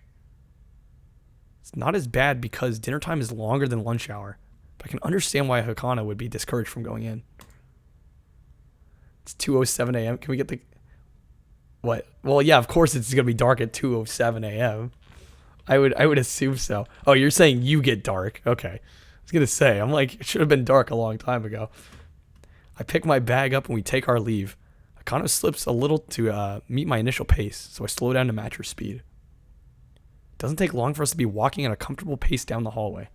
It gets dark around 5. Yeah, I'm getting to that point. It's like 5:30, it gets dark. It almost feels like we're going for a stroll together. Something that I can't say I've really done before with a girl. Kano doesn't seem to be thinking the same thing, though. Even though we're walking at the same pace, she never comes within arm's reach of me. I guess she's still a little uncomfortable around me. Given how shy she is, doesn't seem to be much helping it. At least for now. Then again, you're a vampire. Yeah. Like, it doesn't matter. Who needs the sun to be out? By the time we arrive at the cafeteria, there's not much of a crowd there, but Lily is nowhere to be seen. Akano's head sinks even lower than usual. Have you looked somewhere else lately? Just to the library. I was reading. 3 p.m. sunny and bright. 5 p.m. pitch black. Yeah. Funny how it works. Why is the universe messing with us? So she does spend the classes she skips at the library. The Count of Canada. Hey there, trippy hippie. Yeah, we're playing a visual novel tonight. A little different from our typical fare, but this was a viewer request, and I felt obligated to try it out. And I'm actually kind of enjoying it. So not exactly a thorough search then. If I had to guess, she'd be in her own class like Shizune said, right? What the hell is this? I swear. I've been having to preface this like every time somebody comes in. Oh, you got an ad, didn't hear me. Okay, so this is a viewer request. I did not choose this myself. Just want to put that out there. I am enjoying it though. Like, I'm keeping an open mind, and it's actually kind of growing on me. Yeah, blast. Forget that part. With the slightest of nods, Akano agrees with my reasoning. God, she's being so awkward. It's like I need double-layered silk gloves with padding to even begin interacting with her. Damn. Some small talk might help her become a bit more used to me. It isn't hard to tell that the silence between us is hovering on edge of both of our minds. See how it is. Yeah, no bullying. So you and Lily usually hang out together after class, right? 4chan at its peak. I think that's fair to say. Yes. Not quite sure what I expected from her answer, nor why I even asked the question. That much was rather obvious after all. She doesn't seem to like the type to cultivate a social circle either, so I suspect that Lily may well be her only friend. Must be a pain being in different classes, I'm guessing. She gives a sharp, almost reflexive nod. Compared to Lily's careful thought about her actions and speech, Akano hastens to make her answers as prompt and as short as possible. Its peak width is just above the dumpster fire to hell that things usually are. Lily comes by the classroom though, even when she's busy. She gives a small smile as she says it, evidently appreciating the fact that Lily goes out of her way to help her. It's pretty cute, really. There isn't any need to say more. Both of us content that the discussions reached an end. This is the good ending when 4chan wins, and Danganronpa is the bad ending. Oh my god. As we ascend the stairs back to the lobby, we were met by a group of students heading downstairs like a school of fish, moving from one feeding area to another. They seem to be keeping mostly to themselves. Before I can notice her doing so, Kano has moved around behind me. I feel like this chick isn't supposed to have like half of her head of hair. Why? I mean, I think a lot of it has to do with covering up the scars, right? Yeah, we're not playing Doki Doki. I have played Doki Doki, just not on stream. Hey, are you alright? Just keep going. Yeah, literally, this is my third visual novel. I've played Doki Doki, the KFC one, and now this. That is my experience with visual novels. The students pass us without as much as a second glance, and Hanako takes a position to my side again as we enter the building. Her momentary reprieve from her anxiety, all but snatched away. Even as we climb toward the third floor, she doesn't seem to relax. I need to play more Harry Potter. I do want to play the Chamber of Secrets PS1 game. I'm planning on playing that. No, I know you're being serious as you throw a cap. Anyway, yeah, no, I actually do want to play some more Harry Potter games. Yeah, there are some burn scars on her face and on her well, it would be her right hand. Yeah, so these are burn marks here. Either burn marks or scars from something else. It isn't as if I've ever known a shy person before, even shy girls. But Hanako seems to be pretty far beyond what I'd call normal in her fear of other people.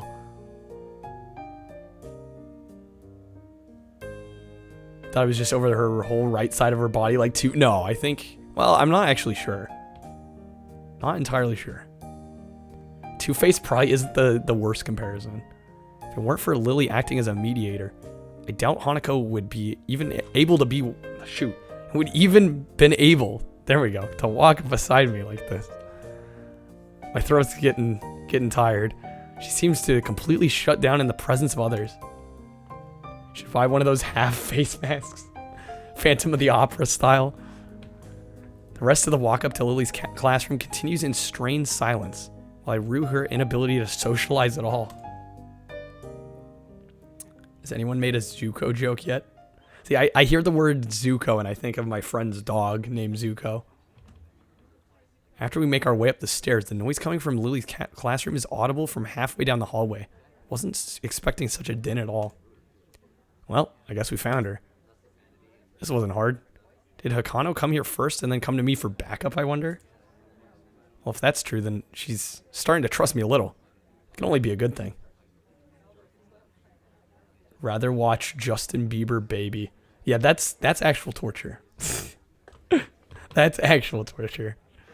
Eventually, the two of us reached the door to class 3-2, with Hakano less than subtly positioning herself behind me. I opened the door. Inside is a hive of activity, with no one there.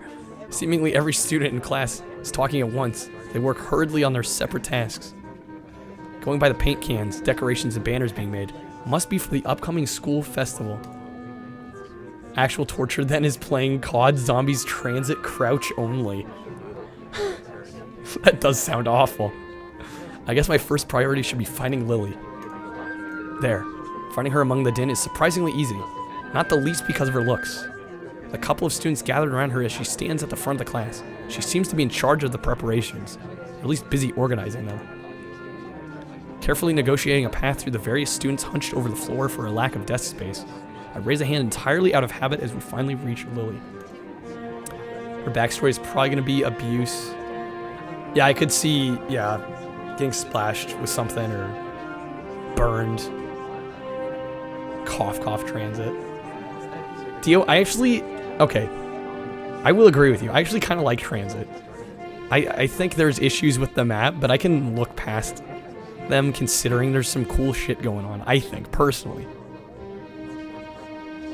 But Since it rolls off your face. Yeah, right. You don't get burned nearly as badly. Yeah, when it gets on your clothes. Very much of a creature. Not for liking transit, for other reasons. You're a creature for other reasons. Transit, I agree with you on. I think transit's not as bad as everybody says it is. She perks her head up as she breaks off, talking to a noticeably smaller girl who must be your classmate, trying to listen as best she can. Too much fog. They were clearly limited by the hardware limitations of the 360 and the PS3. I think had they not like gone full tilt into all the fog, it would have been a little nicer. I do think fog would have added a nice aesthetic, but I think they just overdid it. It's my main gripe with that map. Sorry, Hisao. I have Hanako too. Hi. It's pretty skittish considering the number of people around. Isn't too hard to work out why.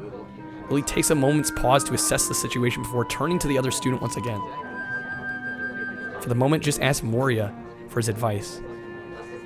Kenji's busy with painting one of the banners already. That zombie run, yeah.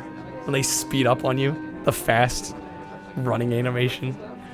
A quick nod and she bounces off, fingers carefully sliding along the wall's face for orientation. Wait, Kenji? That Kenji? I quickly turn about, leaning to the side to see past Hanako. Want to see Run again? Yeah, it's been a while, right? Sure enough, in a corner of the room, Kenji's hunched over a sheet of cloth as he paints it. His eyes remain only inches from the brush, reminding me of how close he had to be to make out my face when I met him. Sorry about that, our class doesn't have many students with even partial eyesight, so they're in high demand. That's right, class 3-2 was especially for students with poor vision. Preparing for the festival must be pretty arduous for them. I don't want to see Kenji's leaf again, personally. Need a hand? I can give you some help if you need some. Maybe Hanako could too. Yeah, I'm curious about the Cold War zombies. I do kind of want to try it, but I'm probably not going to pay full price for it. Do they confine all the students to classrooms based on their disabilities? Yeah, they kind of do group them based on, yeah, their certain disability. She quickly nods off an affirmation afterwards, but I'm confident I made the right move. Lily gives a noticeable sigh of relief. Waiting to get a PS5, same trippy. Although actually Cold War, it's probably on PC, so I could probably play it there, but I'm not sure. My computer's kind of getting up there in age. Might have to upgrade the graphics card again to play anything current. That's good. This might actually get finished before everyone goes off to dinner now. Would you be able to help the person painting the main banner? It's a big task for him to do, but nobody else can help. Kenji, sure. She seems surprised that I know him. Can't really blame her. I take it you've met? Our rooms and the dorm are right next to each other. Hard to miss each other, really. Yeah, I wish you luck, Trippy, trying to get a PS5. I know I've had the worst luck when it comes to that. Well, it's good to see you're finally getting, good to see you're getting friends so fast. Friend, I wonder if that's the right word to use for him. Honestly, it's probably not. Hanako's silence during the proceedings reminds me of the reason I put her up to helping in the first place. Go help him, man. He knows what he's doing, right? That's right, just ask if you have any problems. Coursing in assent, Kano and I begin another trek across the classroom. Kenji sits crouched on the floor, his gaze affixed on the white calico in front of him. Hey, Kenji. No answer. He continues dragging his paint-soaked brush along the large half-painted kanji that's sketched in the sheet and pencil. Kenji. Huh? What? Who is it? This is the way he treats class members. It's no small wonder he's working alone. It's me. Right. I know that, man. What are you doing here, though? His dismissive attitude annoys me. He must be the type to get really focused on his work, hating to be disturbed by anyone until he's done, I suppose. While we talk, the sound of Hanako's footsteps as she walks out from behind me reminds me she's there. I was gonna help out with the banner. Hanako and I, that is. Yeah, the Harry Potter. You can't not see Harry Potter here. The scarf and everything. They were not attempting to even hide. Oh, or, hey, I guess that's okay. As soon as Hanako enters the question, his demeanor takes a complete about-face. His sudden faux hospitality is slightly unsettling. Oh, right, woman. On second thoughts, this may have not have been a great idea after all. Yo, Pumpkin Man. It's actually going pretty well. I'm actually enjoying this. My guess is we'll finish Act 1. And I'll probably have to end things here, because this is getting... Having to read everything. You watched Kazam? Oh my. How was that? Hanako and I grudgingly set ourselves down on the opposite side of the cloth banner to Kenji, noting the several small paint tins on the ground around it. Was an experience. That's about what I was expecting. Class 3-2, noodle stall. You guys selling noodles at the festival on Sunday? Yeah, some stalls outside or something. The movie was Sinbad as the genie. Yeah, I kind of want to... No, that's Shazam. Or is it? I don't remember. Or something? His non-committal nature sparks a fair amount of suspicion on my behalf. The task at hand comes first, though. So how do you want to split this? You do borders while you do the text, or you want to switch and do the borders? Kazam's the one with Shaq. Or Shazam doesn't exist, you've been pranked. Dude, I don't know. I've seen videos about it and I still don't remember which is which. Text is mine, you do borders. He has surprisingly strong feelings on the topic. As I reach over to grab a brush, I notice Akano's already debating between colors to use. By the time I put the brush to the cloth, she's already started on a delicate pattern. Looks like my idea of taking her mind off everyone around her worked. Pumpkin Man just vibing. We're all just vibing right now. I'm surprisingly vibing with this. I was honestly not sure what to expect going into this, but actually kind of enjoying it. The dark blue stroke, the three of us silently get to work. Not before Kenji takes advantage of Hanako's working to lean towards me and whisper conspiratorially. Kazam has Shaq, which you can remember is the right one, because Shaq could kill any normal man by placing a hand over his face and suffocating him. Fair enough.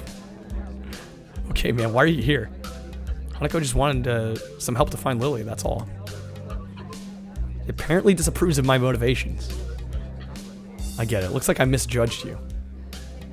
You're infiltrating them, aren't you? Going deep undercover? I should have guessed. Letting the truth slip by him probably would be better than outright lying or annoying him in any case. A slasher film with Shaq? That'd be beautiful. Is that why you're here? Obviously it sucks, but there's no better way to get intel than going in yourself. We gotta stick together, man. This is a harsh school, a harsh world. Yes, very harsh. Misses my true meaning as he leans back. Satisfied? I'm sympathetic to his cause. Better get down to work. Harsh world. Truly. The Hand Crusher starring Shaq. Finished. Looks like I am too. Good job. Two of us connect up the lines of our patterns, mine being as close a copy as I can manage of hers. With a grunt, I lever myself up from the floor and look around. Aside from Hanako and myself, there's only Kenji left finishing off a sign, as well as Lily and a couple of other students talking among themselves in the classroom. Pumpkin Man doesn't have a founder's badge. I know, right? SMH.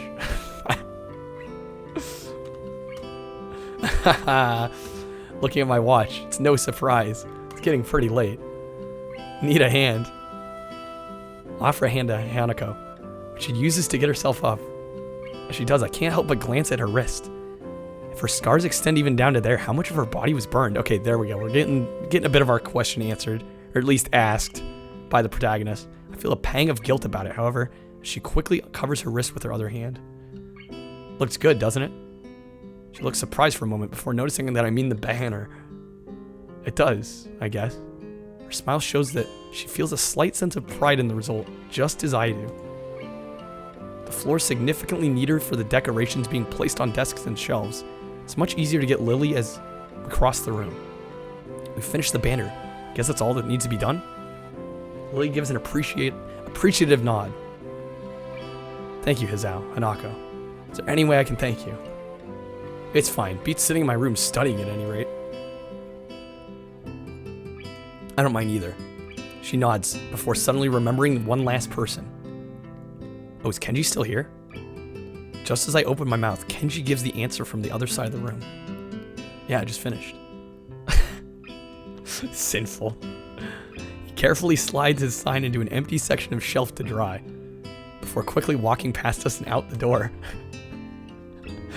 Dude, I was wondering the same exact thing. See ya, man. Bye. The remaining 2 students say their goodbyes to Lily before taking their cue to leave as well, leaving only the 3 of us. Pulling out the timeout hammer. Well, I guess that's everyone. I hope we don't have to do anything like that again.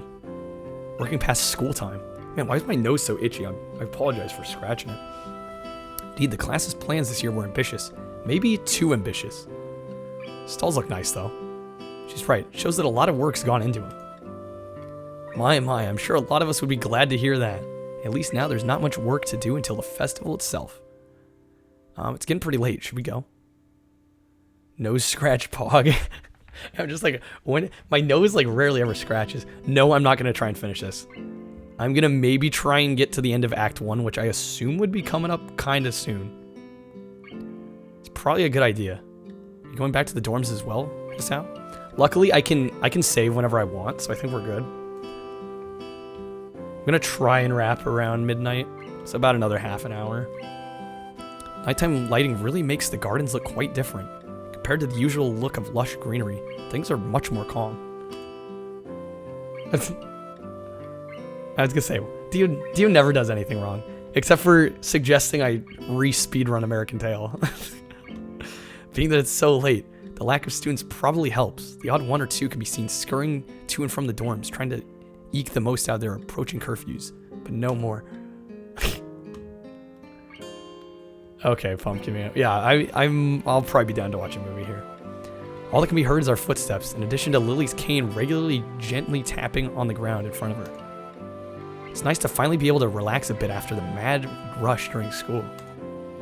Without even noticing it, I let out a small yawn. Just tired? Yeah, still getting used to the flow of things, I guess. The thing with Shizune took me off guard, though. I grit my teeth a little at the candid mention of their rather public spat. That said, I do want to sort out when the world was behind it. About that. Sorry about it being so public. Shizune and I go back some ways. Her voice seems slightly irritated as she remembers Shizume, obviously unwilling to discuss it any further. Sinful. I glanced to Hakano for reviews on this, but her expression is unsurprisingly evasive, difficult to read. Either way, I guess her apologizing for it is something, even if my curiosity goes unanswered. I'll be glad once the festival's over in any case. A change of topics welcome, clearing the thickening air quickly. I can't imagine. My old school's festivals were a lot more low-key than this. Yamaku stresses the idea of a school community, so the staff likes to make our festivals into such special occasions. And yet the students are the ones who do the work. What an unfair world. Hanako and Lily both chuckle in agreement, savoring the fact that none of the staff are around to hear our grumbling. Suppose coming from a strict all-girls school helped me a bit with Yamaku. Compared to there, Yamaku's much more relaxed. Sinful, we know you're just memeing, don't worry about it. Don't sweat it. I'd go away toward explaining her well-bred speech and behavior in any case. We come up to the dormitories. It eventually comes time to leave for our respective rooms. Why do we have a feeling this is the end of Act 1? See you, Lily, Hakano. Two both give polite nods before setting off into the women's dorms, just next to the guys. This is to be expected of such an arrangement. There's a staff member casually patrolling around outside to prevent any nighttime shenanigans. Walking past him, I quickly stretch my arms and rub my neck, both quite sore after having working on the floor for so long, before walking to my room. Feels good to actually have direction, though. After so long in the hospital, everyday facts of studying, homework, and teachers have almost been a blessing. Yeah, this sounds like the end of Act 1 here. I guess if things continue like this, my time at Yamaku might turn out okay. Adhering to the nurse's nagging voice in the back of my head, I set my alarm clock to wake me up early enough to go jogging again. Yeah, there's no harm. It's all in good fun. As long as all parties involved are aware that it's good fun. It's all that matters. What if the end of the first act? It's like the end of the first act in DDLC. What was the end of the first act in that? I don't even remember. It's been too long since I played it. Quick speed run? Maybe.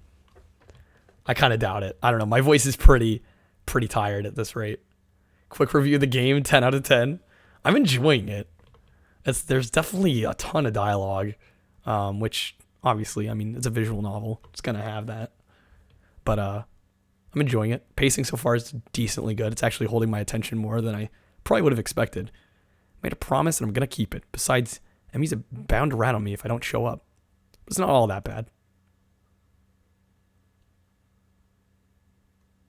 Let's see. Ah, yes, the classic. Oh, right. How could I forget? I just forgot where that fell in terms of act structure. Am I gonna have a heart attack again or what? Who? My morning alarm. Oh, I see. I see what you're saying. Yeah, the main character, right? My morning alarm goes off and I flail about uselessly for a while until I remember that I decided to give the morning runs another shot. I don't know if this was my greatest idea, but I'm determined to keep going. This is about my health, after all. Is there anybody in here that knows where the end of Act 1 is? And if so, like, approximately how close are we? Sure, things haven't been great lately for me, but that hasn't made my existence intolerable, so I'm not going to try everything I can to stay healthy. Besides, it's all about asserting some kind of control over this thing, right? If I can manage that, well, I can manage anything. At least that's what I'll keep telling myself. Once again, it would appear I'm not alone in my run. Emmy has apparently been there for some time. Yeah, Dorototron, I was wondering the same thing, but I'm letting the game go with it. I'm going to roll with it. Looks like she's already worked up a good sweat. I guess he needs, like, eyes kept on him, so I sort of understand. Just when the hell does she come down here anyway? Oh, it's you. Surprised to see you again. Why is that? Well, not many people actually manage to come back for a second try. She frowned, seemingly annoyed by a passing thought. Like the rest of the track team, for instance. Actually want to be a squirrel just to mess with Deoblast. Of course. Pantsuit, yeah. Yeah, you'll notice the lack of pants. Still, it's only supposed to be on a volunteer basis, so it's not that big of a shock. I guess it's pretty early in the morning. I shrug, and suddenly it appears she's forgotten about what she's talking about. The frown disappears entirely, and she seems to snap back to her previous train of thought. So come on, then. What? You're here to run again, right? Well, yes. So come on. I find myself suddenly grabbed and yanked onto the track. Things seem to be set on mirroring yesterday's run. That is, I seem to be struggling, while Emmy's moves with an effortlessness that I find inviolable. All the capsus. It's so incredibly bothersome to be so easily worn out. I know I should be patient, work toward things gradually, but it's difficult to stay positive about this. I'm bound to trip over words here, Dorototron, after 4.5 hours of straight reading here. We round the track and start our second lap. Speaking of... There we go. Emmy seems to have grown impatient, keeping pace with me, and begins to pull away. This is where I gave out yesterday. Will I be able to do more? I want to take... Oh my god. Thank you for the bless you. Here's my problem. If it were me, who doesn't have any kind of based sneeze, who doesn't have any kind of physical disability, I'd say go for it, but the fact that he has a heart condition makes me want to take it easy. Go for it. Want to trigger the heart attack again until I die. Wait, can I save during the... What if we just do this? Is this cheating? If I save here? Do we go for it? I did just save. I kind of want to try. Dorototron saying go for it. It's only cheating if I die. Okay, we're going to try. What am I doing here? Am I really just going to fold and let Amy pull ahead? I speed up. The second lap's done quickly. Without even considering it, I keep going. Amy looks back over her shoulder at me and grins. Still going. Wouldn't Pant want you, Pant, to think I'm out of shape, Pant? Amy laughs without breaking her stride no less and speeds up even more. Well, if this is the way we're going to play things, I increase my own pace. This is not going to go well. I can feel my lungs burning and my legs are starting to question what the hell I'm doing. Lactic acid screams in my muscles, but I close my ears. I can't let myself fall behind because that would be a loss. The rational voice in my head inquires mildly just when we start playing a game. I'd answer it, but I'm having a lot of trouble thinking at the present. She's so fast. How the hell does she keep it? It's like a string pulling in my chest, a choking feeling of narrowness and pain. Before I can think of anything else, then, oh shit, the track disappears from under my feet. I stumble, one hand shooting down to clutch at my chest, the other hitting the track to keep me from falling on my face. Emmy whirls around her legs, and her eyes widen. Hisao! She yells at me, sprinting from the other side of the track. What's wrong? Nothing, just keep your breathing steady. Calm down, don't panic. Don't panic. Do you need me to get the nurse? I close my eyes, shutting out the outside world. My heart struggles to regain its rhythm. Slowly, the pain in my chest begins to subside. Time to meet the Reaper. Soon, it's gone like nothing happened. Was it nothing? No, something happened there. As I laugh, I know I'm a horrible person. I open my eyes again and glance at a very worried Emmy. I think I'm fine. My voice sounds weird even to myself, oddly even, and matter of fact. Makes Emmy frown. I don't think you are. She seems to come to a decision and nods to herself. Dio's disappointed we didn't die. Right, you're coming with me. Gotta see the nurse. Emmy grabs my arm and drags me up. I feel a bit wobbly, but I refuse the shoulder Emmy offers for support. Honestly, I'm a little ashamed by my own weakness. I'd really rather not have Emmy concerned about me, but it seems too late. Guess we have to wait. Heck, I'd really rather not have anyone concerned about my condition, though at this point it seems to be too late for that as well. I'd like to be able to deal with the whole thing on my own, without being a bother to anyone else. While I'm wishing for things, I'd rather not have this condition in the first place. Nurse. Emmy crashes into his office without knocking, but doesn't alarm the nurse in the least.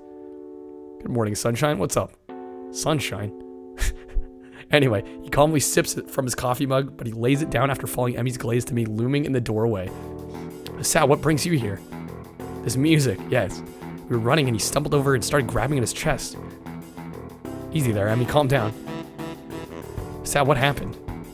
I don't know, we were running and then my chest started hurting like that time before, but it went away after a couple seconds. It's just a flutter or something. The nurse frowns as if to say that just a flutter is some kind of oxymoron. I didn't quite mean this when I suggested to get some exercise. You gotta be more careful. I was being careful. I just, come to think of it, I got into a race with a member of the track team. Doesn't seem as well reasoned as I thought it would. You just what? Or that is, I was racing Emmy. Emmy, is this true? Gotta stay hydrated. Yeah, I need to stay hydrated. Speaking of. Thanks for the reminder. Emmy fidgets, looking adorably contrite. Well, finally, she can't seem to bring herself to say it aloud and merely nods. The nurse sighs and rubs at his forehead with one hand tiredly. Emmy, you've got to be more sensitive to the limits of others. This model of waifu comes with handlebars. I don't know if he told you, but Hisao has a bad heart. Letting him to race you is incredibly irresponsible. Actually, I started it. The nurse is stunned by my statement. You what? We were just running and Emmy started to pull away, and so I, sped up to catch her. The nurse stares at the ceiling, mutters a prayer for patience to some god or another, and then looks back down at the both of us. So you're both stupid. Damn, that's a comfort, I guess. Now come on, Hisao, I've got to make sure your heart's not going to explode or something. I dutifully obey and follow him to the adjacent room where we ascertain that I am, in fact, not going to keel over and die. So how does it feel? I don't know, nothing much. Tired, but it might just be from the exercise. Just stay here for a few hours and rest. We'll see how you feel after that. I'm not going to object, so I lie down on the infirmary bed. Why is the kid just get a new heart or something? Who are we joking about that with? It wasn't a heart. Maybe it was eyes. I have an inside joke with one of my friends about just getting a new back, but I feel like that came up another time with somebody else. A thoroughly miserable Emmy comes in after getting an earful from the nurse in the other room. I couldn't hear what he said through the closed door, but I'm sure it wasn't pleasantries. By picking this route, I guarantee us that he will die at some point. Is that true? Or are you just saying that? Look, I'm really, really sorry. Should have been more careful. Hey, you didn't know. It's not your fault. I hope our protagonist dies. And not Dorototron not vibing with our protagonist. She looks awfully down and sorry. My reassurances don't do anything much to cheer her up. I will make sure. I don't know if that means the game will force me to kill him off. Oh, you want to see it dead? Okay, I see. So you're just saying he's got to die now. I want to make it up to you. Again, with that decisive nod. So you have to come to lunch with me. Bring it for you, okay? Something really, really good. I start with a, you don't have to, but then shut up and just nod at her when I see her face. I'm guaranteed to be stupid and reckless. Fair enough. I can't argue that. We meet on the roof. We? Yep, the weather's nice now, so the roof's a great spot for lunch, you know? I see. You'll come, right? And you come back as a ghost, probably, and chicks find that hot, so it's really a win in the long term. It gets rid of your heart problems. There you go. It's a win-win. You wouldn't deny me the chance to make it up to you. Give me a 2-act life expectancy. Of course not. Great, see you there. I stay afloat somewhere between asleep and awake, feeling completely drained. Not only my body, but all of me is limp and paralyzed apart from my senses.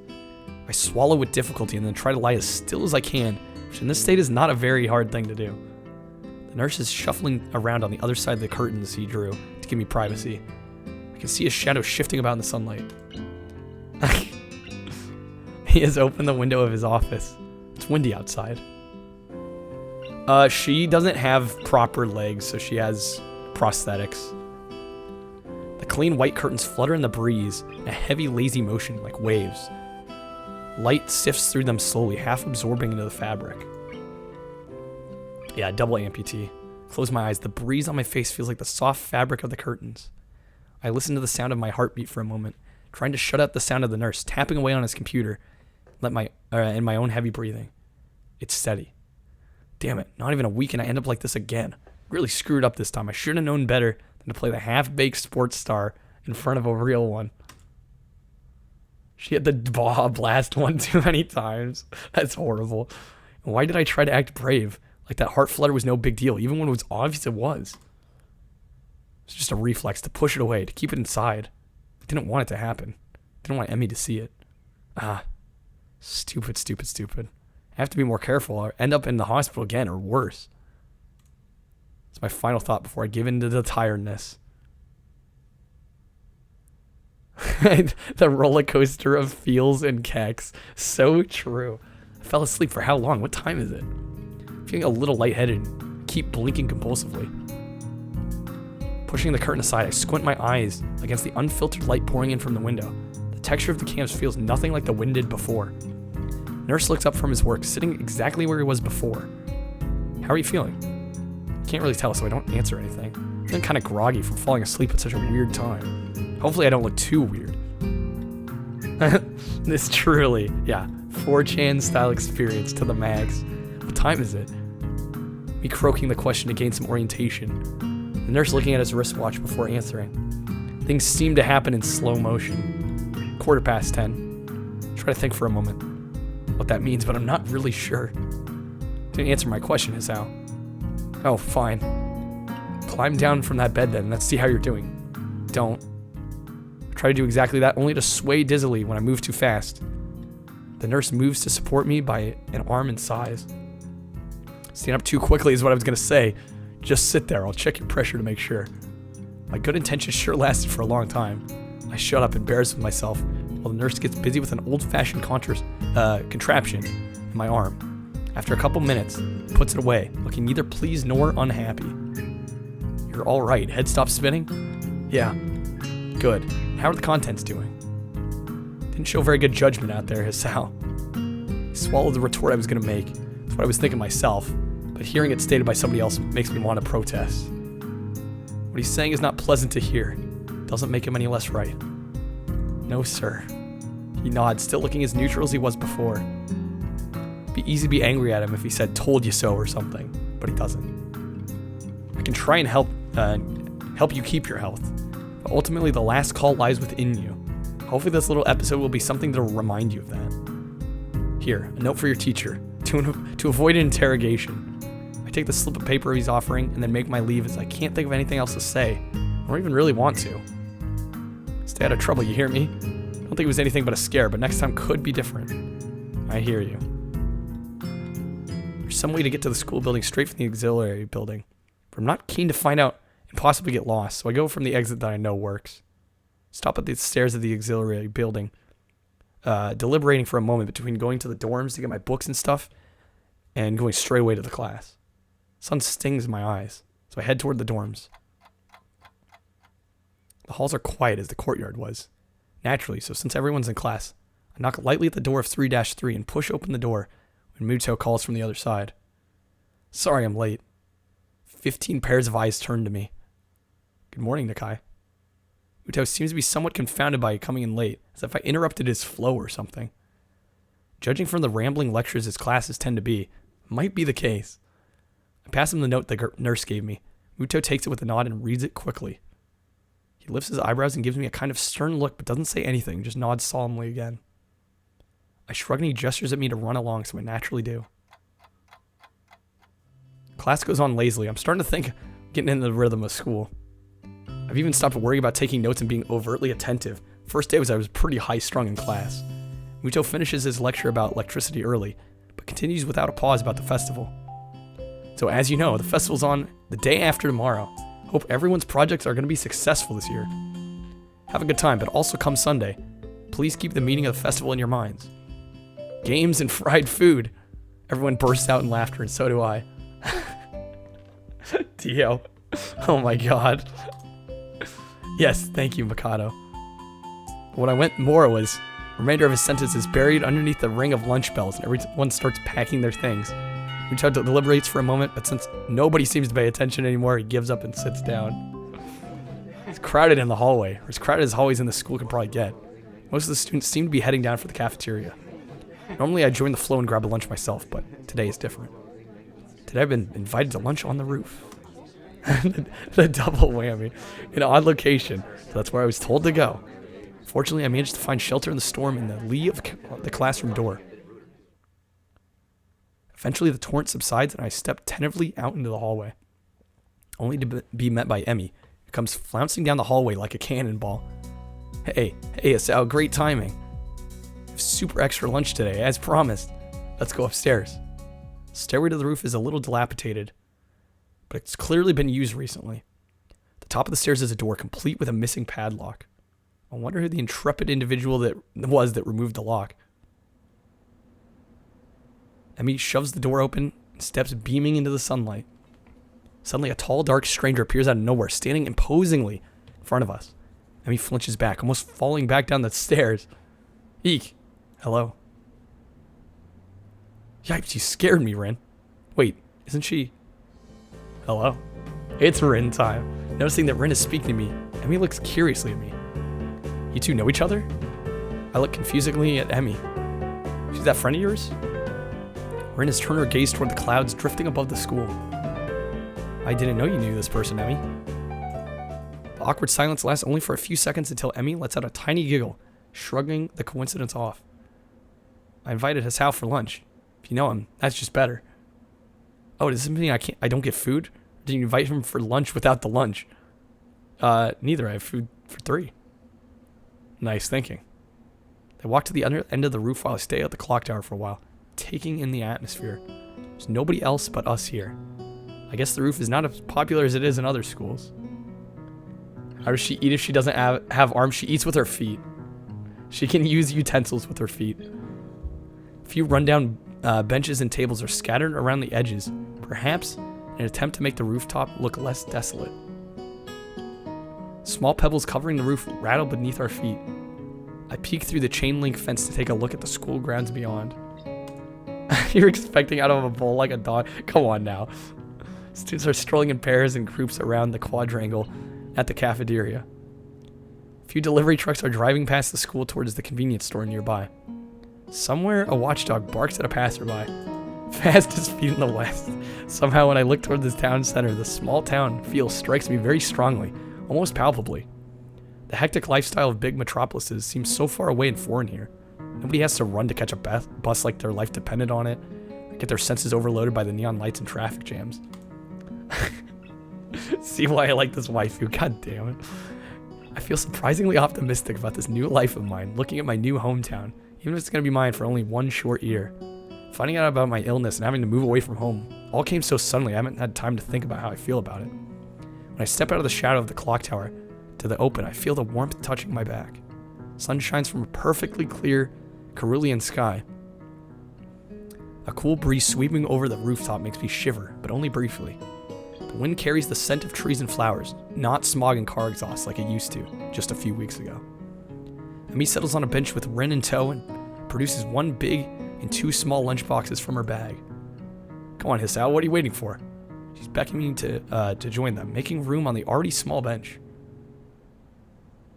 I see myself on the corner of the bench to take as little space as possible.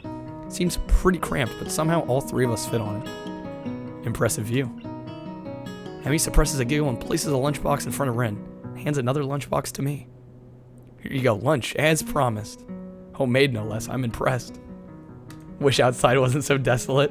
Honestly, same. Wow, this looks really good. Thanks, I made it myself when I can. Conversation dies off as I set about the business of feeding myself.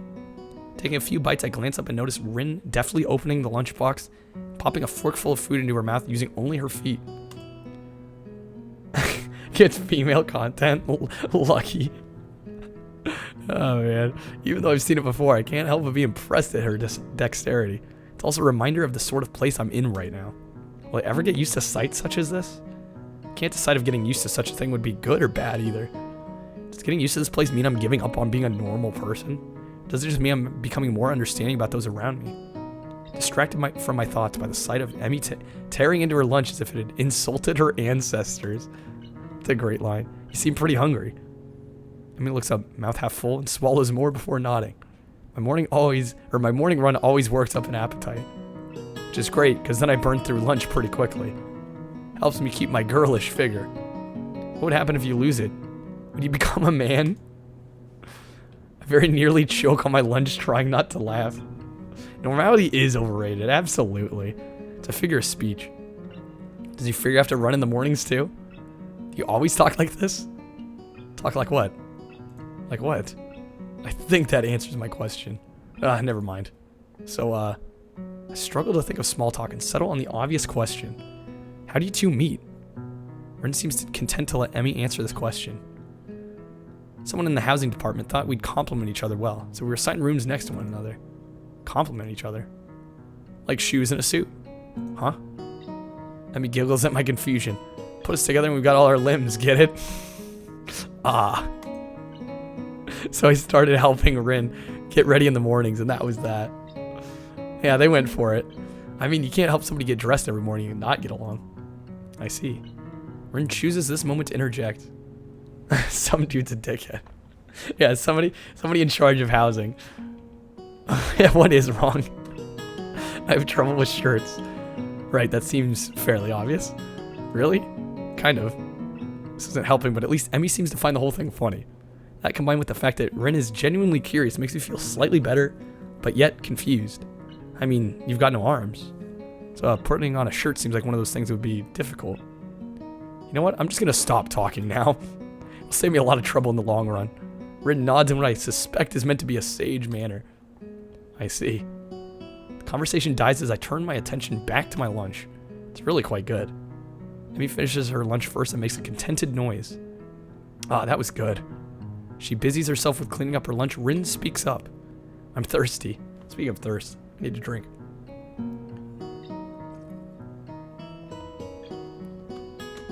Wet the whistle. Oh, I almost forgot about that. Sorry. At the floor, she reaches into her bag and removes a trio of juice boxes. She tosses me into one that appears to be cranberry juice, one to Rin that appears to be some kind of strawberry milk, complete with pink color scheme. Keeps an equally pink box of some kind of fruit punch for herself.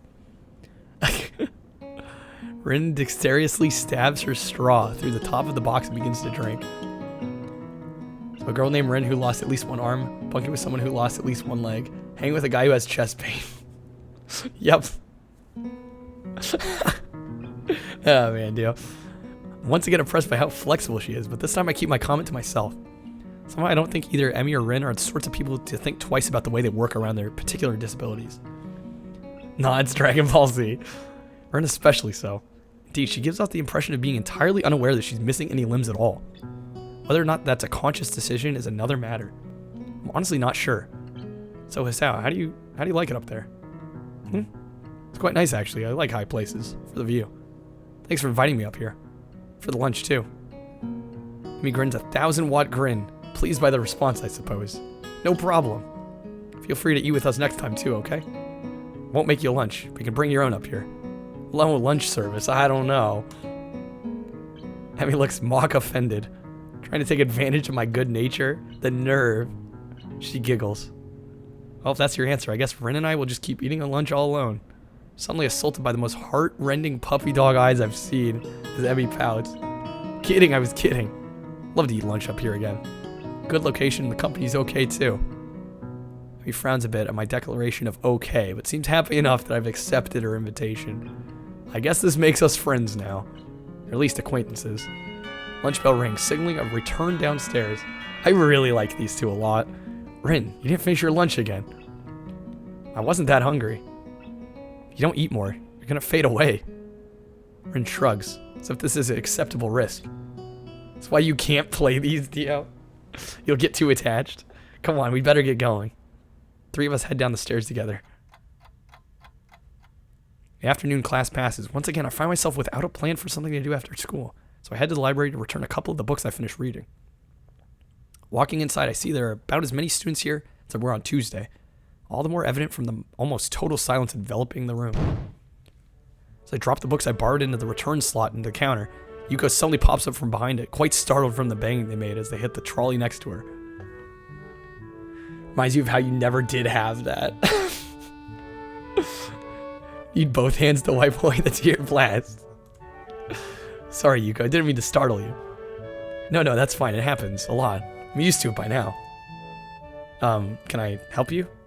It's okay. I think I know where everything is. Thanks anyway. Suppose I'll grab another book or two while I'm here. There's not much else to do. After reading so much during my stay in the hospital, it's become a hard habit to break. Weeb content's probably the only time you get unhinged blast to this degree. I mean, I am enjoying it. I wander down to the fiction section toward the back of the library, scanning the bookshelves for anything that catches my eye.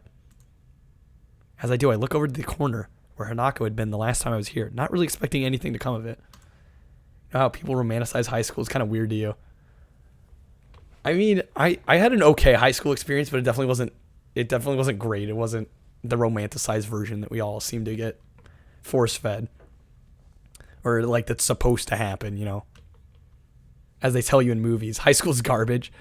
Yeah, for me, there were some good aspects, but definitely not a great experience overall, I can say. Surprisingly, though, she's there, absorbed completely in a fairly thick book. Decide against intruding on her like last time. Get back to finding reading material. After an indiscernible amount of time spent perusing the aisles, I finally decide on a couple books to get and slide them off a shelf. For someone who was a social potato, he had a decent amount of friends. I had a decent number of friends, too. It's the low point of your existence. I would say middle school was for me. Although I did grow a lot in middle school, so... I mean, not just physically, but, you know, in terms of my personality. Just hung out with Blast during lunch. I mean, there's way worse people to hang out with than Blast. I think Blast is one of the better people to hang out with. The minimum of fuss, I quickly walk over to the counter, check out my books, and pop them into my bag as I walk out. The crippling depression. Yeah, the school system does not work for everybody. By the time I leave the main building, sunset isn't too far away. A small trickle of students remain, but the majority have left, presumably to their homes and dorms. Feeling utterly drained, I head to my room to read the books I borrowed.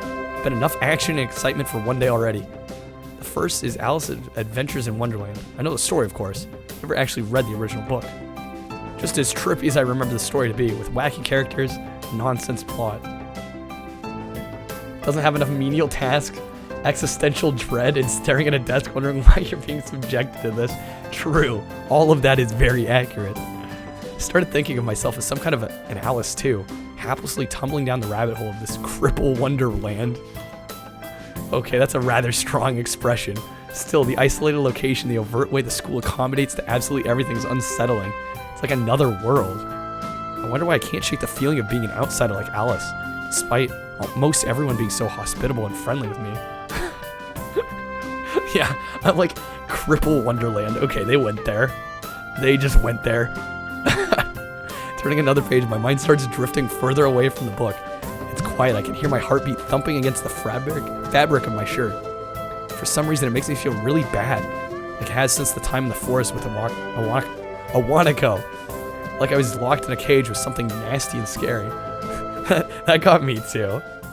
I was not expecting them to go there with that.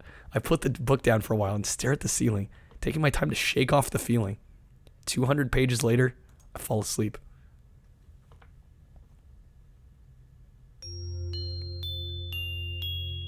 If we hadn't tried to get you killed, we wouldn't have gotten that adorable moment. That's true. It's a good point.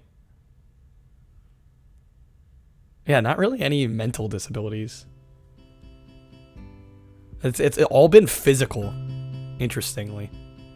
Students roll into class for the Saturday morning session, each and every one of them sporting the tired eyes of people who have worked through the night. With only a day left to prepare, I'm assuming the festival is going to be Act 2. So I'd assume this is the last day before Act 2. I suppose it's not so surprising. Thankfully, we only have to suffer through classes until the lunch break, and then our time is our own. Muto lurches into class in a tired stagger. So why is this game called Crippled Girls? Well, because there are crippled girls involved, technically. I mean, it does make sense. I will say the translation is not exactly the most elegant. I suppose the students aren't the only people here that enjoy their late Friday nights. Without saying a word, he scrawls some page and question numbers on the board, slumps down at his desk. It's completely atypical behavior for him, but appears that no one in the class is going to call him out on it.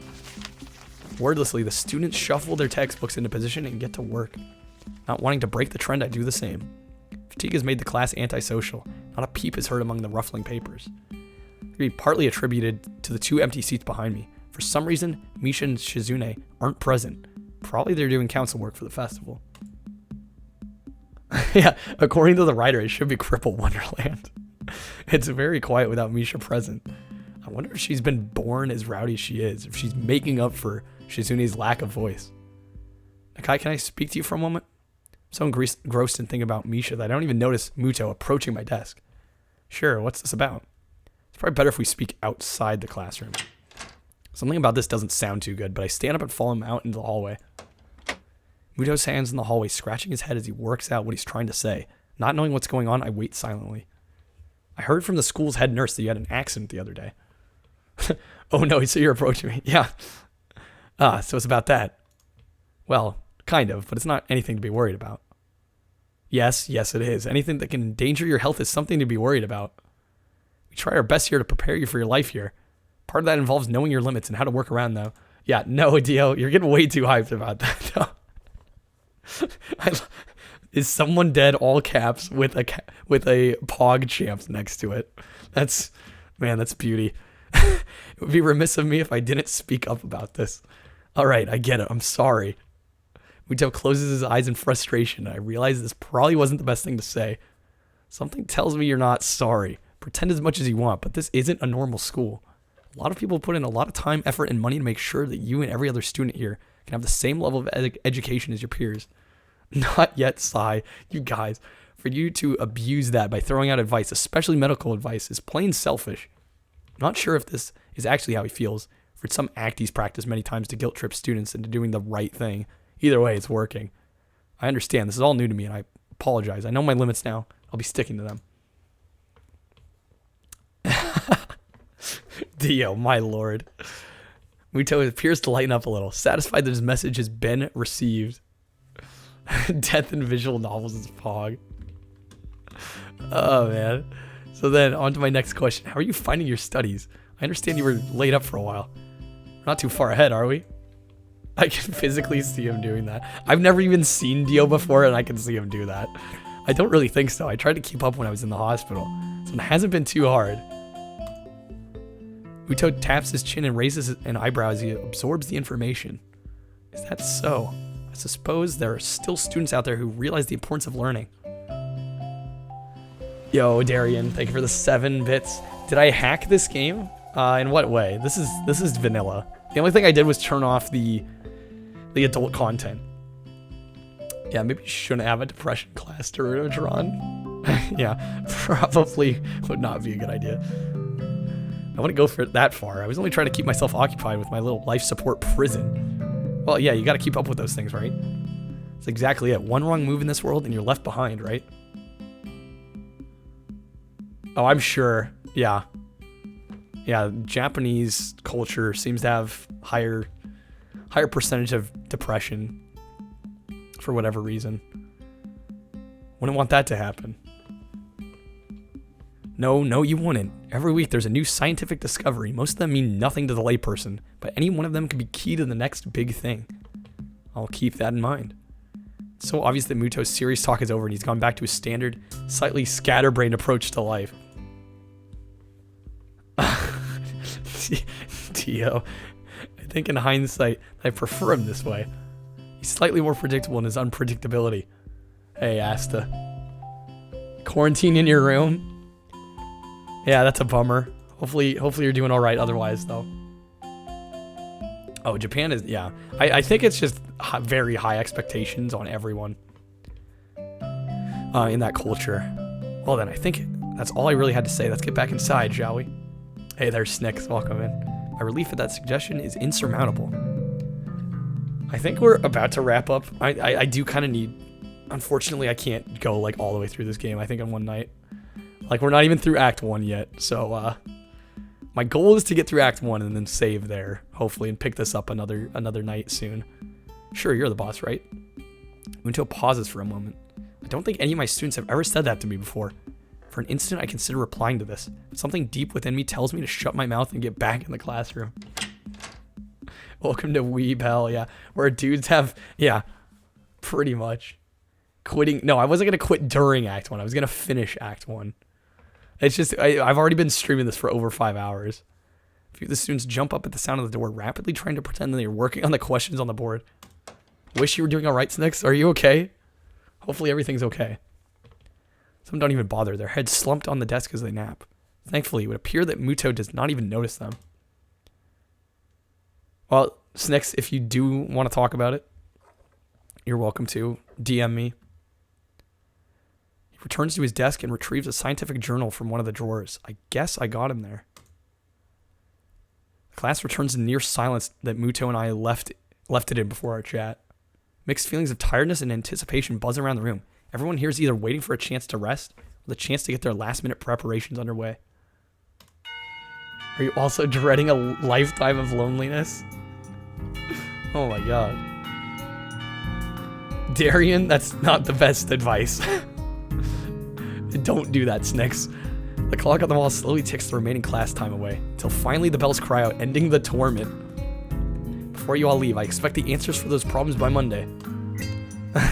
Yeah, we're getting a little too relatable. The class sighs as one, instantly regretting slacking off, but still acutely aware of the more pressing issues at hand.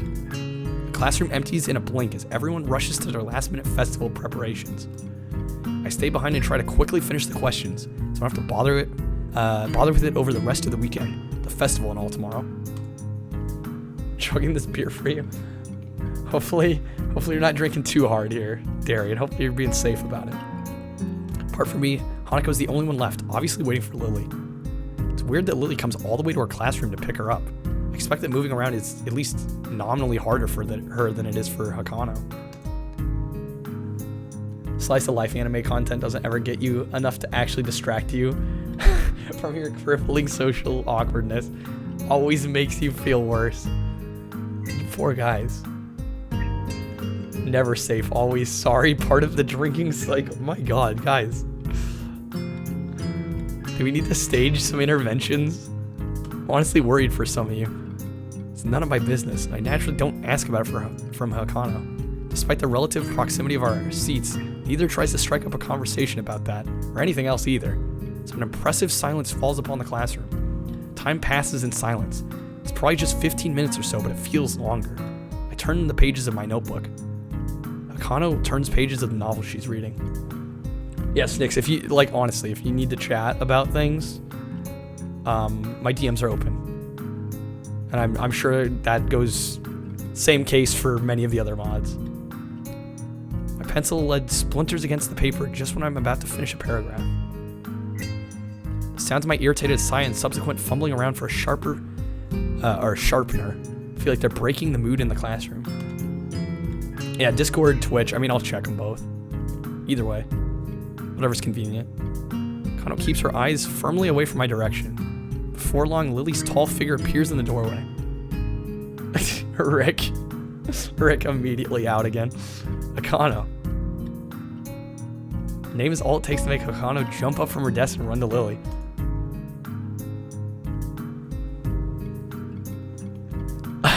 Until you look at the screen and wonder why you're watching some guy look at a naked anime chat. Yeah, it really makes you question certain things. They talk quietly for a moment, but it isn't too long before Lily leaves down the hall and Akano idles back into the classroom, taking her seat once again. She's down to clown. Yeah, we're here for you. That goes for everybody. If you need somebody to talk to, don't hesitate. I watch Akano out of the corner of my eye out of sheer curiosity at the idea that the two would be separated. For a couple minutes, she does nothing but sit with her chin in her hand, staring at the desk dejectedly. The boredom evidently becomes too much for her, though, her slender flame reaching into her bag and pulling out a small book. Come to think of it, this isn't the one I saw her reading at the library. She must be quite a fast reader to get through it at this rate. After about 10 minutes of restlessly shuffling in her seat and trying to read, Akano closes her book and leaves too. As should I, since the assignment is all but finished, there's nothing left to do in the classroom. Not that I have anything to do anywhere else either. Yikes. School's a beehive of activity, but nobody pays me any heed. I saunter past the classrooms filled with students frantically doing this and that, buzzing around like little worker bees. You wouldn't guess the school day's over. It's a bit quieter outside, but not by much. People zip by left and right, hurrying as quickly as they can, busy and energetic. I feel the opposite. The midday sun seems to be draining all the spirit out of my body, making it feel limp all over. Warm, soft air flows inside my shirt, feeling like a cushion. I yawn lazily, thinking about what I'd do. Drop off my books, the dorms first, and then something I haven't decided yet. Maybe Kenji's in his room. Gotta talk to Kenji. On the way to the dorms, I spot Emmy coming my way, running despite not having those weird running prosthetics on. I wave at her and she skids to a stop. Yo, Hisao. Splatters of white and green paint adorn her nose and chin respectively. Her smile is wide. It seems it always is. She leans closer to me, amplifying the feeling she's examining me. What you doing? Nothing really. I don't have anything to do for the festival, and everybody else seems to be doing something important. That's perfect. Then you can help me and Rin. The festival preparations? I'm not sure if I'd be much help. That's fine. I'm not much help either. Amy grabs my wrist and starts dragging me back inside the school quite forcefully. Blast? Yeah. What? Even her walking speed is more like jogging, making me stumble over myself simply trying to keep up. Running prosthetics getting you sweaty. The stairs slow Emmy down a bit. Maybe it's hard to climb with her legs. Or maybe she's finally run out of breath. We go all the way back to the 3rd floor into the seniors hallway, ending up where I left 5 minutes ago.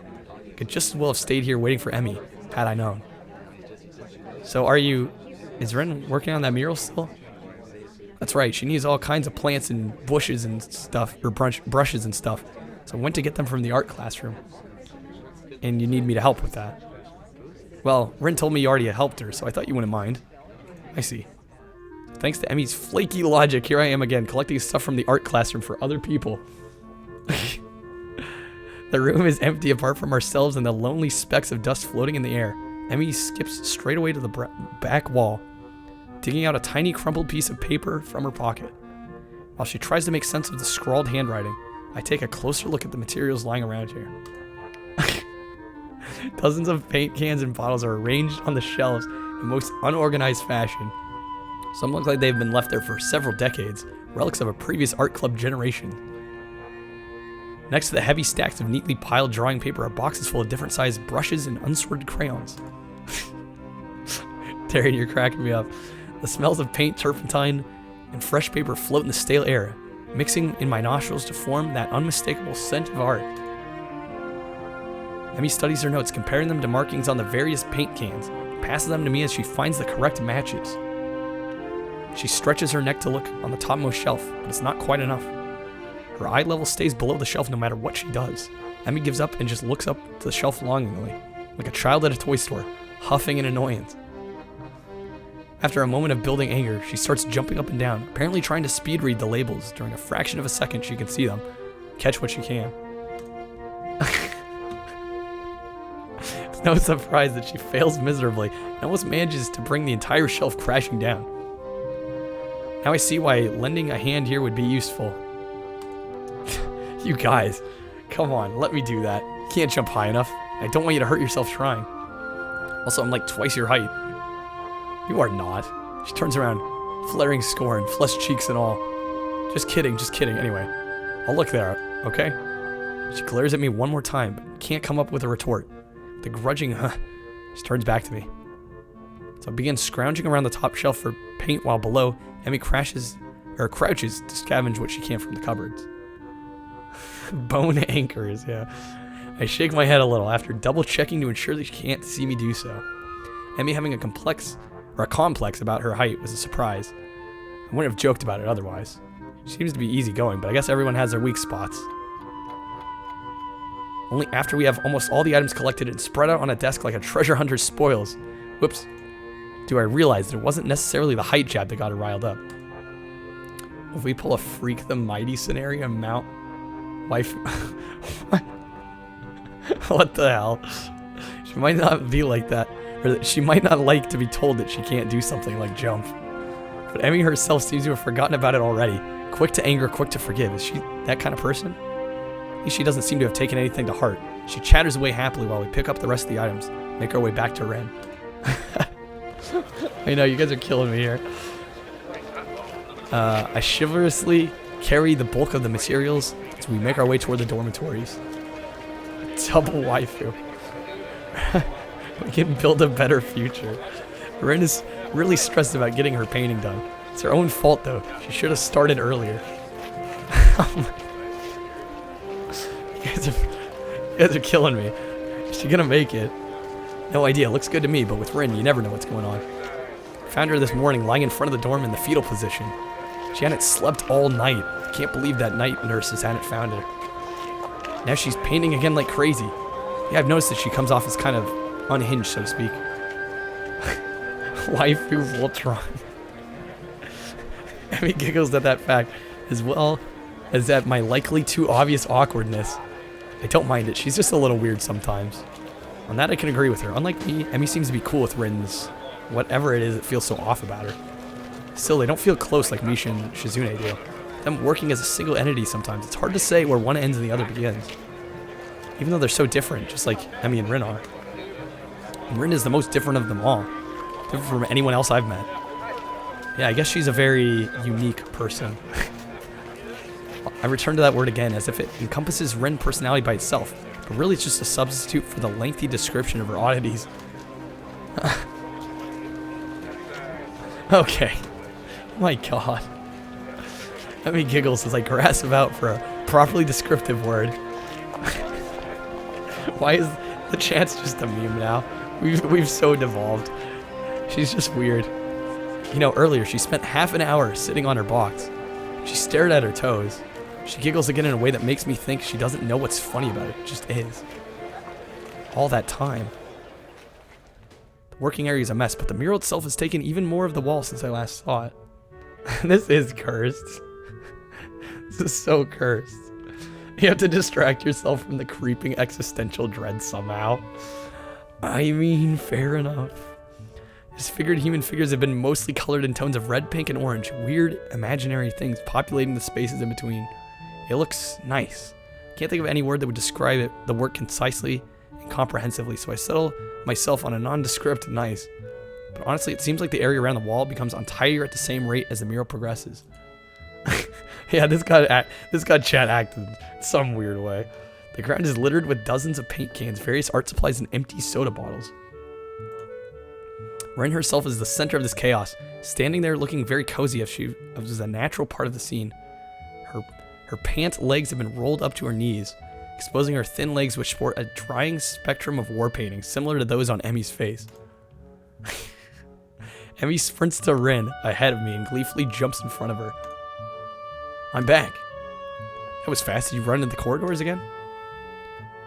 Hisao helped me. Emmy points victoriously at me. Rin turns around following Emmy's finger with her eyes, looking in my general direction. She nods absent-mindedly at me. She looks as if she hasn't slept since last night. A vacant, glazed stare that's focused slightly off me, in movements like a slow-motion movie. Hello, Hisao. Thank you for the help. Don't mention it. I just did. Never mind. Looks like you've made progress. Looking good as far as I can tell. But now you got more bad luck. I know, but I'm willing to take the risk. It's a very nice thing to say for me. Of course, not for you. That's why artists are always unlucky. They have to constantly look at their unfinished paintings. Yeah, maybe this is why. Okay. Okay, let's pump the brakes, Darian. I'm making that a band term. So artists can't find romance. Their favorite TV shows are canceled. They die young because of an unspecified disease. It's a deep and mysterious law of the universe. I feel a raid. A raid this late? Unless they are blind. Yo, Barface with the raid. Chat has totally gone off the deep end. I'm not responsible, but welcome in, guys. She considers this for a while, looking like she's gonna fall asleep. Yo, hey there, shall we play? Man, Barf, you must have gone a long time. Because you were live before I went live. Here's a boy. The art club, you see, blind boy. So he doesn't see. Yeah, clean up for the raid. We're not gonna figure out waifu Voltron here. New record, almost 6.5 hours. Nice. Did you do art the entire time? Hey there, Spice Boy. Should become an artist. No bad luck guaranteed. Hey there, Insomniac. Is this one of your Japanese animes? I don't believe it's not from Japan, but it's definitely got that feel to it. Don't you think that would be a good idea? Detailed posterous thing. Ooh. Very nice. That only blind people should become artists? No, not as such. Where are you gonna lurk? Rick is not vibing with this game. You might have a point. Abandoning this train of thought, she turns again to consider her work, starts humming a tune that I think I can recognize, but can't remember the name of. Emmy arranges the supplies we brought and moves a few paint cans around, trying to bring some organization to the scene. Emmy, I need the Prussian blue paint. Which one's Prussian blue? She's staring helplessly at 7 or 8 cans, each with a different tone of blue. It is with one, no, it is the one with Prussian blue paint in it. Jeez, Ren, you're not helping at all. I looked around as well, even though I don't know what Prussian blue looks like either. I wonder if what blue has to do with Prussia.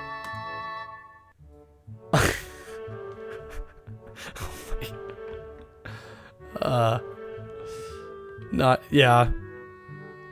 Or what about Prussia even is? Name sounds vaguely familiar, but I can't place it. Rick, I'm looking at it less like an actual game and more like just a... It's literally just me reading. And there's an occasional choice every, half an hour. None of the blues looks more Prussian than the others. The small print on the labels is legible enough to determine that none say anything about the contents being Prussian. There is no Prussian blue here. We need to get more then. I opened my mouth by saying that actually, we're not both needed for such a simple task like finding another pot of Prussian blue, but Emmy's already grabbed my arm and started dragging me off. And all the girls sound like me. I wasn't gonna do voice acting. I'm sorry. Is Barbuso here? He's been lurking most of the time. It looks like he's still here. I waved to Rin, who doesn't seem to have noticed the two of us are even leaving. Well, she'll notice when she goes for a Prussian blue and finds out it's still not there. That was gonna be like a mech PC game. Yeah, Barbuso. I figured Barbuso's been here. He better be here. I don't know. I'm enjoying this. Seems like people are enjoying. Thought we scared him off. No, you can't scare off Barbuso. Probably not, actually. While I'm busy thinking of how weird Ren is, Emmy's been dragging me back to the art classroom. How's this act still not done? That's what I'm wondering. That's what I'm wondering. Like, I'm fine with it, but I'm just shocked. It's been 5.5 hours. Yeah, these reading straight my voice, yeah. Definitely starting to feel a bit of a strain in the vocal cords a little bit. I feel myself starting to run out of breath. I'm going to have to stop soon. I'm hoping the end of the act is here soon. That's what I've been aiming for, but we may have to stop a little earlier if it's not coming up soon. I don't know. Barbuso, do you have any idea of how close we are? We've got a little bit of water left. What's the rush? Huh? Emmy's giving me an appraising look as if she's trying to figure something out.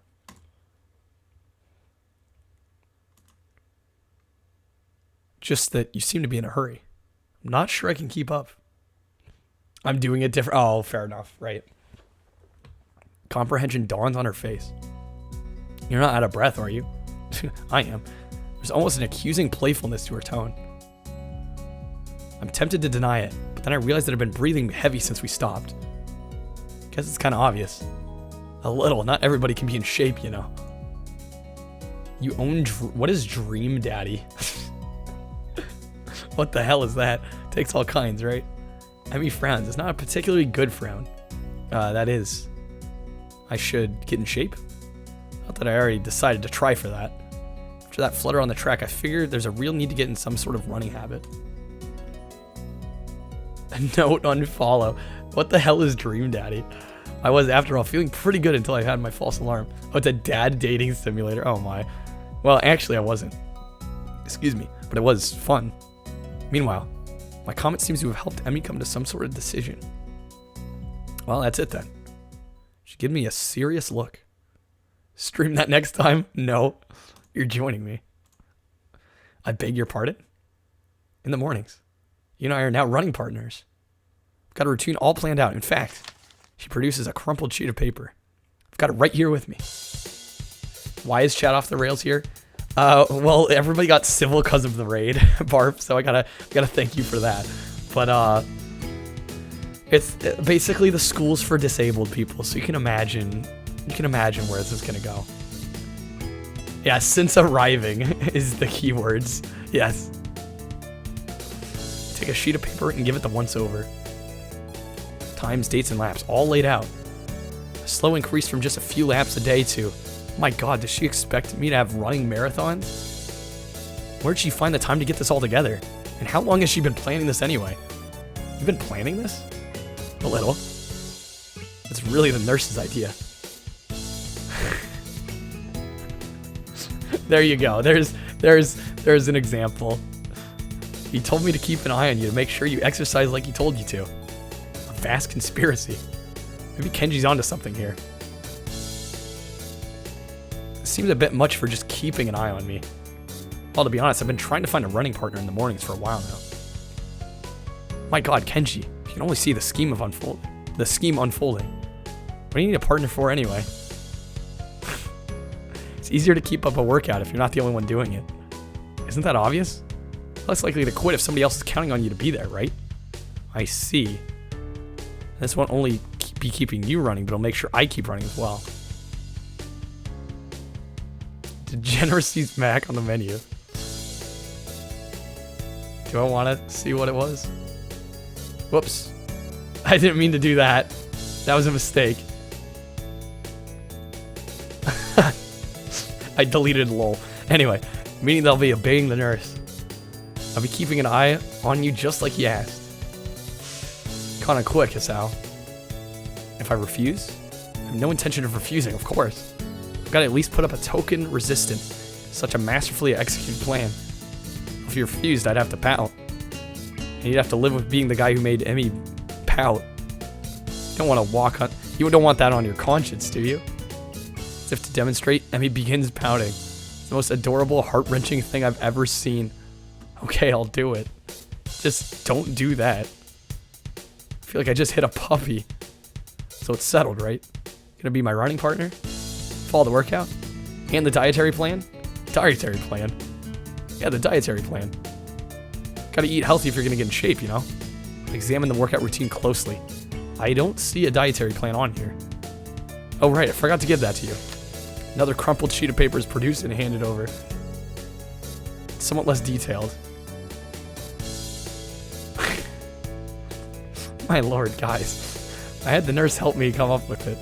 The amount of dedication that the nurse has to be keeping me in good health is pretty overwhelming. I don't know many school nurses who would get one of their students to spy on me, much less help come up with a dietary plan. Then again, I guess I'm not at a normal school, and maybe that's not such a bad thing. Then again, this dietary plan seems to cut out just about everything that'll be offered at the festival tomorrow. So when does our running start? After the festival. Right after? What if I have something to eat there? Get a stomachache, you know? I meant the day after the festival. I knew that. Is there something we were supposed to be doing? Oh, I guess we should get that paint for Rin, huh? Oh no, it slipped my mind.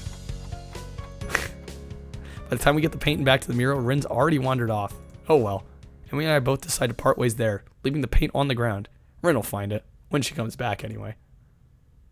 Festival's tomorrow. I'm actually a little excited for it. At the same time, the week's left me feeling pretty tired, so I read a little and then go to bed. This has got to be the end of Act 1, right? 5.5 hours in.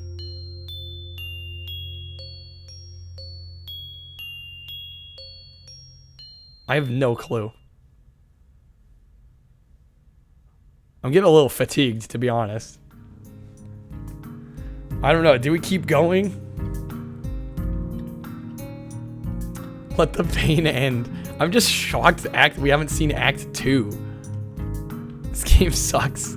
Yet you're here. I guess that says more about your loyalty than anything.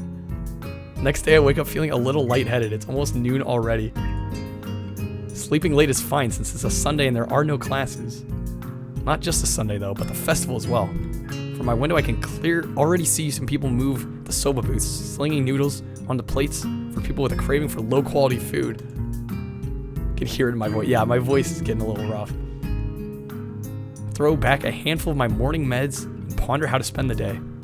Be a few exams in the coming week, but I don't consider those as ominous as others, so I'm not as worried about them as I probably should be.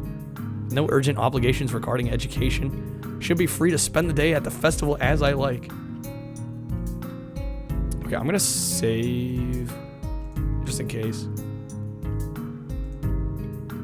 We're 5 hours and 11 minutes in. Gotta yeet. Alright, Theo. Yeah, I was gonna say it's a little late. Donate a leg. Oh my god. Yeah, we're going through every emotion.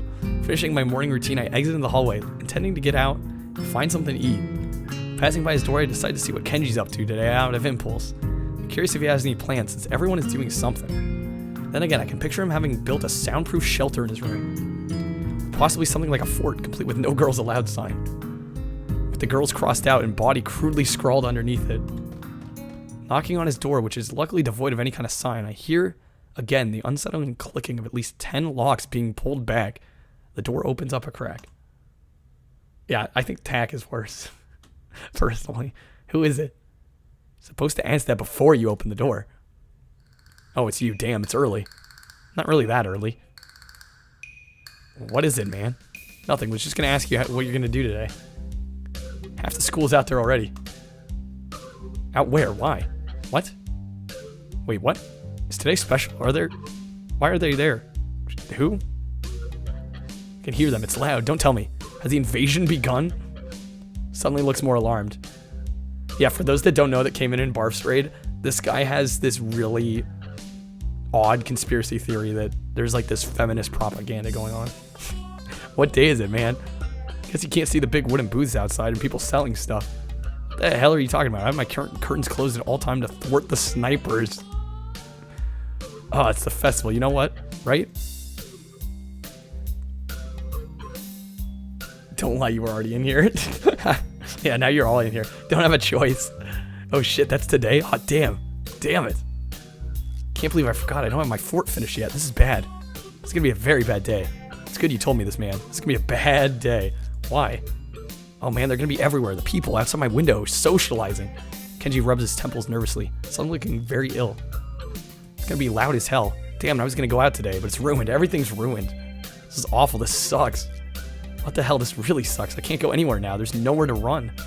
Kenji seems nervous. Even say he's majorly freaking out. I can't believe this. So that's what today was. Damn it, I couldn't even prepare for it. Couldn't even brace myself, and now it's here and I can't do anything. You should have told me this earlier, dude. I mean, at least I know, but I could have known earlier. Imagine what I could have accomplished. This guy's obviously rational. Yes, of course. The utmost rationality. Sorry, I thought you knew. I guess you're not going to do anything today? The weather's even good. Yesterday was really windy, so I thought today would be cold. It's not, though. There's no reason to just stay inside. Yeah, you should check the festival out. Kenji groans and covers his face with his hands. No, I can't do it. They'll eat me alive out there, I know it. It has to be a joke, but he said it with such a straight face. Relatively straight. What are you gonna do? Should we hang out in here? Can you help me build my fort?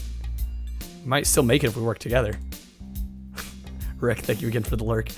I wonder, I'm kind of hungry. If I made this deal, I'd try to take better care of myself. Be healthier, you know? I don't know if I should steer clear the takoyaki or head straight in. Deal. Sounds ominous. So what are you getting in return? Nothing, I guess? It's not that kind of a deal. Snicks off to bed. Alright, good night, Snicks. Again, if you ever need to talk, let me know. Rick's hiding from the cringe. You can't hide from the cringe.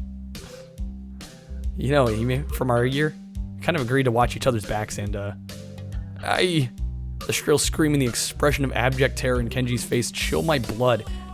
It's as if I'm being told a Catholic priest I sold my soul to the devil. Her? You sold your soul to the devil and didn't get anything in return? What the hell is wrong with you, man? Do you know who you're dealing with? She's a public health danger. Do you know how many people she needs? Or she sends to the hospital monthly with her carefully placed flying tackles? She's one of them, a key player in the vast conspiracy that aims for the complete submission of everything that is manly. There you go. I can't believe what I'm hearing. I trusted in your judgment, man. I thought we were brothers. You have to call it off before it's too late.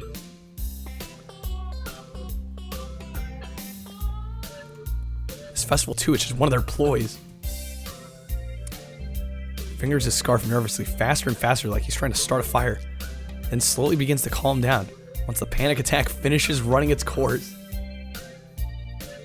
What did I say? I did not say.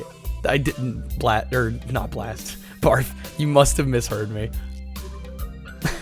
There's no way. I'm gonna have to find some place to hide in, a safe haven, and then knock the lights out myself so I don't have to experience this horrible day.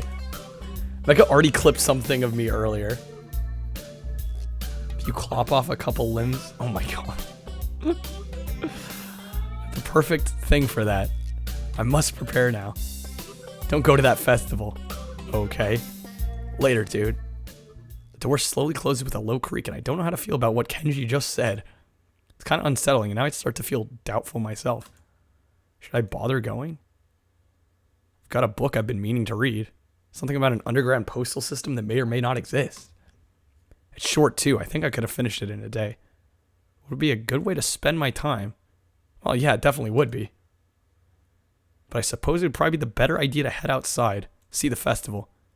Try to integrate with all the other sideshow acts. Honestly, I could at least make an attempt to keep up the somewhat friendly personality I've had the past week. Maybe get something to eat, my stomach suggests. It's almost lunchtime. I could at least grab something from one of the stalls outside. I'm soon outside, surrounded by various students and people who may or may not be their parents. Every so often, I catch a glimpse of someone who just clearly just came up to town for the promise of a festival. They're easy to spot. Yeah, that had to get brought up. Thanks to Mecca for that one. The ones who can't stop staring. Behind their eyes, you can tell they're thinking, and what's wrong with this one? I almost want to yell at them. At the same time, can I deny that I've been doing the same thing all week? A wave of something like disgust sweeps over me, guilt for my own narrow-mindedness. I push the thoughts aside, concentrating on the pangs of hunger that burn my guts like a wildfire. The scent of something fried leads me to the promised land where I can get some lunch. I did say it, but that doesn't mean he had to clip it. I'm just getting my order in when a loud voice interrupts me. Hey, what the hell are you doing? Having break or lunch? Breakfast? I mean, you just got up? Suddenly sleeping all morning feels like a crime. No, I meant lunch, honest. She's not buying it. Brunch? It's not a healthy breakfast at all. snatches my food out of my hand and glares at me. Yeah. Yeah, good thing to make sure everybody knows what you're talking about. Clarify things. What the hell is this girl doing? Hey, that's my breakfast. What happened to it being your lunch? That's my... whatever, it's my food. Emmy places her hands on her hips and begins lecturing me. Did you really forget your dietary plan already? You need to be more conscious of your food, Sal. What about your heart? My heart's fine the way it is, mostly. All I get in response is a roll of the eyes. I doubt that. Wouldn't be here if that was the case, would you? You thought about it. That girl's got a point, of course. But I'm not about to concede it. It's not that bad of a heart. Certainly can handle a little grease now and again. Yeah, sure, and it handled a little running just fine, too. Emmy seems unconvinced. Not surprising, as I haven't even managed to convince myself. Maybe. But if you're sleeping the day away all the time... A devious look suddenly crosses her face. Of course, if you'd been following a routine from the beginning, you wouldn't be in this situation. Hey, I've had a pretty eventful week, you know. For example, I almost died, and there was a lot of meeting people. I was on a roof for a while. Which is no excuse for slacking off, you know. A little near-death experience is no excuse for skipping basic exercise. Protagonists get a little too relatable. Oh, my. Like running in the mornings. She nods as if something important has been decided. So it's settled then. Yeah, he'll be staying up till 4. Yeah, exactly. I've seen the error of your ways and you're willing to adhere to my routine, right? So you bright and early in the morning? Be running buddies? You know, you already convinced me yesterday that was a good idea. You don't need to convince me again. Not that I did a good job of being convinced. She's right about eating healthy after all. Here I am ordering up something grossly unhealthy, but delicious. There are more important things than deliciousness, aren't there? Thanks, Barf, for the lurk. Yeah, get some food. Like staying alive? If Emmy weren't here browbeating me for my poor decision, I'd probably be... Hey, wait a second. A sudden question springs to mind. Hey, why the hell have you taken such an interest in my well-being? Emmy shrugs and grins at me. Here's a new guy. I figure you don't have any friends yet, right? Besides, I've caused you trouble all week, right? I owe you for not getting angry.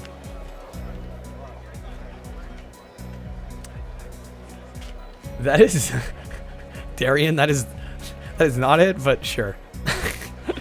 I told the nurse I would anyway. Huh, crazy little running girl wants to make me healthy. Why do you sleep for 11 hours and then feel worse than if you'd slept for 8?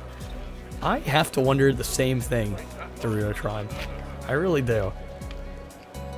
I feel that. Well, I suppose there are worse fates. Okay, that sounds fine. Thanks for your concern. Tomorrow morning then? I figure that ends the conversation, so I turn to leave.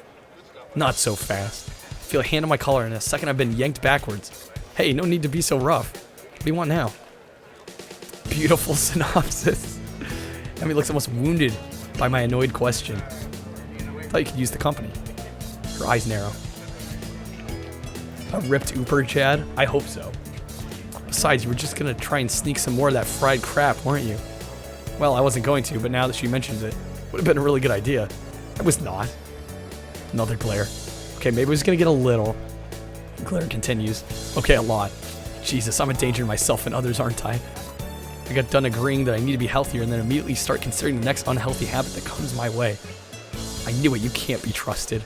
I definitely need to stick with you. This whole situation feels silly. I can only imagine what passerby think of the sight of me being lectured by a tiny girl half my size.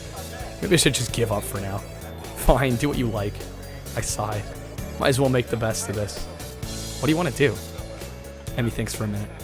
Well, I promised Rin I'd stop by her mural. So let's do that. Plus, I'm slightly curious as to her mirror turned out myself. So again, I consider there are worse fates. Already a ripped Uber, Chad? We actually haven't seen what our protagonist looks like. Give a nod of assent. I find myself almost dragged bodily through the crowd as Emmy races to our destination. By the time we reach the dorms, I can feel my heart pounding. That does look like a cool mural, I will say. He keeps saying the chick is half his size. I think just in terms of height. Not sure about muscles. My heart shouldn't be pounding after just that. Take a few deep breaths, willing myself to calm down. One of the most normal looking people in the school, but I still have to be here. Sometimes I almost wish I'd lost a hand or something. At least then it would be obvious that I belong. Instead, I don't even look sick. Even now, trying to catch my breath, I just look out of shape. Emmy looks back and notices my state of distress. You're not going to die on me, are you?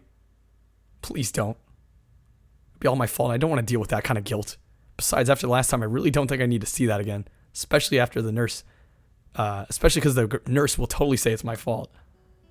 Nah, I'm fine. Guess I need to start running after all. You want to keep eating your greasy whatever it was. See, it's a good thing I found you, right? Yes, it was. Maybe. Of course, I don't add that I wouldn't be in this state if she hadn't dragged me across the festival grounds. Further conversation is interrupted by the sudden appearance of Rin. Oh, it's you. Hello, Yumi. Hey, Rin.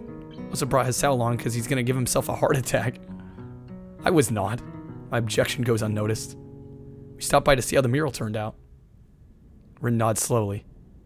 Well, it's right there. I can see it pretty clearly. I find myself wondering how long Rin's been standing here in front of the mural. Has anyone even stopped by to look at it? Are we the first ones? Obviously, we're not the first to see it, of course. I mean, it's pretty big. Be hard-pressed not to see it. At the same time, I don't think anyone's actually talked to Rin about it. Anyone but us, that is. I feel compelled to say something. Looks pretty good. Still not happy with how it turned out, but I guess it'll do. She seems almost resigned to it. Not sure what she expected as a result, but I guess she didn't quite get there. I don't know, I think that looks pretty damn good to me. Stand in front of the mural, taking it all in. Try my best to concentrate on the composition. It's actually fairly interesting. The colors swoop and blend together, dragging me along with them. The dreamlike quality of the whole thing that makes me feel almost sleepy. I try hunting out some of the colors Emmy and I grabbed for her earlier. Try as I might, can't see any Prussian blue. Oh well, I'm sure it's in there somewhere. First you didn't think you could relate to this, but chat's killing your heart with all the laughter. Alright, thank you for the lurk, blast. See you soon. Assuming the end of the act just doesn't like approach us here. My feet start to hurt, but Rin doesn't seem inclined to move on. Emmy speaks up. Hey Rin, have you eaten? Of course, can't survive otherwise. What about in the past 5 hours? Maybe, but I'm hungry again, so that means I'm wrong. Emmy grins and claps her hands together. Good, come get some food with us. Rin nods in assent. Okay, but we should hurry before they notice I'm gone. You guys. Somehow I don't think they'd care, whoever they are. As we head back to the food stalls, I cast a longing eye over the fried food. No, I'd better not. Pretty sure Emmy won't let me anyway. Find a nice spot on the grass and sit down to eat our purchases. Well, my purchases anyway. Somehow I've wound up paying for all the food. Surprisingly, my unfried food is pretty good. Silence falls as Emmy and I eat, and Rin stares at something or the other, occasionally eating a bite of two of her food. It's that time of the night. They really not have legs. The one on the left has prosthetic legs. She has no arms. Finish my meal first and lay back on the grass. Emmy glances from her food. Tired as hell? A little, I guess. Well, don't oversleep or anything tomorrow. Start our morning runs, remember? Actually, they'd slipped my mind. I was actually just enjoying myself. Wandering around the festival with these two has actually been really fun. Yeah, I'll set an alarm. Better be there. I'll get angry if you aren't. God forbid. I don't think God comes into it. Unless there's some kind of freak accident your alarm shorts out. It might just be a random act of God. Well, don't cause any random acts of God then. A plan forms itself in my mind. It's a plan that makes me feel kind of guilty, but I throw it into execution anyway. I believe it, Barf, I believe it translates to crippled girls. I'm dead serious. Damn it, I've earned a little fried food. Or disabled girls. One of those two. The translation is very direct. Anyway, I'm gonna start running tomorrow, right? Guess it's an accurate title, yeah. So the actual routine all starts then, not now. Ergo, the dietary portion starts tomorrow too. Ergo, I can have something unhealthy today. Sort of final farewell of all the stuff I used to eat, with Wild abandoned before the hospital. Actually, I suppose I should head back to my room. I had some homework to do. If I'm gonna run in the morning, I should make it an early night. Those narrowed eyes again. You sure you're not just gonna sneak off and buy some of that fried stuff over there? Well, I'm too full to bother now. pat my stomach for emphasis. To have cleaned me out anyway. Surprisingly pleasant sound. Another pang of guilt. She's gotta know that I'm lying to her, doesn't she? Or is she just trusting? You and your girlfriend want to buy this magnet hovering succulent plant slash stand. That could be like your waifu. I feel kind of like a monster. I've complained the hacker noticed 4chan. All part of my master plan is how. No, it's not a bad concept. It's just easy for people to meme on it, I guess. Well, I guess I'll see you tomorrow morning then. Thanks for the food, for keeping us company. Here I thought I was doing you a favor. Rin nods in agreement. I won't say see you tomorrow, because that would be like predicting the future. Pretty sure I can't do that. Okay.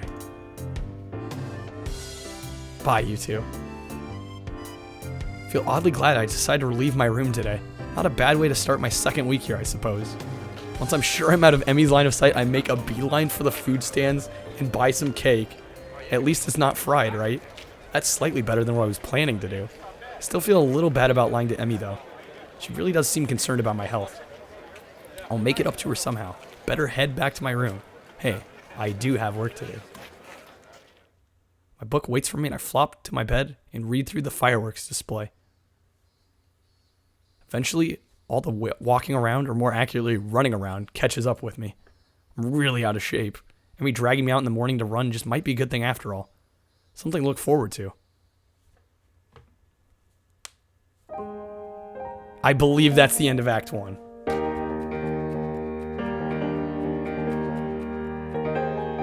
This is the first animation like this we've gotten.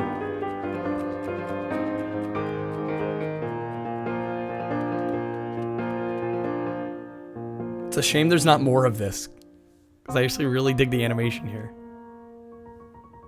Finally, yes, finally. Almost 6 hours later, we're getting to the end of Act 1. And it wasn't like I was taking my time that much. Like, I've been trying to read kind of fast here toward the end. He's lanky and lame. Yeah, he's not a swole boy like we were hoping. Her legs scare you? I don't think they're scary. Act 2, form. Okay, I'm gonna save it there, because it is almost 1 a.m. I will probably play more of this. I guess I'll read the intro. Well, actually, I can save right now.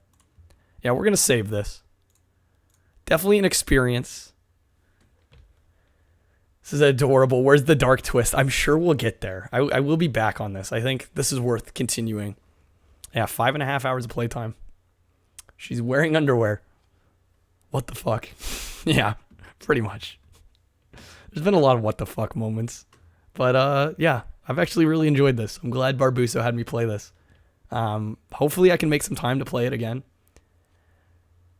Did I think the anime degeneracy? I guess it's running underwear. But anyway, let's go ahead, end things off, end the stream here. See if we can raid somebody. If anybody's live. I'm sure somebody is. Got multiple people live. Who to choose, though? Are we feeling jank Wii speedrun attempts? Are we feeling Shining Force? Shining Force Exa? That's Matt. Everything's sore from laughing. You guys, man, what a rowdy chat tonight. 6 hours? Yeah, and I only beat Act 1. Yep. Pretty much barf. Let's see, how long has Matt been streaming? I just don't want to throw him a raid if he's like winding down. 3 hours? That could work. I think we'll raid Matt. Anyways, guys, thanks for making tonight as Memorable as it has been. I can say that much. Anyways, yeah, we'll raid Matt here. Good night, everybody. Thanks for hanging out. No more anime. Actually, oh, it is more anime, isn't it? Perfect. That fits. Good night, all. You're not sleeping. At least Blast is self-aware. All right, I'm going to raid Matt. Good night, everybody. Take care. See y'all later.